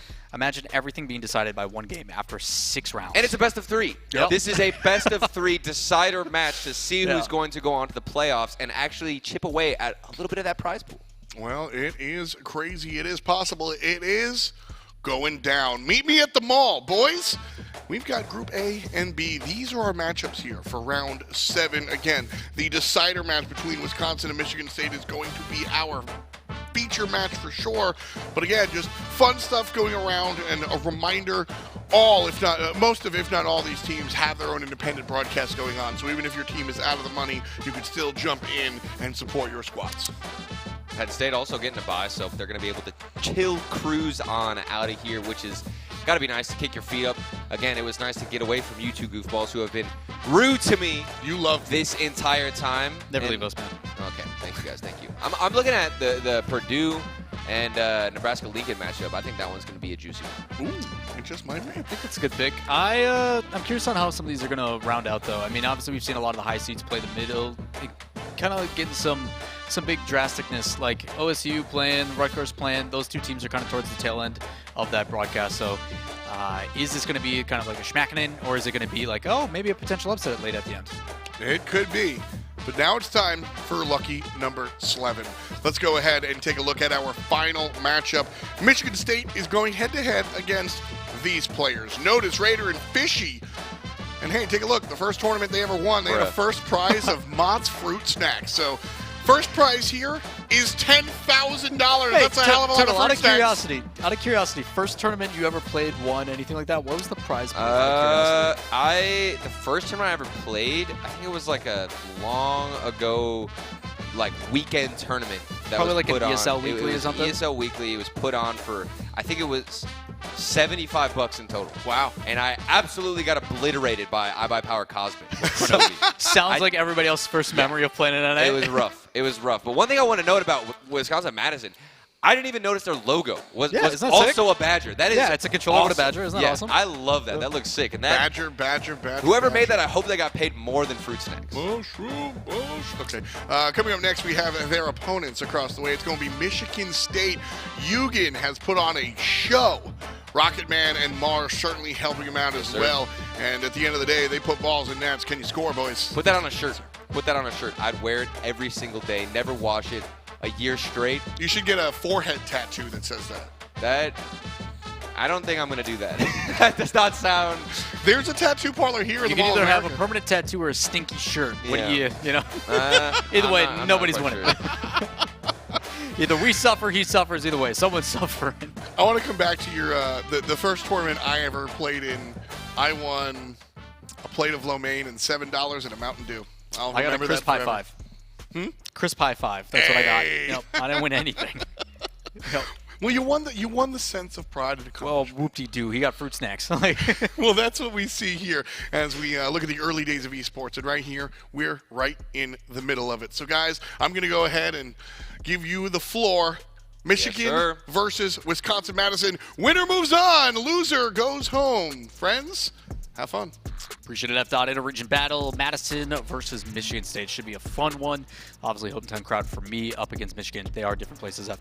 Yeah. Obviously, Turtle, you're originally from Milwaukee, but that's a long time ago. So, coming to this one, we did get to see MSU on the screen earlier, and a lot of good things to point out for them. And mainly from Eugen. That was like my main player on MSU who was putting in the most work, doing the most damage, and he was the striker. I'd say 90% of the time. Rocket Man did a great job of setting things up off the sidewall.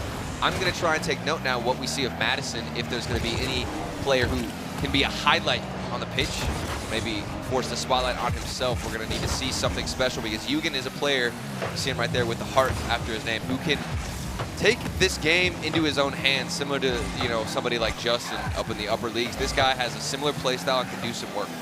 Again, you talk about the opportunity, kind of like as if you're scouting, being able to see these players. It is the first time with UWM on the screen. So, again, getting a chance to be exposed to them, seeing what they're bringing to the table, could be fun on who brings that highlight together as it's a play downfield. Mar into the corner. Should be able to take the side boost and up the ceiling, just immediately backs out. Again, that understanding of, I can't go for this play, but I got a teammate behind me, let them support. We'll see what they do with this pressure. MSU starting off strong on the right foot. Rocket Man up for an early challenge, pops it off the ceiling, and a good crash in from his fellow teammate, but got Madison trying to at least start a form of possession. They're connecting a couple of passes, a good sequence, maybe can lead to something, but unfortunately they will yield no fruit. It's gonna go back the other way. Big clear, intercepted by Notice, and that's gonna be important. We talked a lot about transitions today, a lot about how these teams will get themselves out of the defense and that entanglement whenever the ball is getting taken away from them, they're getting starved. How do you transition out? Where do you put that ball? Can you find your teammates? So far, it seems like MSU have figured it out. Yeah, it's a difficult one here for Madison. Multiple shots on target, but none of them too threatening. So it's been a really good play here so far for Madison. Keeping calm and collected. There was a bit of entanglement. You see another double commit there. Those are the ones that need to be punished. But if the shots aren't threatening enough, it's not going to matter. Again, a lot of opportunities here for Michigan State. Just have to find a way to put it away. So as 2 minutes have gone by, nothing to show for it. Just a lot of back and forth. It originally started with Madison up on offense as we see a boost in the corner until it's broken out by one and only. It's Eugen. And he's always at the forefront, Lawler. This man is always at the top of the offense trying to be aggressive. And that is something that is annoying to deal with if you are Madison. You're stuck on your own end. Then you've got Eugen right in your face, winning challenges, and your own teammates are bumping you out the way now. The ball's given away to Eugen, and he's got space to work with. Don't let this man have any space. This time he doesn't make use of it, but his teammates will off the backboard. Opportunity gets presented. They won't walk away with a goal, but they will walk away with a good amount of pressure. Yeah, big 50 there, able to keep it on. Does wrap around. You see that immediately from Fishy, which is also a great name to say, I must say to boot. But that challenge in the corner, and again, you're committing so heavily by throwing your car forward that it's like, okay, do I just back up and try to get back into rotation? But he carries his momentum, denies the corner, goes for a demo. A neutral trade there, but Notice getting one. It's a shot on target, but again, the backup there from R. It's great positioning and able to make a clutch save. I like seeing these esports decals too on these teams. I mean, you got 2 from version 1. You got a home and away. Yeah. Repping the boys All a little right, bit across the legs. Okay, we get it, Mr. Version 1 Lawler. We I understand. have no affiliation with them. I just do There's a what I'm told. PK Knights. PK Knights, Pittsburgh Knights, not PK Knights. Ooh, we got the Dudo eyebrows too. Look at him, look at him. He's looking stylish on the field, okay? Maybe there's no Torrent decal, but we better see something soon. Okay. And we do. Raider, nice crash on the net, 1:33 to go. This is the perfect time to score. They were dealing with a lot of pressure, but get themselves out of it and have a really solid opportunity. Yeah, cheeky little give and go. You call his name in that decal, he throws it up to the corner, and then a good indirect pass, but that give and go able to fish it right back. Ironically enough, Fisher not in that play. So Madison going to strike first, 1:30 left on the clock. Can MSU bounce back? It's a challenge yet again in the midfield. Madison doing a really good job with that midfield pressure. And we have to reiterate, this is a decider match. The winner will move on into the playoffs. So much at stake. Maybe that is what's getting to MSU, the nerves fighting against them. Going for a challenge on offense, flicked past one. Notice is doing work past two players, almost past three, but Rocketman says, no sir, I won't let you get past me. I'm holding down the defense. Still, good grab in the corner. Should be able to sustain this defense for a little bit with those boost containers, but again, need to be careful. Usually it takes about 2 to 3 clears to alleviate all that, as they're able to then control those corner boost pads, the hundreds being so important to being able to sustain defense. But multiple touches like that from Madison. Shots off the corner, then a redirect back in. We've talked about those being underneath and off the back wall. Calling it a psycho, but something that we've seen pretty persistently here. Good control. Look at him go. go. Rocketman, again, immediate challenge. It's a really good heads-up play for the defender. Yeah, and he was looking for potentially a fake or a mind game. He got a slower pace behind the ball, then decided to stutter a little bit, hit the brakes, almost baited out one player, got past the initial defender, but with the final 10 seconds left, Madison just have to try and keep this ball away, hold on, waste some time, but MSU will keep it up, looking for a buzzer beater. Will they get it? It doesn't bounce in the corner, it rolls down, and that's going to be the end of game number 1. Hey, we talk about those low-scoring games. We haven't seen too many of them, but all it is that initial one, that give and go up in the corner. It's passed back in. He's able to put it away, and then on the other side, a lot of aggression on offense. There's been some good clears, but overall, Madison throws it right on back, and they're able to keep them scoreless. So I'm surprised. Like, Eugen was there. He was doing work. He was being aggressive like we know he can be and usually is, but his teammates didn't seem to be supporting him as much, and also Eugen wasn't getting past as many players. Normally he's at least able to beat one, maybe 2 players, and that sets up the opportunity. So is that more credit to Madison in the way that they're applying pressure, or is that a mistake from Michigan? I think it's more credit to Madison's defense because they look solid. Like, Eugen is getting opportunities, he's getting moments, but the challenges and the timing of when you decide to go for him. They know Eugen's going to be behind the ball, and because of that, they're right in his face and not giving him any space to work with. Well, we jump straight into game 2 in this best of 3 again as a reiteration. This is the decider match, both for this series as well for who makes the playoffs. Both these teams sitting at 2 and 3 in their group. This is it. Winner able to push their ticket everything. and pump him in, but it's going to be Eugen. You've been calling his name, and he's finally able to find it. And this is why I kept talking about him, because he can do things like this. Unmatched on the field. The dunk of his life in this series, and that's going to put MSU in the lead 15 seconds in, the most ideal way to start it. Talk about how it was a 1-goal game and plenty of opportunity.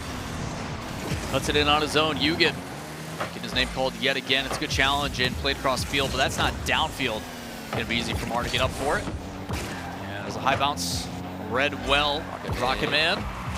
Challenged early, but a lot of pressure here from MSU. No one there for the follow-up for the shot, but it's off the side wall. It's a double commit. Not the greatest touch, so a chance here for Madison to break out, but again, early aggression allows it to keep it in. This could be a chance for MSU. The touches from MSU feel very smart, very deliberate. Even that pinch there, while it goes directly to a player from Madison, they're panicking, can't control it. And another opportunity flies by for MSU. I'm very impressed by what I'm seeing. This has been a turnaround in game number 2. Much cleaner looks here from MSU as Madison finally really getting their first opportunity at offense. As Mar with the break check understands that the read is there from Fishy, so instead pulls him in. Big clear. Oh, he's got to do a double tap and doesn't get it. Oh, look at the passing, the 1-2 connection. It's so smart and controlled from MSU. We didn't get any of this, not even a glimpse in game 1. I guess that 60-second break between games has done some wonders. And as I say that, the ball floats across unanswered. An opportunity wasted out of Madison. Crazy 50s here, though. Let's keep it in the side wall, and Mars having to just park the bus, make it 3. As one individual player with only 10 boosts to spare is able to stop the threat of Madison, but in the midfield, it's a high lob up. Just to make it there, it's a good shot down the pass there, and what a good play and setup here from Madison. Now this is a classic play and a nice setup. up into the corner. Nobody was on the backboard. MSU all stagnant. That one player was in the goal. He couldn't even predict where they were trying to go with the ball, whether or not that player in the corner was going to shoot it or put it back down in the midfield. The option comes through, and they tie it up. Tough play here as nobody back on the defense. Send the house is Michigan State University. They're fighting for it. Right off the kickoff, man. And again, that third player, that challenges everything, but it squeaks on by. Oh, that could have been a disaster, too. We had two players going for the same ball. Yeah. If you bump each other or potentially pinch it above it, that would have been a goal for UWM, but we don't see it come through. And they're pretty thankful that they were able to squeeze that one through. Again, a big play, able to respond immediately. It's a soft touch by Raider, able to trap it, but challenged immediately. And that was a good 50 win. Fishy's going to have to hurry to it. He does play it past the defender, gets demoed, so he's going to be on backside with 33 boosts, ready to get back into the play. Raider comes flying in, trying to cut off that angle. Pre-flip, gets the boost deny, and now a chance for Madison.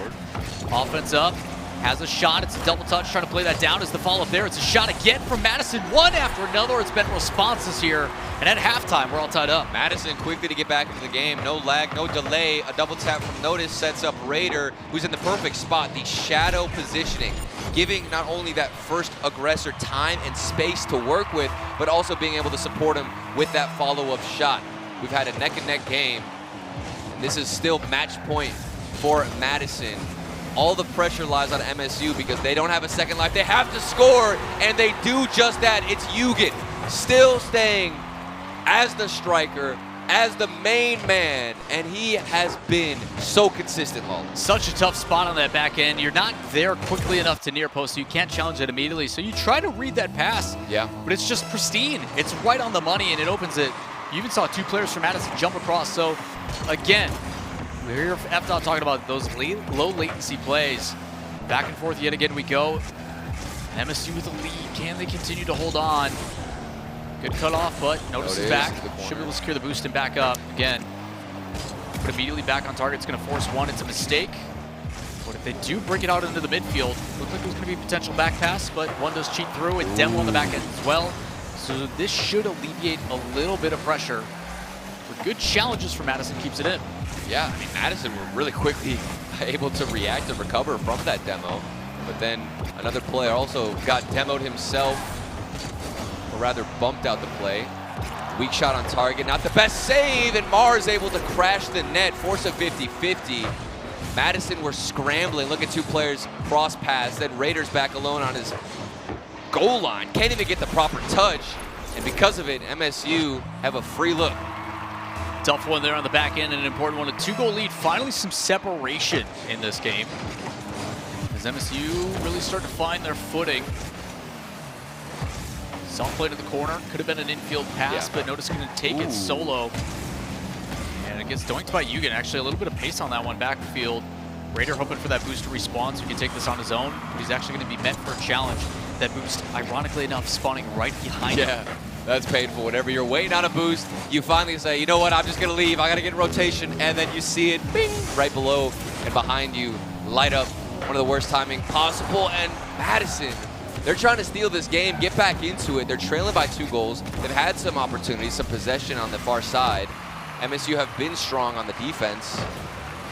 With 43 seconds left, this is their game to win, a must-win at that.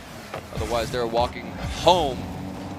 It doesn't look like we're going to get that. We will most likely, I want to say, go the distance, but I'd like to see some chaos. We've been hoping, praying for the chaos. We've gotten a little bit of it, but I'm all for even more. Hey, man, 2-3, a chance to qualify for top 4, make it into that playoffs and into the money. Why not have it go the distance? Obviously, both these teams trying to avoid that, but for MSU, needed to stay alive.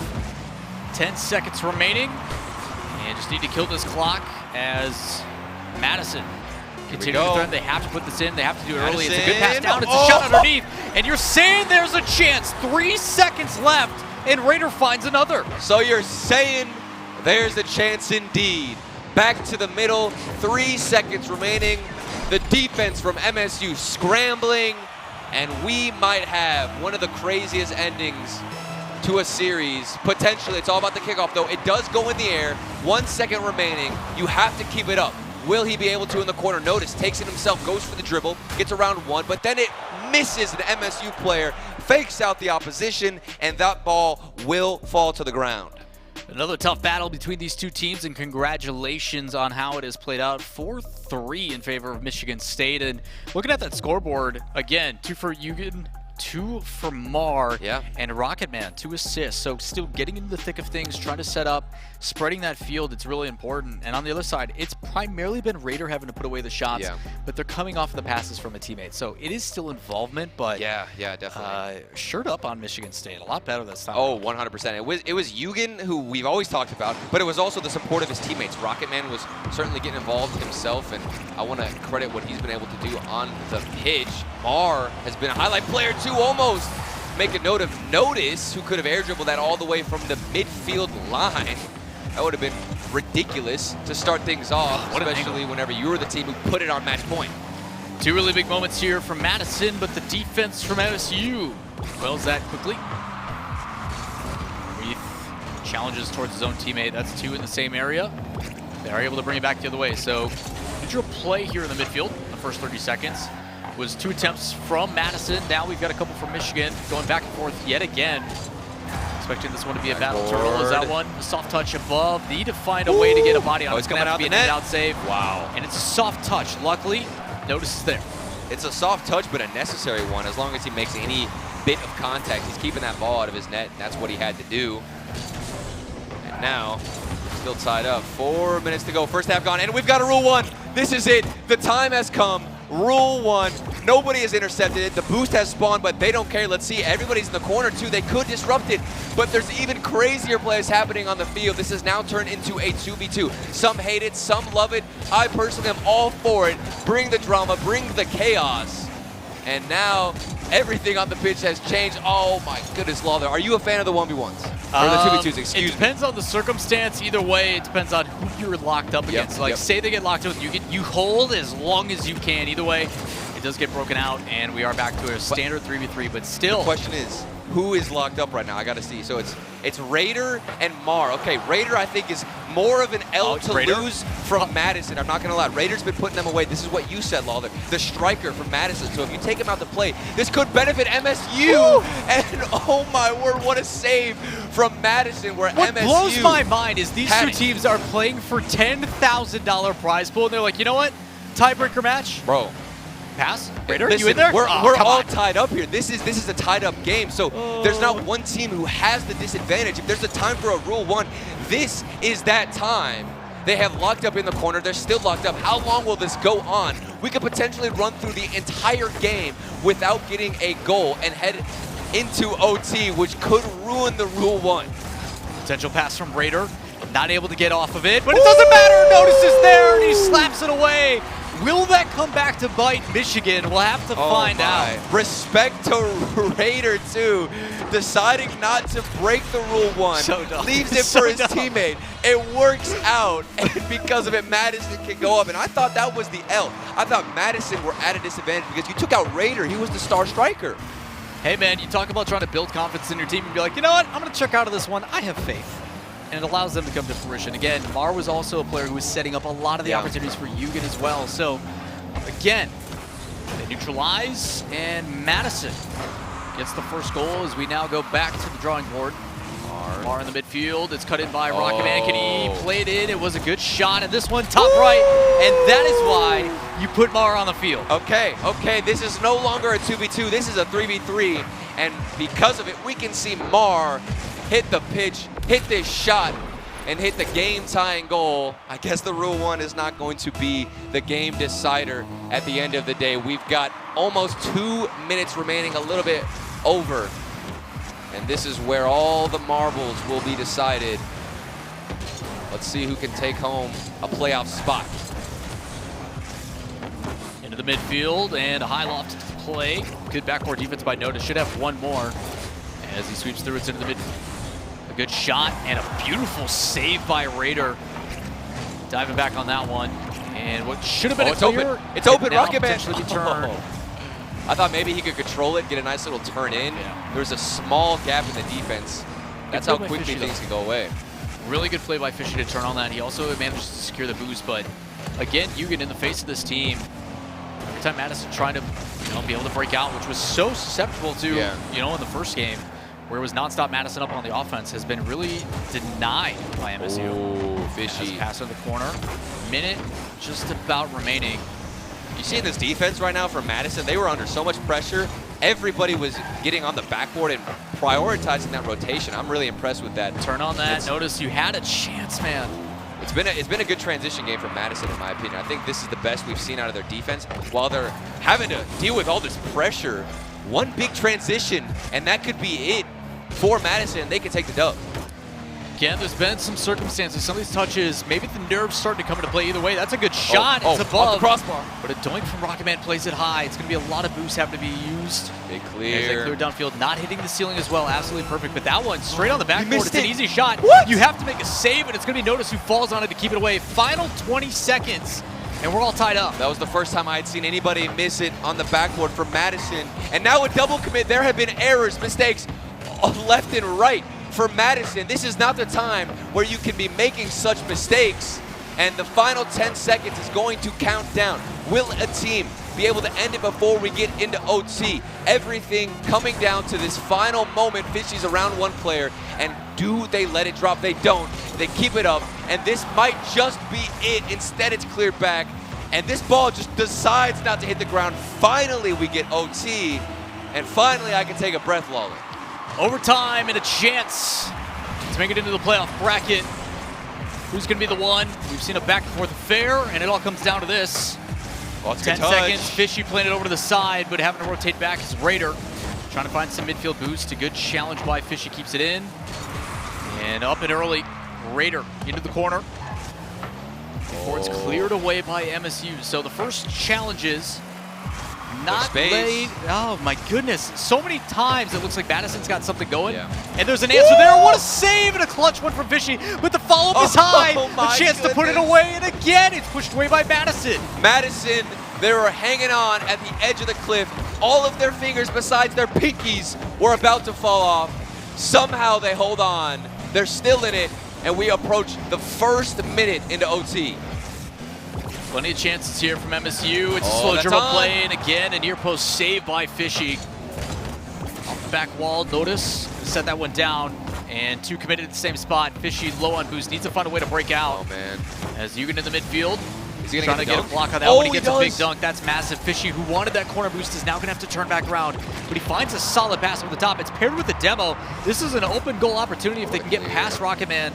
But a great touch from him, staying on the backboard, able to slow this down, and should remove some of that pressure. Great job by Rocketman. This feels like the best defense we've seen, what feels like all day. I don't know if it's just the hype of the matchup, but the defense has been on the backboard, infesting it. It's been ridiculous to see. At first it was just Madison, but we just saw a glimpse of it there from Rocketman, who was putting in work and doing a lot of the dirty work himself on the defensive side. Getting clears. Here comes Yugen, the aggressor, by himself. I think at this point, MSU are fine with just sending Yugen forward, and also fine with the midfield pass. A shot on target is saved, and they're going to look to keep the pressure. Some concern for me out of Madison. Bit of hesitancy. Could be their demise. That's it. It's going to be the efforts from Rocketman, who passes it down to the one and only. It's Yugen with the go-ahead goal. Oh my goodness. He goes from the backboard all the way to the opposition's corner, passes it into his boy Yugen, who's always there, always has his team's back, and is always prepared for that final shot. And of course, Lawler, he's going to hit it. Go-ahead goal here, MSU and UW. It's a battle to start off a one-goal game. We talk about it. Hey, there's a chance here to come back. There is most definitely an opportunity there to put it away. And MSU, good changes there in game two. You stop all that offense that's coming in. You make some good adjustments to be able to play a little bit of your own, and then everything else just kind of follows pursuit. The defense that they had to put, nothing really too threatening. There was like maybe a pass play here and there, but other than that, there wasn't a whole lot from Madison. Absolutely, and I'm so happy now with how this day has turned out. We got probably the best series so far, the most dramatic, with crazy buzzer beaters, potentially no OTs, but we did end up going to it, and the drama was there, the tone was there. F-Dot, is your heart racing like mine? It really is, man, and I think a fitting end to day number one. We've seen all 14 teams come out and play. each of them had kind of big moments. And through these 7 rounds, we've seen different people kind of show up and do their thing. And as we throw the replays on screen, you're going to see a lot of Yugen. And this wasn't where he started. We've seen him throughout the day kind of stand up. As you mentioned, Lawler, Rocket Man being a big part of these performances as well. And so definitely very, very cool to see Yugen continue to kind of be the spotlight player. Yeah, I think you've seen the development early on. There was a couple of those plays where it's like the touches on the backboard weren't right there. That set the precedent. Yugen's going to come out and be like, no, we're going to come out, we're going to get this next one, we're going to 3. A dunk only 4 seconds in or something like that. The same exact play as how they score, but outside of that, there wasn't a whole lot. Yeah, that dunk in Game 2, I think, was what changed the tides of this battle. You could feel the shift, you could feel the confidence filling up every player on MSU after Yugen got that dunk. And we talk a lot about Yugen, but it wasn't just only him. His teammates were working hard to set him up, and of course, defending well on their back end. And at the end of it all, it was a very close series. You could have easily seen Madison taking it away. If this was a best of 5, I guarantee I would have no idea who's going to take it. You can't call it at that point. Again, we got a little bit of comedy here in the midfield. That was the way that Madison scored their only other goal. I mean, we talk about what I want to point out mostly in these highlights is you look at the diversification of MSU's offense. There's a lot of different looks to it. There's some plays, there's some moments, there's you continuing to be in for the ride of your life. Sometimes you got to stretch your back, man. My legs are hurting up here. That's you like anticipating a big shot. You're like, oh, and then you're like, okay, I can breathe. There's something about standing all day that, like, I have, like, grandpa legs, dude. Like, my knees start feeling, like, wobbly. I start doing, like, the stanky leg. I don't know what's happening, but that makes me a little bit more comfortable. I can hide behind the bed. My man said the stanky leg. What? Oh, it's definitely the end of the day. I haven't heard that one since I heard we're back. Yeah, and you guys were talking about how I'm all young. Look at, I just threw a nice little nostalgic piece in there. I'll give it to Thank you. you. All right, Thank you. you know. Thank you. We have the internet, so you can just Google it. Okay. But I get you. Anyway, 7 rounds down, and just like that, MSU is the last team to go ahead and qualify themselves into the money. And so fantastic stuff going on here today. I believe that brings us to our opportunity to say hello to some of the players out here. So MSU gets the dub. Because of that, we'll go ahead and do some interviews. MSU, are you out there? Who are we going to be talking to today? Is it the whole squad, or... It is Mr. Yugen. It's the boy. Let's go. It's the boy. Yugen, congratulations on the W, making it there tomorrow. Straight up and down. Obviously, it's a team game. Your teammates did a lot of work, but you seem to be the spotlight player. Do you think that your team plays through you, or what can you say about your performance today? Honestly, it's not really per person, I'd say. I think it's more of a team effort. I don't really think any of us try to play around each other, really. I just go out there and play my style. We always talk. We always make sure comms are up. Like when I'm out there playing, I'm not thinking in my head like, okay, they're playing around me. You know what I mean? It's not something we've talked about. It's not like our strategy. We just play. Scoring all the goals, and he's humble. Love to see that. You can jokes aside, obviously, for you guys when you're coming in this one. Did you guys, I assume, know this was a decider match? Like winning this punches you into the ticket, and if so, what kind of pressure, what kind of things you guys discussing to keep those nerves calm? I'm just like, yeah, it's bad. It's really bad. But like once we got that, because of course, it has to go to Game 3 overtime, right? Yeah. Right. Like, why wouldn't it? And then once we got that goal though, like. We just went crazy. Yeah. But to answer your question, no, it was definitely different. We definitely felt it. It was way more serious. Yeah. Now, I got to ask a question. Game 2, you got like the dunk of a lifetime. That was that insane. was so nice. Right? Okay, so what was the difference after, because you had just previously lost Game 1. How impactful was getting that dunk for your team moving forward? It's actually funny you say that, because after Game 1 and we lost, we're like, okay, maybe we just need to work on solo plays, right? Maybe be selfish with the ball. So, it's like 4 seconds in, I get that dunk, and we're all like, okay, this could be working, No, it was obviously impactful. We won the game. I was super excited about that goal. Figured out the play style for sure. Well, you guys certainly looked really strong out there, a strong unit for sure. I'm curious, at Michigan State University, what the program is like, what kind of like infrastructure, if anything. What's the esports experience like at your university? So right now it's just a club. It's not necessarily like varsity, right? Like Sure. we don't have scholarships or anything. But no, we play. I think there's talks about maybe getting a nice little area for us to play in side by side, which would be awesome. But right now, it's pretty much just a club. You know, we do our own schedule. So you know, having secured money already is just like crazy. It's awesome. It's so awesome. It's a little bit of validation, right? Kind of makes it a little bit more real, huh? For sure. Yeah. I'm still, processing. That's awesome. No, man, absolutely, fantastic stuff. Love to really get a chance to see you and the guys go out there and do it. Tomorrow, a whole new day. What are the thoughts going into Championship Sunday and how you guys are going to play? Well, I think what we're going to do is probably, just look at the bracket, right, and see where we are. Because we're the 4th seed, right? Because we just clinched it in our group. Yeah, they're going to. Yeah, we're doing the math backstage, but I think so. Yeah. Yeah. So I mean, I guess we'll just see who we play. I think we're pretty confident. That last series, I think, really boosted our morale a little bit and showed like how cohesive we are with the team in our own.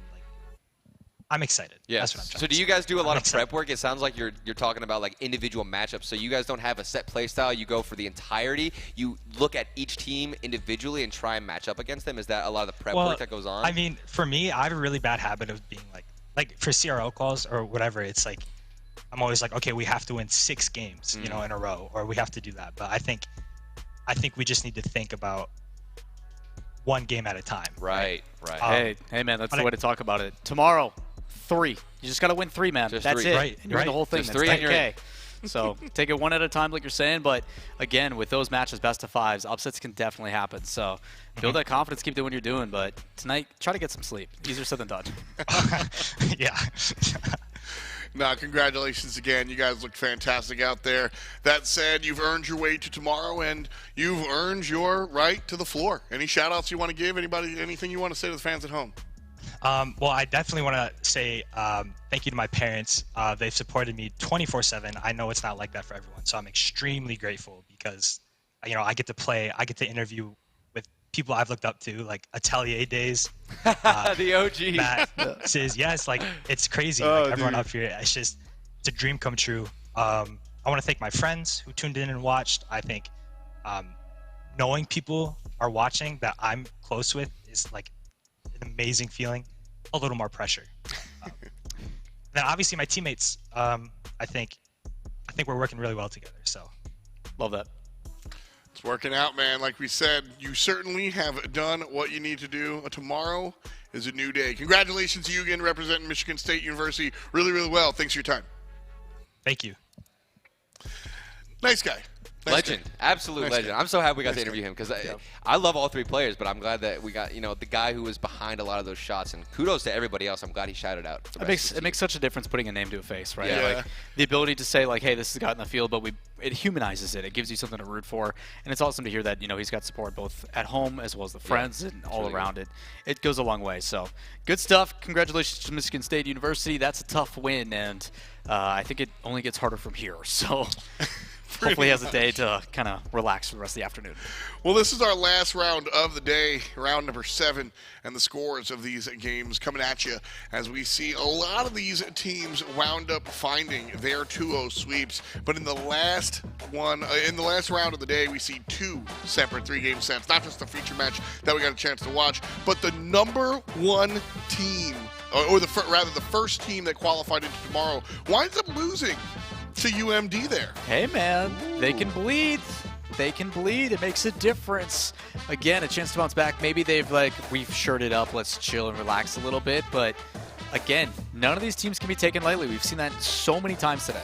Absolutely. So with all 7 rounds said and done, we know who's playing tomorrow. Let's see it. Group A, our top 4 teams to make it out. Congratulations to Illini, University of Minnesota Twin Cities, the University of Maryland, and Indiana University. Those are the 4 teams representing Group A that will make it to tomorrow. Exciting stuff. The big one to note, Maryland, Twin Cities, and Indiana. Different seeds all over the place, all tied. Yep. All identical results. So The other one, I'm going to let Turtle boast about. Look at the very top. Listen, Illini, they are the team I'm going to back. I have chosen it since the first series. I would like to say I'm not a bandwagon either. There is no hype that I'm jumping on. I started this trend. That's not true. It is true. I don't remember that. Oh, Me either. Yeah, this We is don't typical. tape? Nope. This is Don't. typical stuff. From Production, FDOT. please, Just please gaslighting delete. me Thank you. for the rest of my life. And we also have to give credit to everybody else who competed: Nebraska, Lincoln, Purdue, and Northwestern. Even Northwestern University were able to put up a really good fight. I don't think that 0-6 represents what they're capable of. So, big respect to all competitors in this tournament. Group B also has 4 teams out of 8 that are making it to tomorrow. Ohio State, Penn State, and Rutgers all make it to tomorrow with emphatic 5-1 records. Wow. Real lot of noise here in Group B, and I'm dummy excited for tomorrow to see how these teams wind up doing it. And then Michigan State University pulling through at the last moment there, 3-3. But here's the thing, man. Yeah, they're seeding, but tomorrow everything starts It's a at Best jungle. of 5s, man. Best of 3s don't always tell the full story, but best of 5s even more so. Get a little bit of chance to bounce back. You've got that kind of feeler match. A lot of adjustments to be made throughout the series, and we saw exactly through many of our series the difference between game 1 and 2, 2 and 3, and now you've got 2 more on top of that. Right. So a lot of excitement for us tomorrow. Tomorrow, this is what we're taking a look at. Top 8 single elimination. That's it. Woo! Run and what? gun. So UIUC that is going to be first the one. matchup for Eugen and What is MSU. this? We'll see Ohio State play against that first team to qualify in Minnesota. Purdue goes up against IU.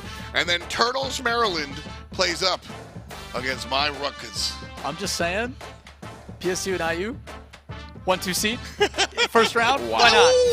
Throw it. Let's give me. Man, Everything is crazy. Yep. spicy bracket. The Yeah, top that's a one, good the UIUC and MSU. Now I'm like, you know, I'm kind of a big fan of Eugen because of the Yeah. interview. I really like that guy, and then he's up against my boys. So I have no idea how to feel. I am going to be sad and also happy regardless of who takes that win. The number 1 seed up against the number 2 seed. Maryland, will they be able to knock down FDOT's bias? I have no idea, but I hope so.